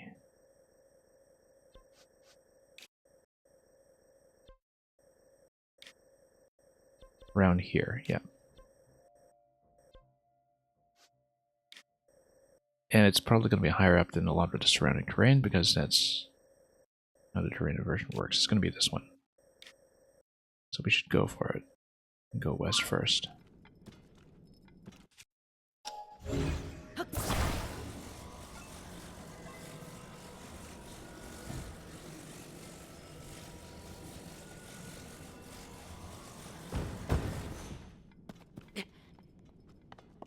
Okay.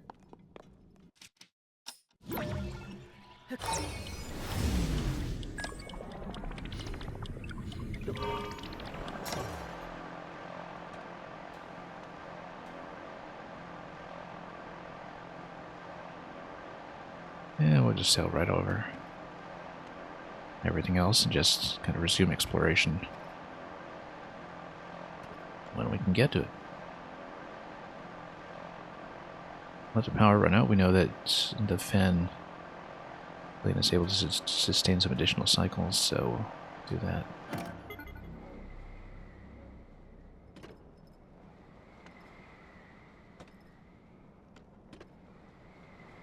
We'll get into the dark zone soon enough.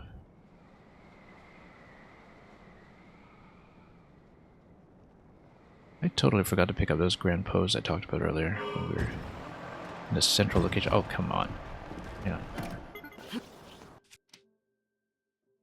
Am I going to take too much fall damage here? Let's... No, we're fine. Oddly enough. Just didn't see the tree. That's okay. We might have enough wind durability to top.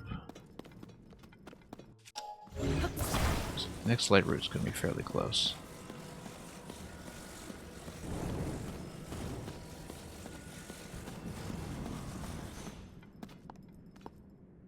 I don't remember if it was down or up,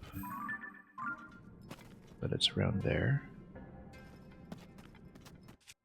This one might actually be down below, but we'll scout ahead.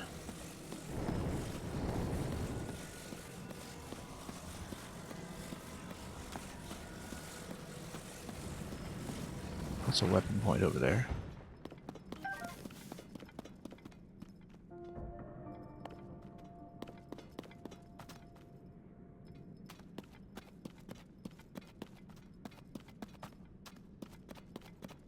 Yeah, I think it is up above, but well, we'll check this area first.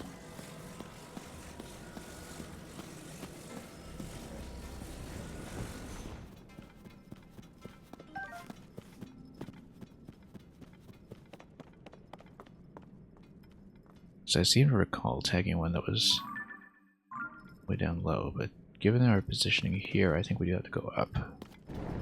So we'll do that. We'll gain some elevation.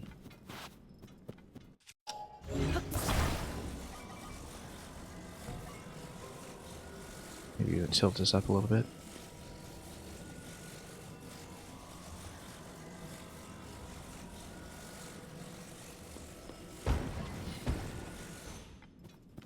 This, and we're going to go high if we can.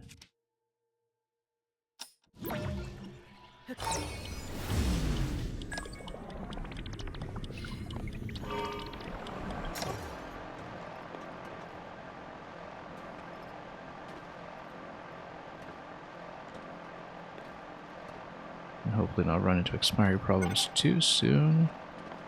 That's going to be too soon. It's going to be annoyingly soon. It's okay. We make it.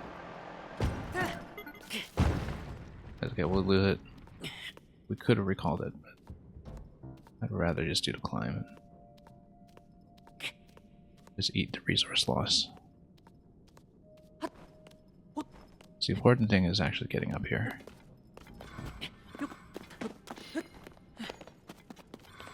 Not getting too trapped down below.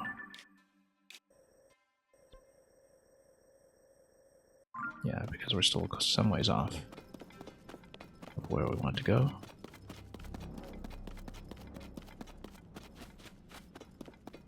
Yeah, if we'd really kind of committed to pulling all the way up, we probably could have salvaged the wing, but hesitated a bit and thought, maybe we should make some kind of emergency landing so you replace the wing once more. That was obviously not the right call. But yeah, this is where everything drops below. We need to be aware of that. Because I kind of suspect that the Yiga clan location is still going to be fairly up high, and we should aim for that accordingly. We have enough zonite to just rebuild the fan blade, though. Maybe with a few parts swapped in, like the control stick, which would be expensive.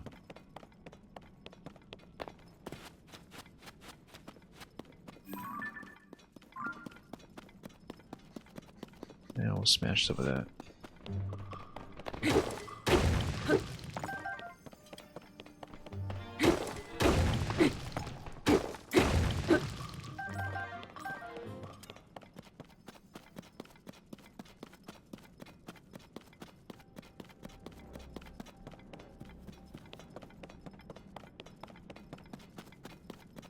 I'll just try to get up to our furthest point, which should probably be before this next major crossing. And we can reach a vehicle depot to scrape some parts together. That would obviously be much more cost efficient. Oh, look at that. Gloomy Rocky Lionel. He sees me. This place is lit, which which means we should actually swap into good armor.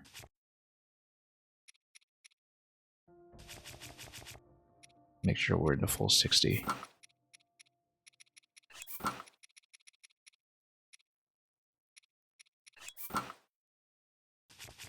And switch to some good weapons. I think we're going to take them. That is going to be tricky. Here we go. I certainly hope so. Yeah, let's maybe get some food together first as well.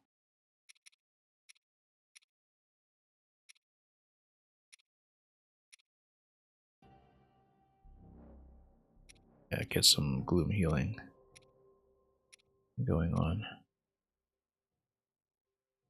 Otherwise, yeah, the issue with these guys is that, you know, gloom is just going to whack you like crazy.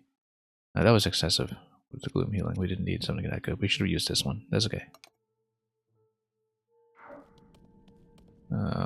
Alright, so it looks like he's armored and we need to bomb him out. I actually haven't seen an armored Lionel before, so we'll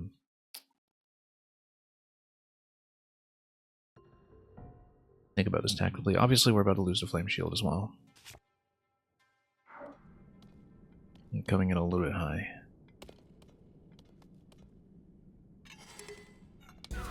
Okay, we gotta go.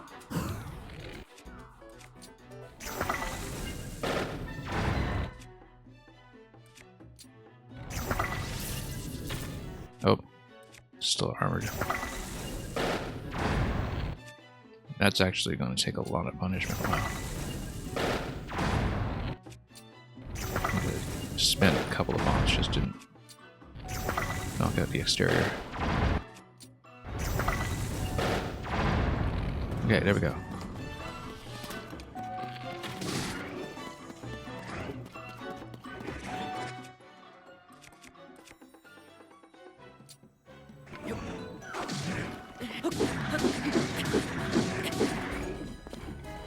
Okay.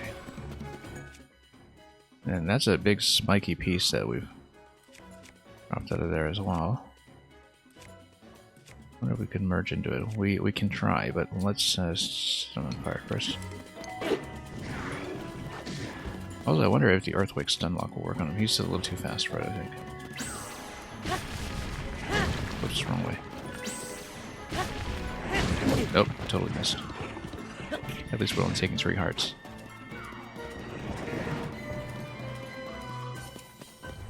Yeah, look at this massive spiky thing.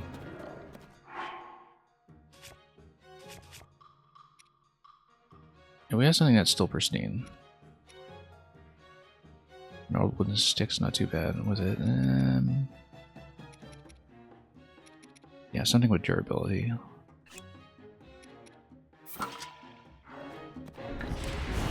Oops, no, come on. It's a 10 armor shard. Yeah, it's actually okay. It's not great, but we're a little light on weapons generally.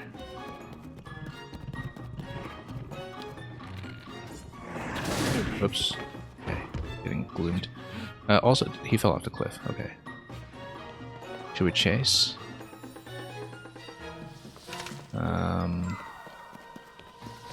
I don't know if we want to chase, but it's our best chance of actually getting the kill, right? And we're already pretty heavily invested in the fight. Did he despawn? No, he's there.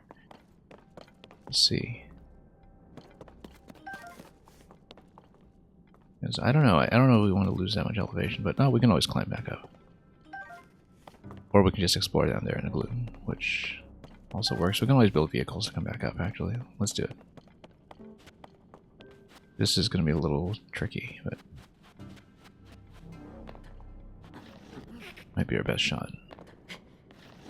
This is going to be a little trapped in that location, except we're also trapped in this location. Come on, get out. Yeah.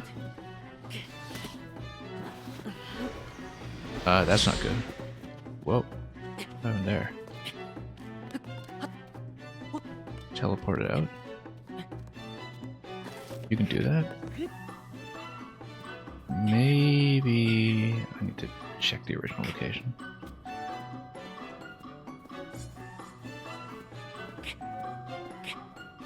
Well, we still have the music here, so... If he warped out, I wonder if he warped back out to the platform. I should check.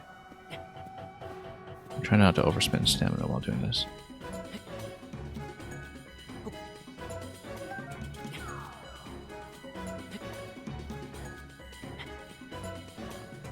I actually have no idea where it is right now. But we'll climb up the slow way just so I don't slip.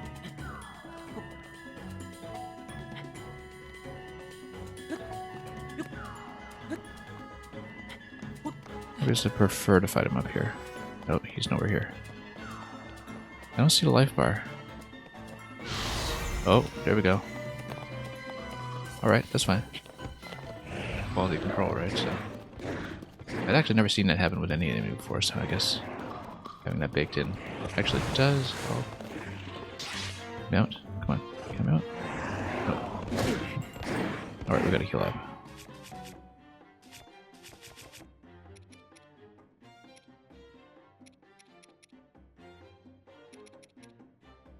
Yeah, we'll do the +8 here. For the moment.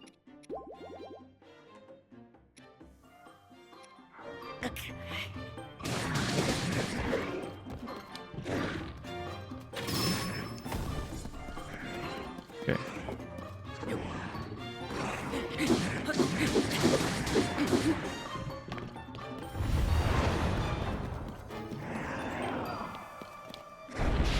Whoa, that's an attack that I should have remembered from the first game. Oops. Also, we're on a Lionel bow. Let's not waste too much ammo. Let's actually use the eyeballs. Whoa.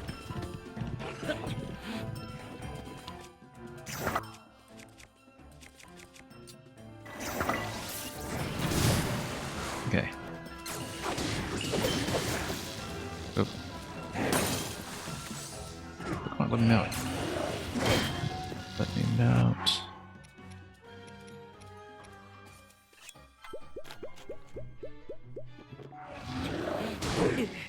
Okay. Poked like crazy. Yeah, Lego Nut, thanks for dropping by. And coming in for the raid.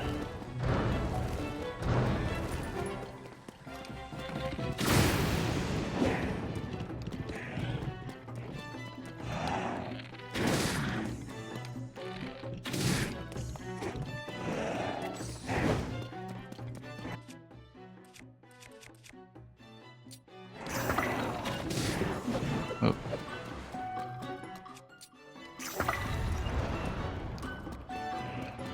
Get out of range.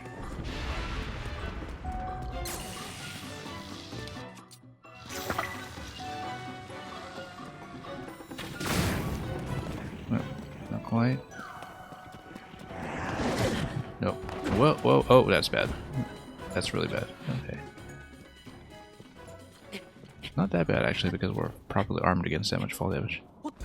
However...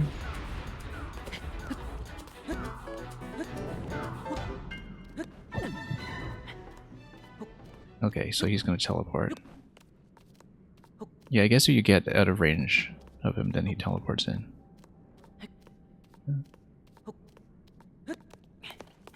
Can we get back into the fight, though, and will he preserve his life bar instead of resetting? Yes.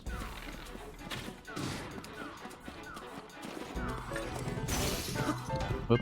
Flame Raider's shield is down. Let's go to the armor shard. Actually using shields for once. Red Flurry Rush, maybe?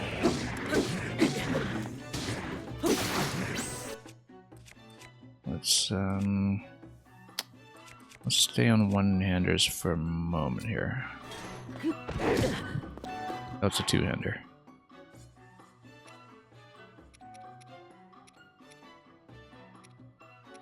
Trying to find food that's roughly balanced.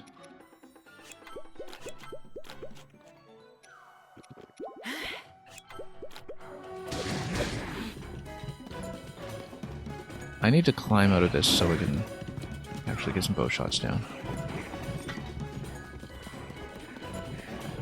Let's try to go for the route.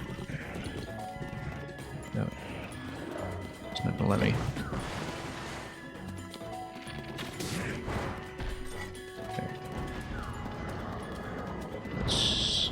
Drive around. There we go. Let's go. We're a little weak in weapons right now, actually. Doing this fight.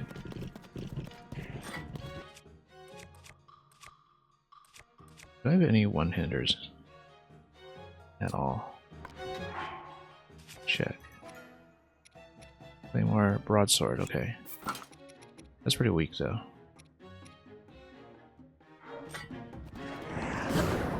But no, at least we can flurry rush at this, which is an improvement. Okay, here we go. See, one-handers are so much easier.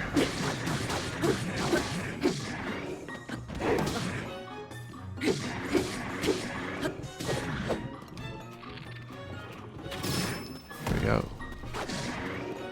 And then let's switch. Okay, feeling a lot more comfortable now. Let's.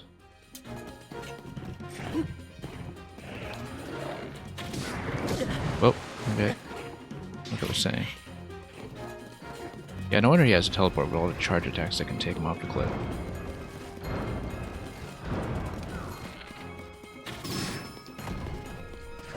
Okay.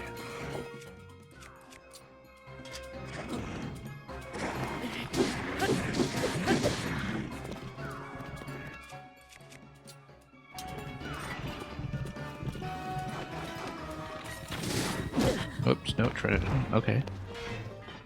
Once again. Down below. Only down below by this one level here, though. Maybe it's still doable as a fight. We just jump after him. Kind of pelt him. Oh, bad position here. There we go.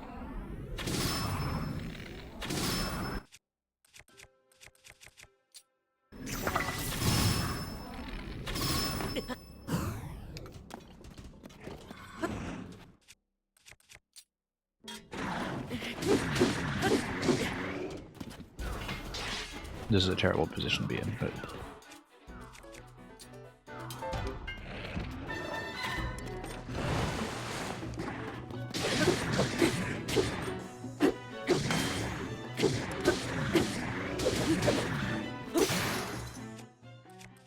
Okay, let's switch up again.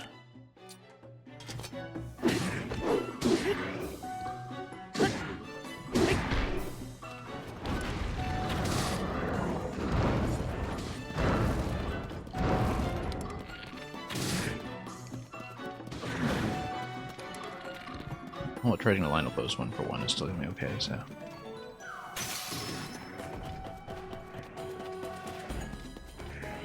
Drop down a gloom here. No, bad idea, bad idea. Let's not stand there. I'm gonna be using all the gloom food in this one fight, but oh well. That's just how things are gonna go sometimes.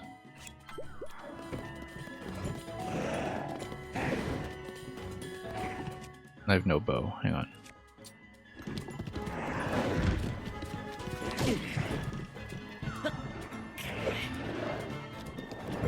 Okay, we're getting locked. Do I have a shield out?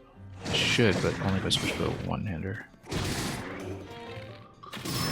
There we go.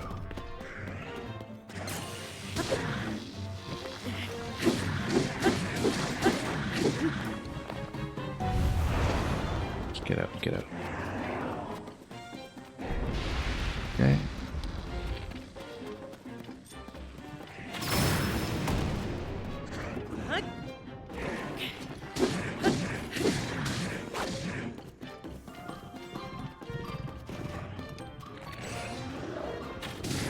Oh, no. Again, let's not lose elevation. That's going to be an important consideration here.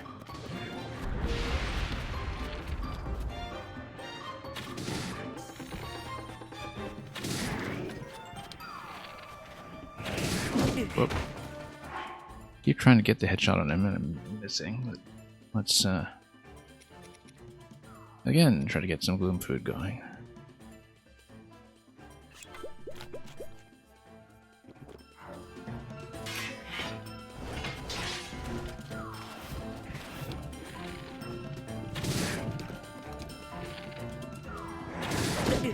again. Yeah, I really need to eyeball something to get the headshot down properly. Come on. Oh yeah, I gotta knock him down the mountain first. Got him. That took way too long.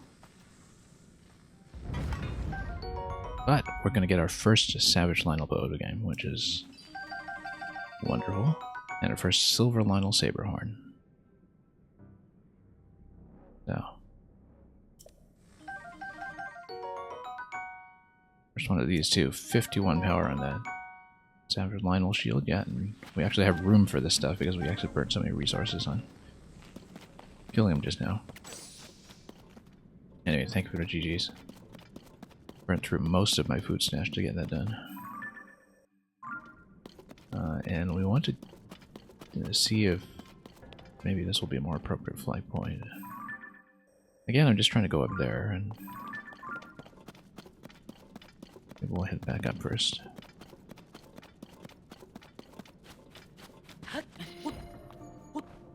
Yeah, the Lionel Tamer. I mean, we certainly made a circus out of that. I'm not sure that counts as taming.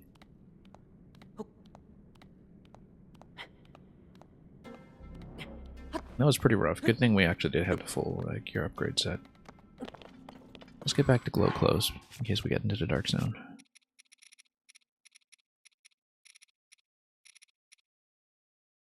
And yeah, I did surprisingly well against some of the fall damage, though I wasn't sure how well the gear would mitigate that, but we need to hit a light root soon so we can actually heal. There's a light root right over here. In fact, I would like a vehicle point if I can, but there are some that are nearby, relatively. We head in that direction. I guess we go up through here, maybe we can do it.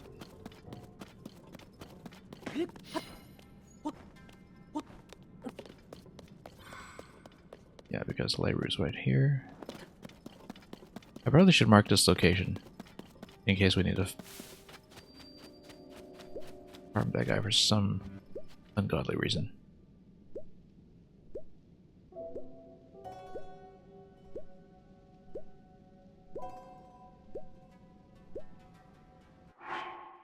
So let's grab some food. Yeah, too bad about my gloom food stash. It's almost all gone, actually. So we can't really stomach too many big fights like that.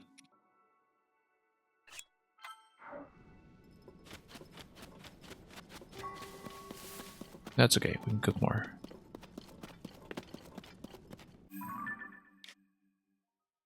Yeah, and over here, just try to make it to the next available vehicle point. This one might be a little bit far down. But if we can make it to one of the upper ones, like here, and build plane. So we don't need to be too spendy.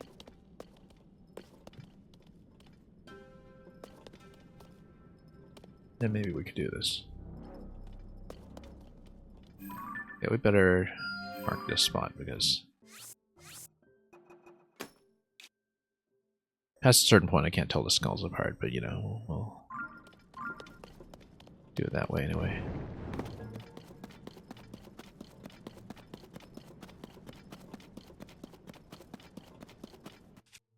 That was extremely rough.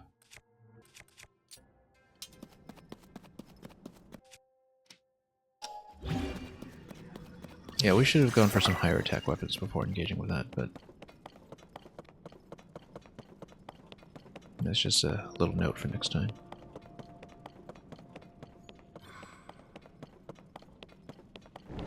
Yeah, armored silver Lionels. We definitely haven't seen any of those in the overworld.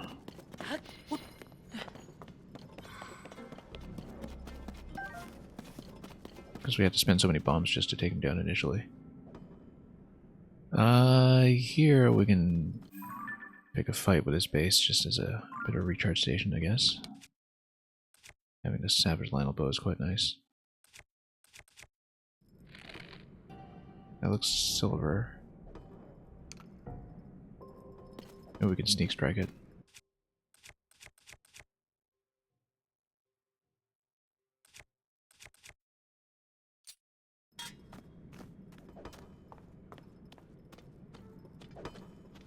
Not like he's paying attention, right?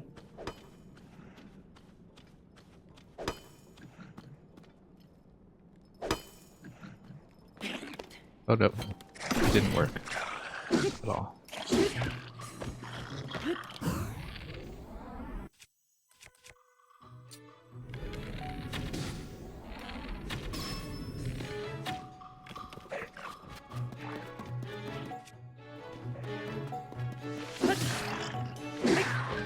Okay. Spike Bokobo, that's going to be an improvement on this 4 damage nonsense.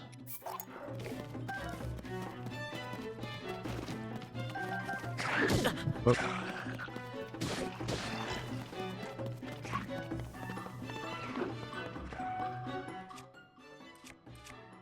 Against these guys, though, we can probably use a Mighty Lionel.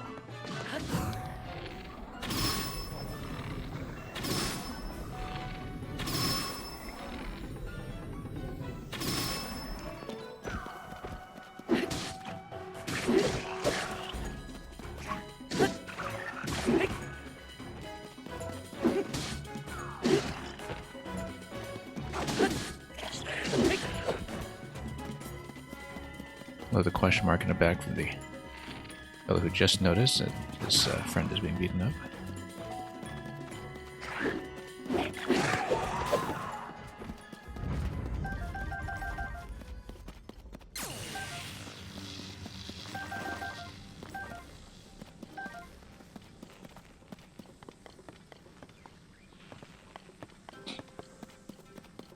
Wait. Even is that over here? That is silver. Another one that we'll probably have some trouble sneaking up against. Let's, Nope. Lightning was no longer available. That's okay.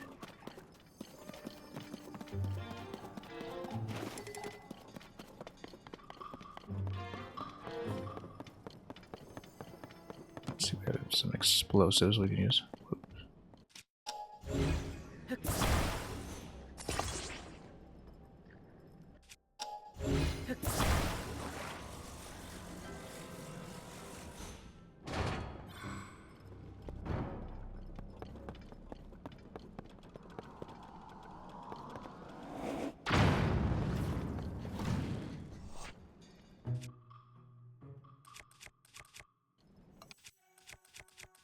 This bow is probably sufficient against this one.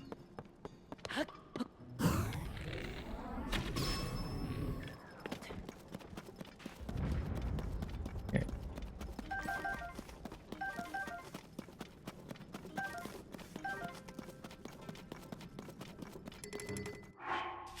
And we'll drop the other 4 damage bow.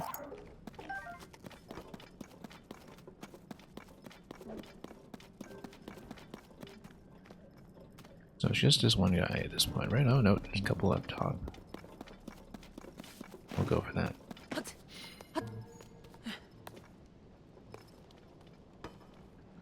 And they are armored, okay.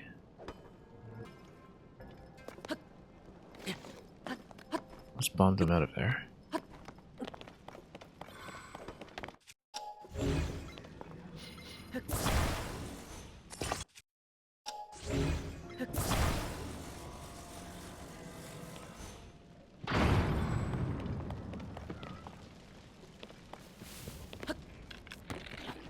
Oh, totally missed this guy.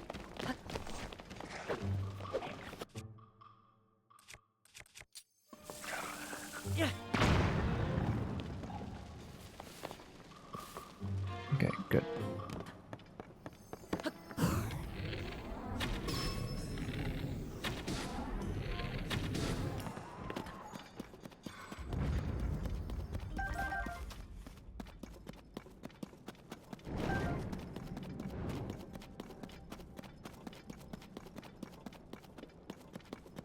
got a bunch of zonite down here, which is nice. Spilling out of somebody's backpack, no doubt.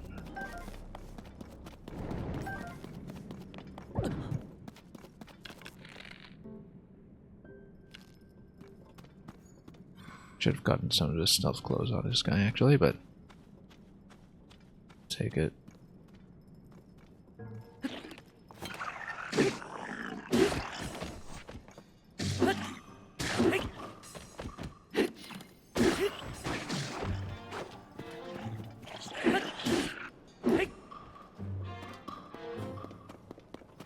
Okay.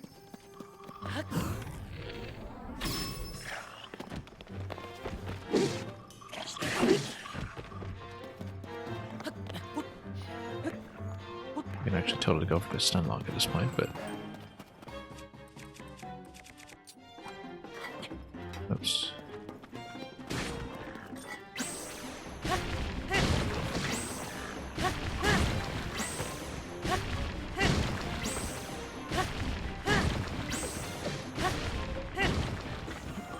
Yeah, you're just fighting one of them.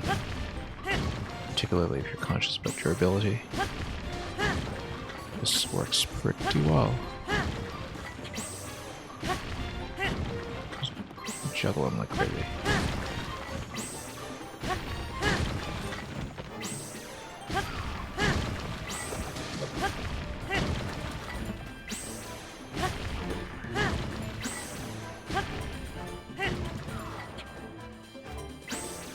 Not that we're that cheap about durability right now, but if it works, it works.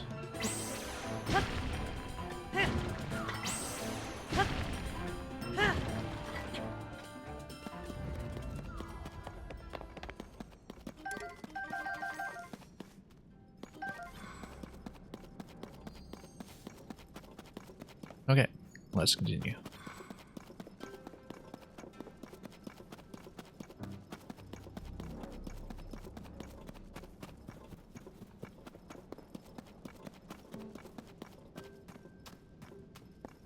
Actually do what we came to do, which is a little bit of mining on the side.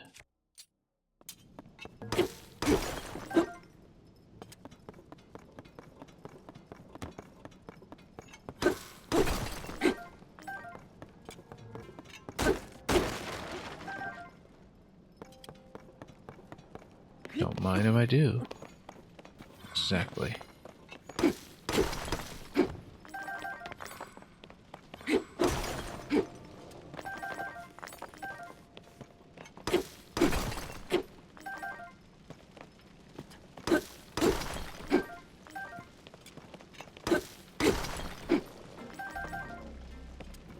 Okay.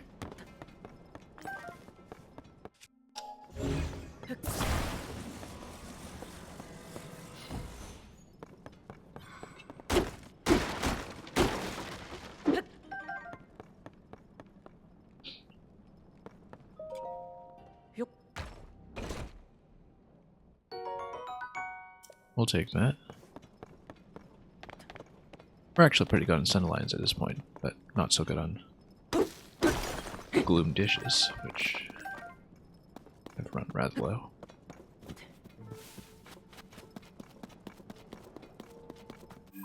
Anyway, we were going for the vehicle point, I thought. And then hopefully moving upwards. Yeah, actually, I kind of remember this. Because this was by one of the Yiga clan fights. Is in fact where they have the spiky monster truck vehicle, if I recall. That we briefly took over.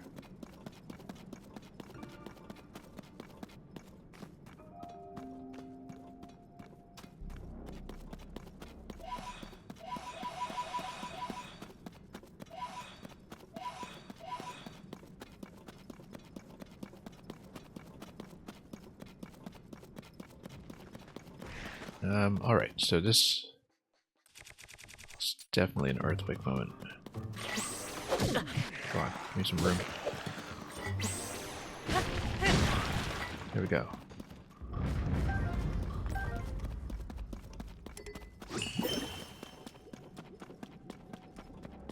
Maybe not the cleanest durability saver, but definitely one of the most satisfying. I feel like I'd seen a clue at some other point about another unlockable ability in this game as well, and we completely forgot what that was.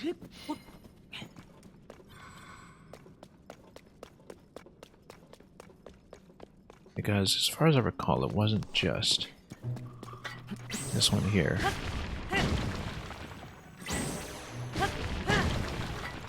Oh, this one doesn't work because earthquake against earth, I suppose. Let's... or maybe I was just missing. Or maybe it's just because it's earth against earth, it doesn't go. We can try it again.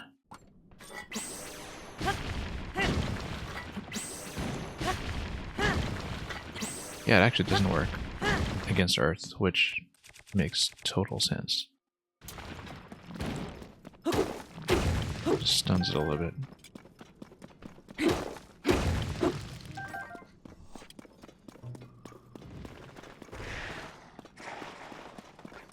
Oh. Okay. Let's do it again.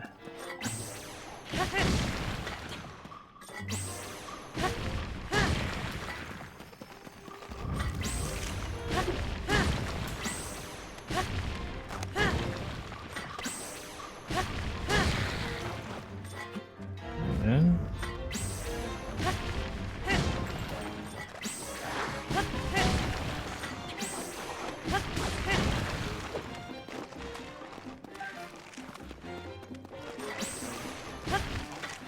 oops.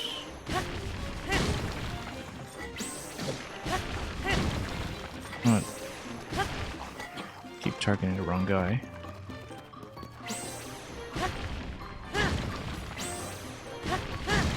There we go.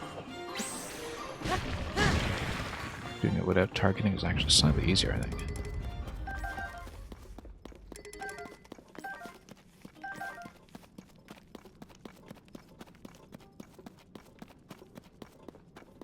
Okay, so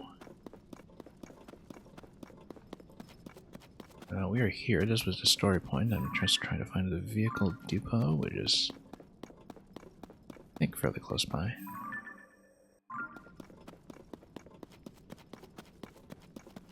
But I think there was something that we could take here too. We just need to check for it. At the Rishide Visser, how did we get here this time? Same way as last time. Straight down the well. This time it was intentional.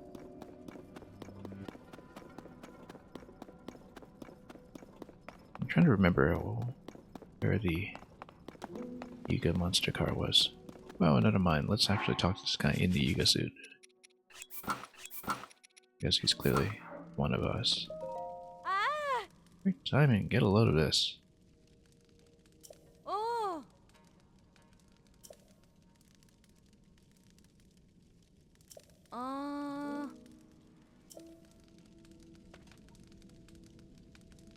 Well, I guess the researcher's going to be friendly to us. But telling me about a crystallized charge as well. Well, I mean, there's those guys over there. Also, I completely forgot to check the treasure map. I guess the next point is still fairly far off. So.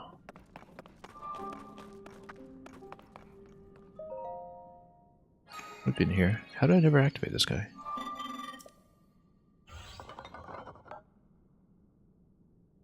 I thought we had talked to him. Oh, okay. We just forgot to talk to him, I guess, when we were last here. Instant scaffold, very nice.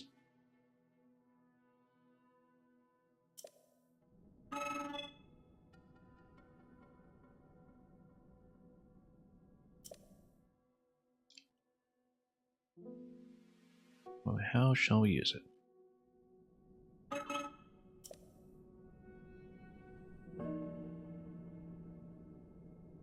Provided the parts to use it via auto build.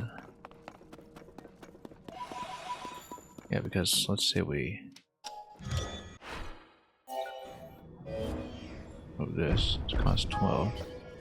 Oh, that's quite tall, actually. Look at that.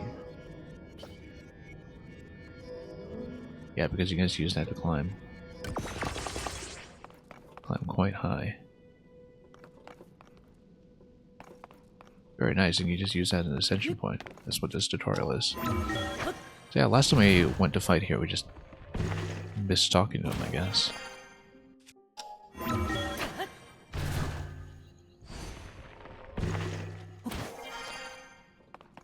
Crystallized charge, probably.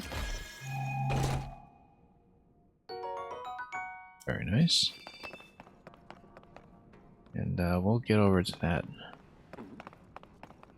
Get some of the grand pose.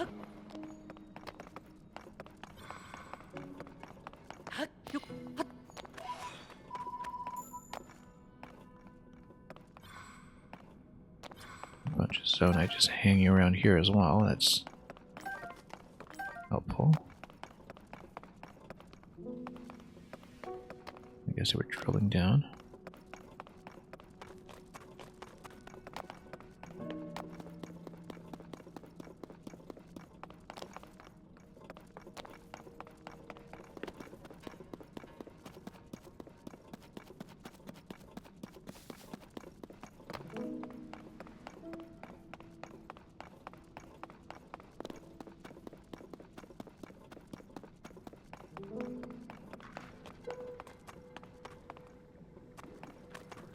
Yeah, we probably should buy some. It'll cost me half my current amount, but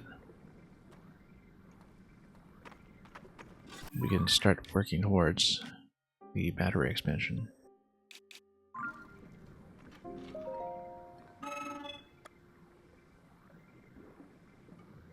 Yeah, I mean, we'll want to save some of the large charges for the large donut rather for gear, but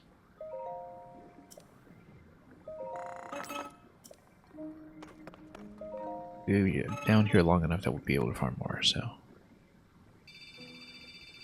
let's just take everything.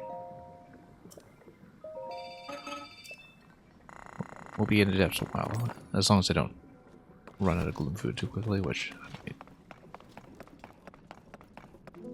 but I'm eager to build up the battery, so. Now, once the battery is capped, if it does cap out, as I suspect it must,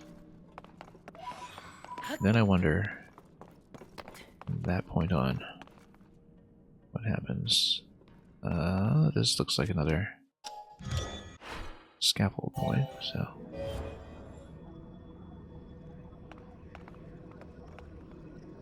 Come on. We need to raise this. I guess these are not the appropriate parts, or what? Looks like it should be, but... oh well.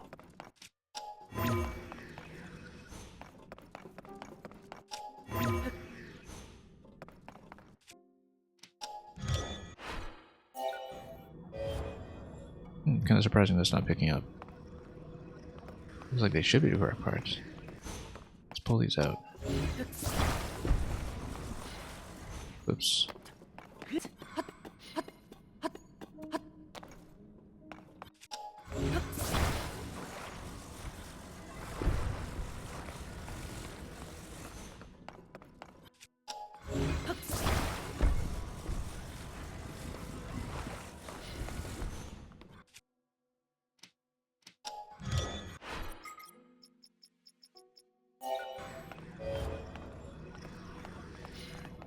It isn't picking up. I guess maybe these are smaller parts than the ones that I needed, but that's okay, we can still... whoops. Basically get on top.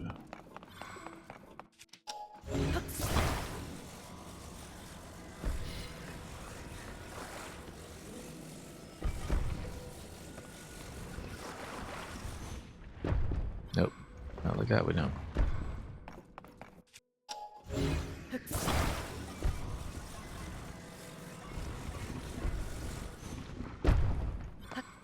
It's a little too high for me to manipulate easily. That's okay, we'll try to make it work.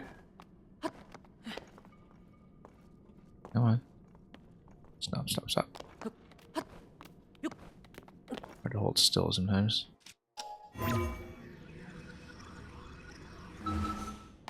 Nope. So close. Let's just lean it.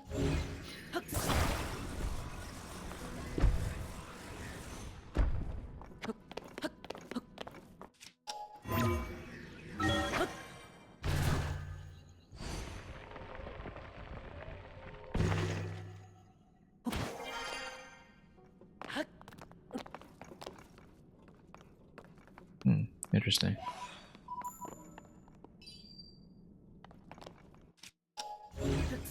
I mean, this is just a chimney with a forge, I guess, so can't really do anything with it.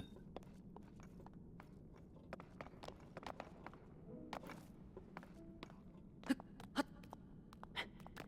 think we had checked some of those previously too, but there's a good vantage point for seeing where to go next. Yeah, we'll be going north.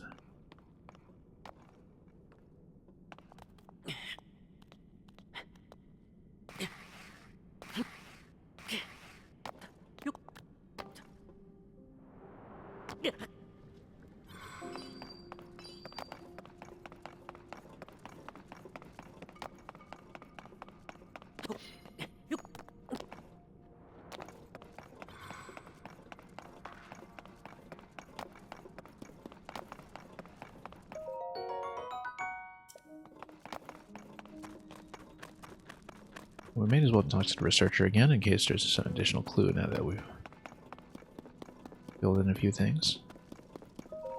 Ah. Oh.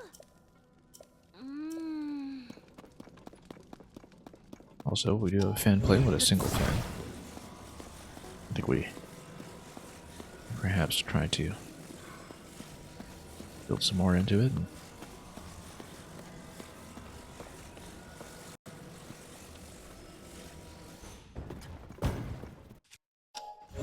try to take it over from there.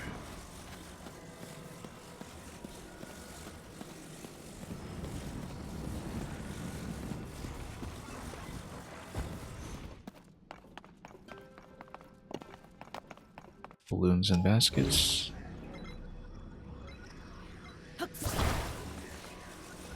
What if this is attachable at all?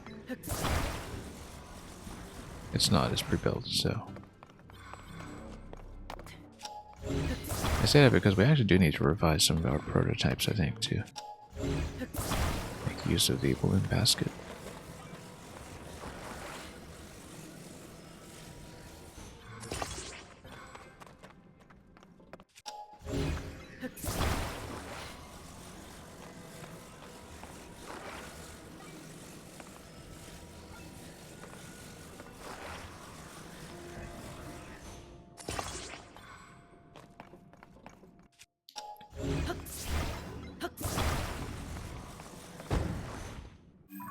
Okay, so we'll probably head on up to the close side and just gotta push in. I suspect that the one that is at the Yiga mine location might be elevated simply because of how the terrain inversion would work. Also, let's go to the light route so we can just get out of the gloom a little bit. Fill up again.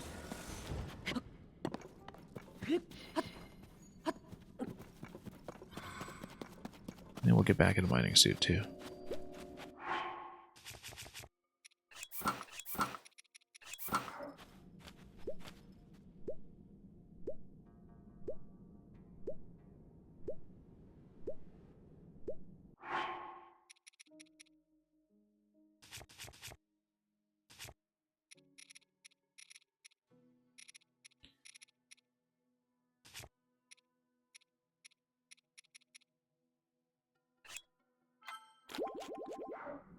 Okay. It's a little better. Now, what happened to my plane? Didn't I just leave it here? Yes, I did.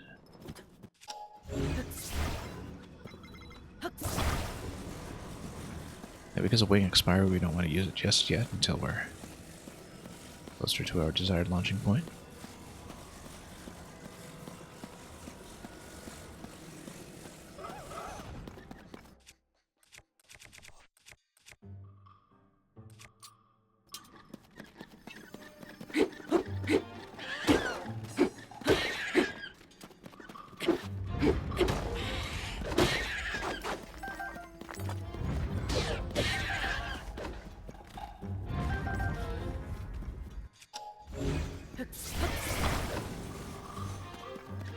Let's try this out against. Oh, no, never mind.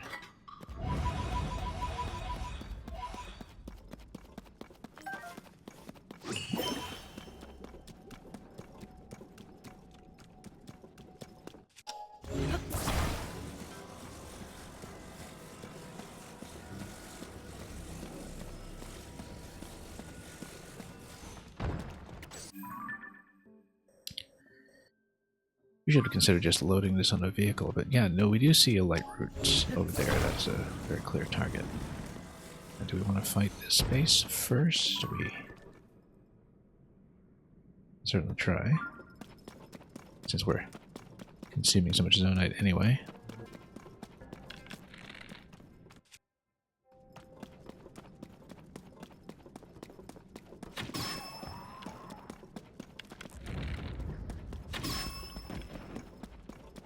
Oh, that's a pretty big moblin base, actually. We might have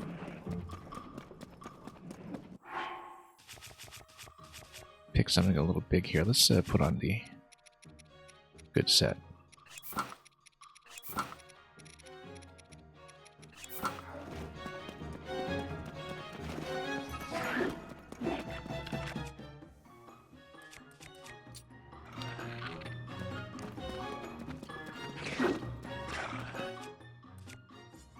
You know what? He's by himself. Let's just do a stun lock. No, we can't. He's not by himself. Let's not do the stun lock. Stone Talus. Why are we pulling everything here? Oh, it's over there. Okay. Alright, we pulled the whole room. We pulled the whole room. Alright, let's get it here. We haven't defeated Talus though, so we should actually go for it when we can. But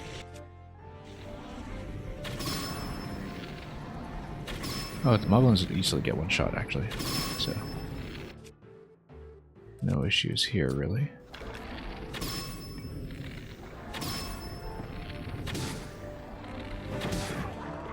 Okay, so this camp is actually not that bad at all. We will probably need to deal with Talus, but...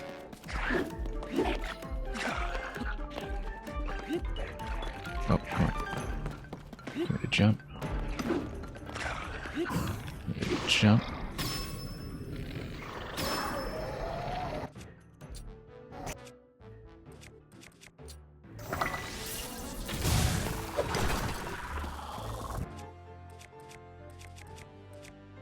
And let's whack him.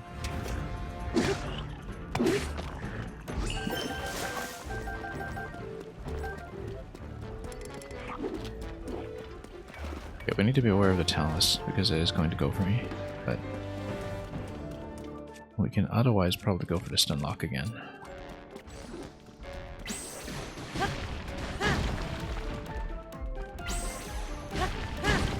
Notice that you can totally use Earthquake for mining.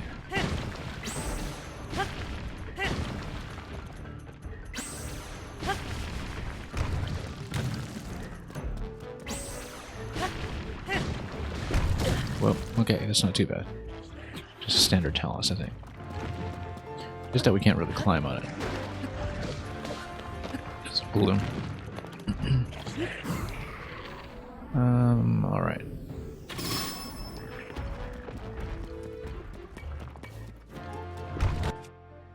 Fighting it here is probably not too bad anyway.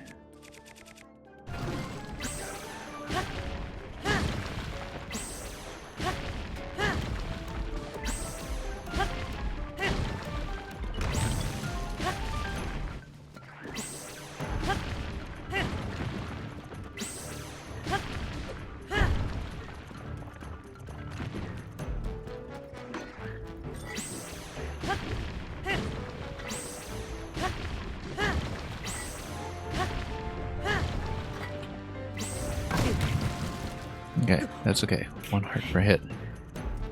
I really don't mind too much. Let's just kill it.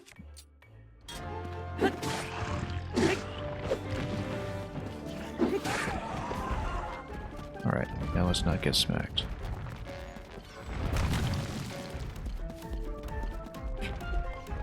Well, we'll certainly have to just bomb this out from above. Let's go. That. it's positioned at the back here. Whoa.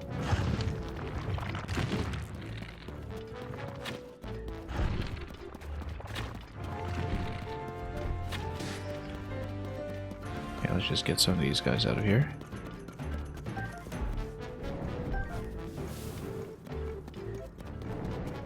Let's get them back.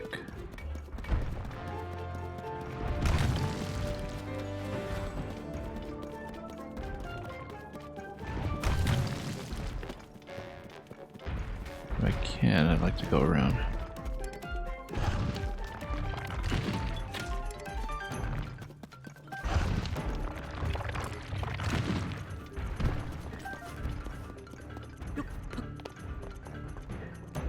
A little bit tricky because the node is in the back. It's not very easily reachable.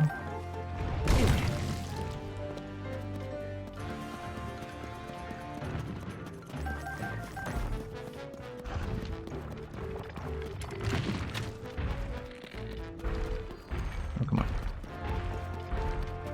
I'm gonna have to go through them back like this. Nope, come on. It needs to quit moving. A moment here. For such a simple enemy, we're having a lot of positional issues. Okay.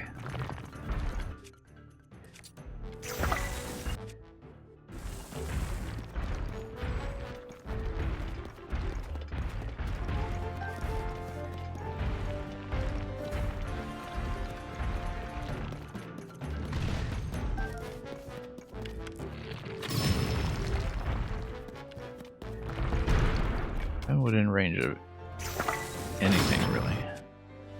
Oh, whoops, maybe. I'm trying to bomb myself while we're at it.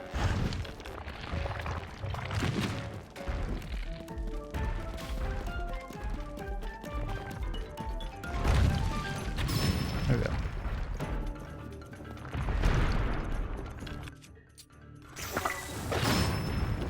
Okay, just need a few more like that.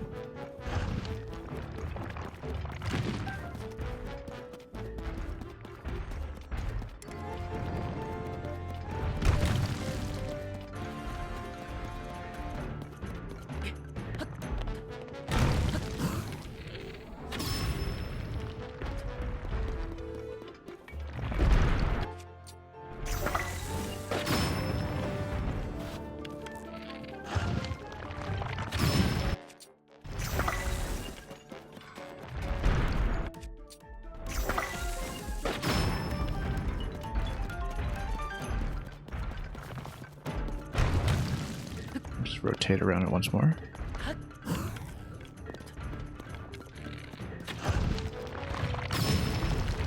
Okay.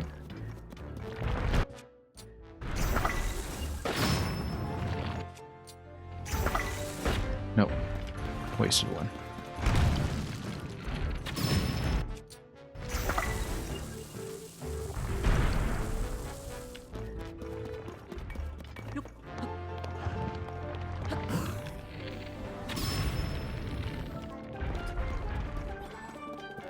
This should be a kill shot.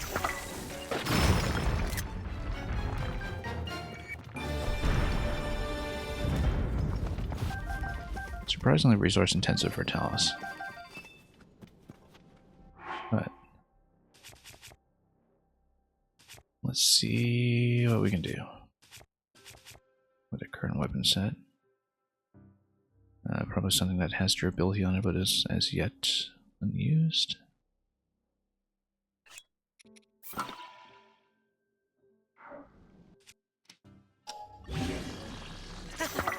Yeah, it's just standard stone talus. It's not that good. But considering how resource intensive it was to kill it.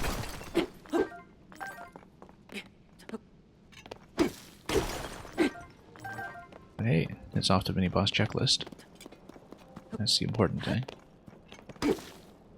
Bit of an accidental pull there while we were fighting everything else in this area.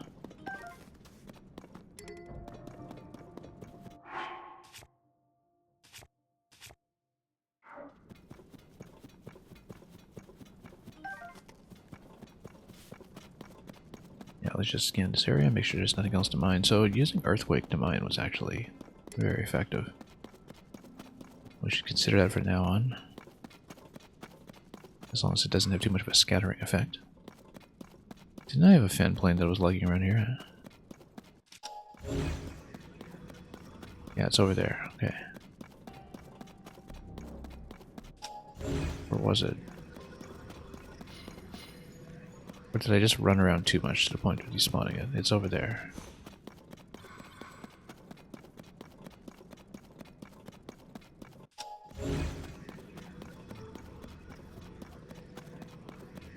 Maybe. We were assembling something. We assembled something here. Don't remember what we did with it. Let's take a look. I mean, there were so many things running around and so much going on in that fight that I wouldn't be surprised if it's just gone. But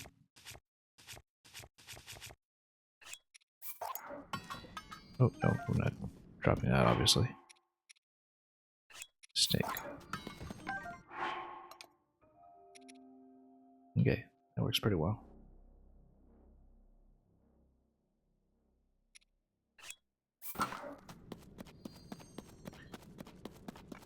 I guess we're reassembling it. But I still have the resources to do so. Guess where are we going? We're about to cross, and we got into this fight. Yeah, given all that running around, I can't imagine that I kept a vehicle. Oh, no, it's over there. That's the one. Oh no, that's the base vehicle that we built upon. Maybe it's just fine as is. Lower power consumption. Much lower power consumption, in fact. It's just a matter of whether we can get the elevation gain going with roll stick and only one fan.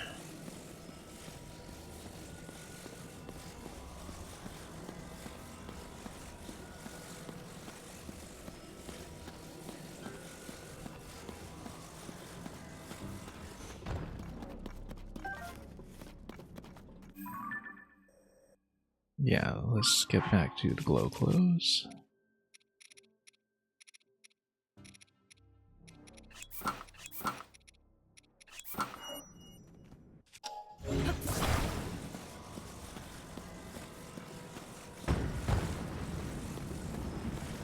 Right, because I was trying to assemble this with 2 additional fins, if I could. Which we can do. We'll fly across. I'm probably not going to stay on too long after this. I'm hoping we can cross over to the light route on the other side, and then we will probably adjourn from that point. That's the thing we've been working towards all this time, is getting to the next set of light routes that we haven't touched yet. And of course, we just got embroiled in so many fights instead.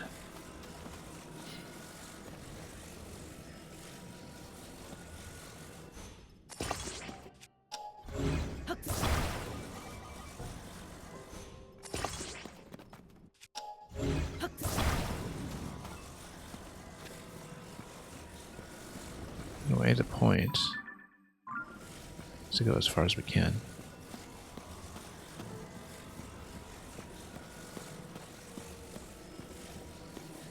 And then we launch.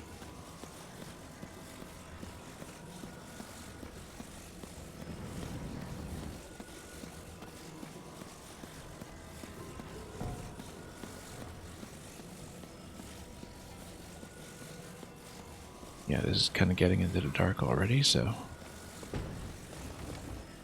probably correct to launch right about here. That looks like an ascension point into the overworld.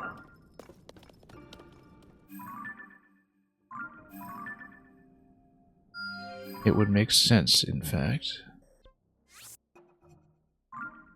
given that this is pretty close to the Yiga base, that they too would have a way up and down. We'll have to go around that though for the light route. But if we crash into it, that's fine. We'll make do.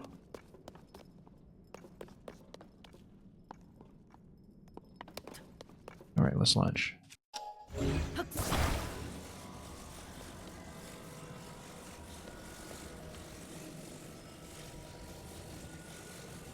It'll be quite convenient, in fact, to have that as an ascension point into the overworld, so we don't need to climb all the way out once we lose elevation, as we're about to do.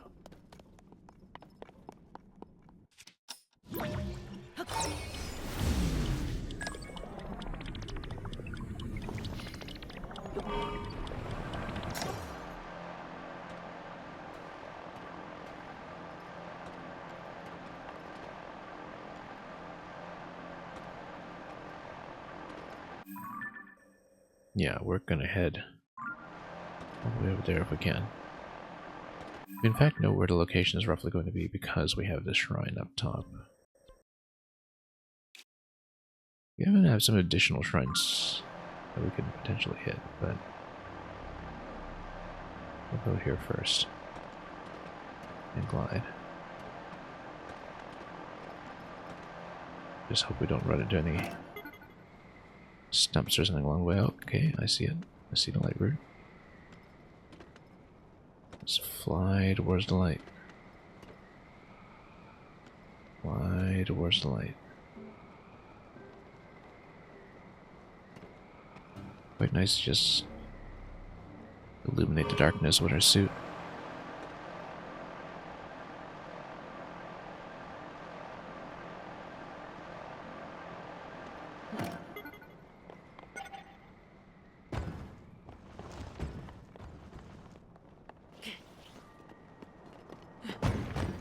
Look at that.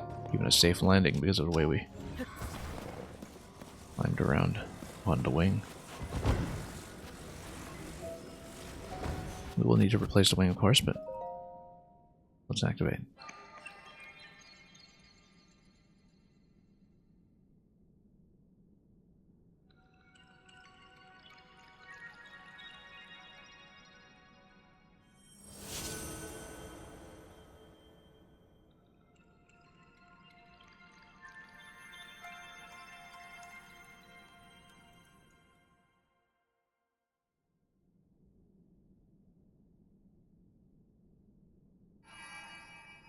Now, the other thing about shaking off the wing, though, is that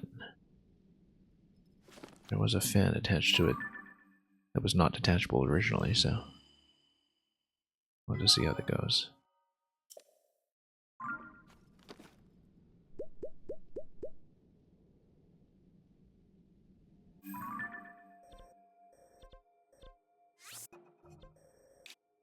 Well, rather complex layout we've found for ourselves here. This looks like it's the ascension point.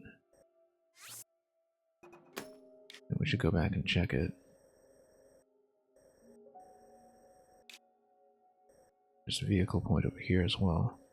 This looks like the Yiga Chasm or something close to it. No, not quite. Yiga Hideout Chasm. Yeah, it's right here, actually.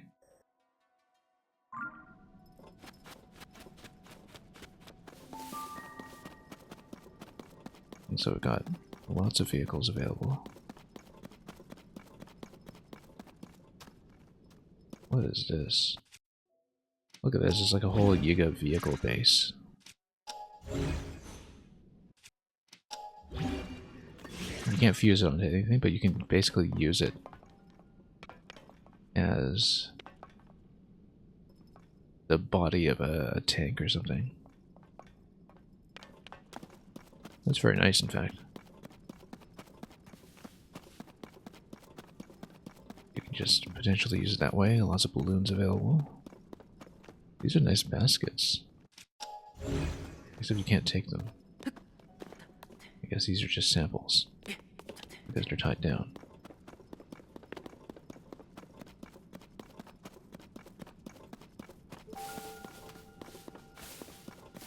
Yeah, there are light routes Right, locations. I think this one's already been activated. It's one of the ones I have.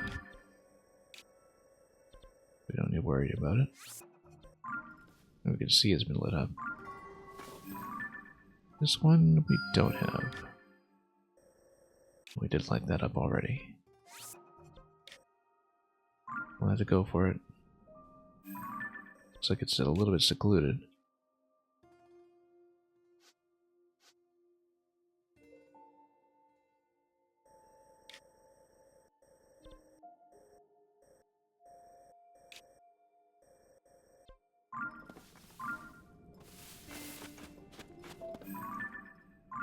I feel like figuring out the ascension point might be important here, but we know where it will go. It will go pretty close to the entrance of the Yuga base.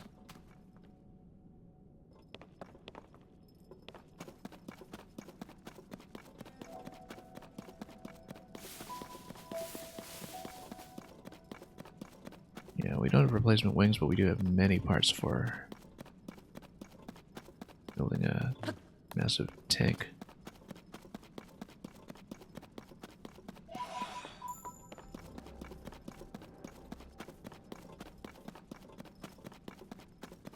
I'm just going to survey the land a little bit before we proceed. Quite a steep drop over here.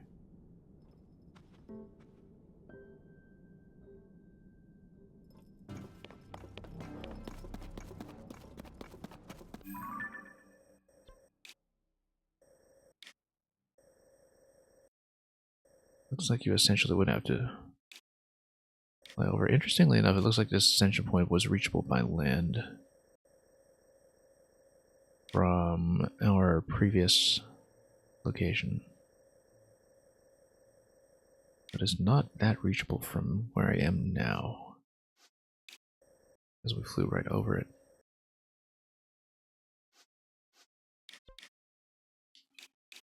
Unless, of course, you can enter from below. So if you're on the lowest level, that would be your way out.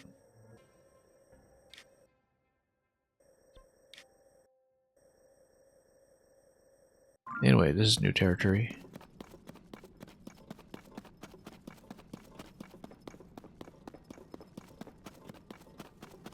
Let's see what happens when I shake off the wing. Yeah, that. A little bit over here. I feel like if the wing disappears, then the rest of the structure goes too, which means that we can't actually detach the control stick or anything. We may have to forego this one.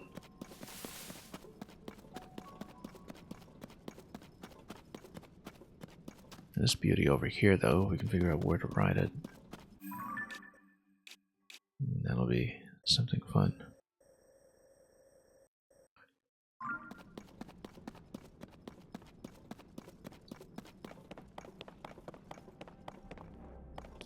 I actually kind of wonder how many parts it costs. If we let's put something cheap on it, like pop a light on it or something. We'll check auto build.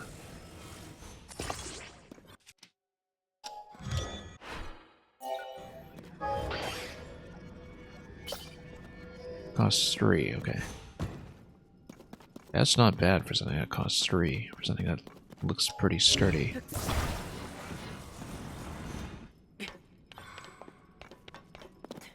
Because you've got a control stick, you can put a couple of wheels on it. You got a monster truck right there. Now, in terms of where we want to go next, though, we need to figure out a route so it's actually drivable somewhere. That isn't just a straight drop. Probably down this way. It's a fairly complex route system, and I'm able to continue flying. I think I prefer that. But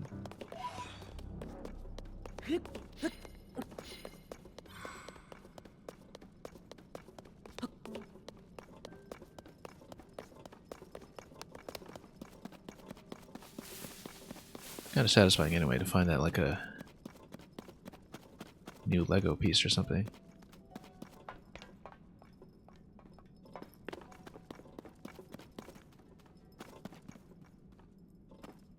And yeah, there's the chasm up above.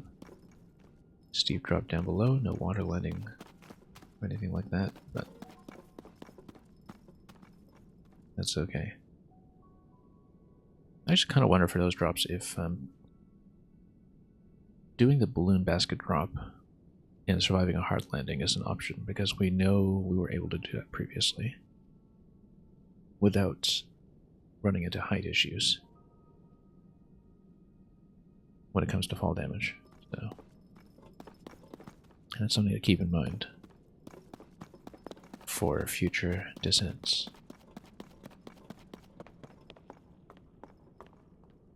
Regardless, I don't want to lose too much elevation yet until we have a clear sense of our next destination. It may make sense to go for that one in the corner first. At this point over here. I mean, it was also accessible from up here, so it's not like we really need to commit to it, but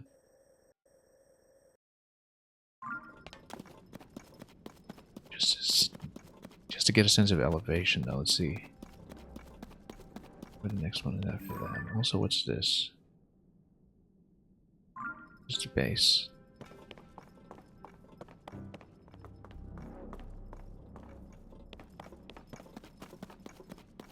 Yeah, because oh yeah, there we go. There's the elevation.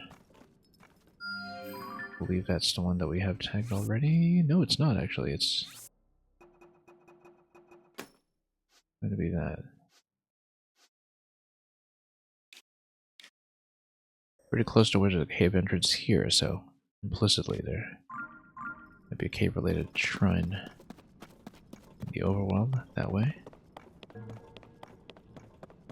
Yeah, let's just tag what we can faintly if anything else exists. Because the idea is that if I sweep this area first and light everything up, then we can basically use it as a bit of an advanced scout before we start clearing shrines in this region.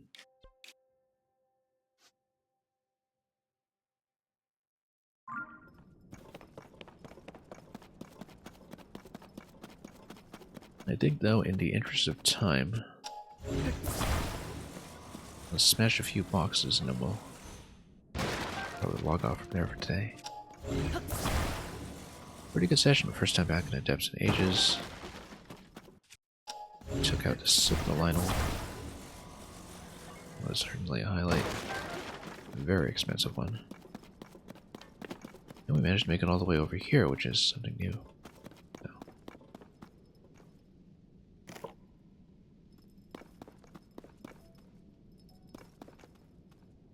Alright then, in that case, let's maybe stop here for the time being.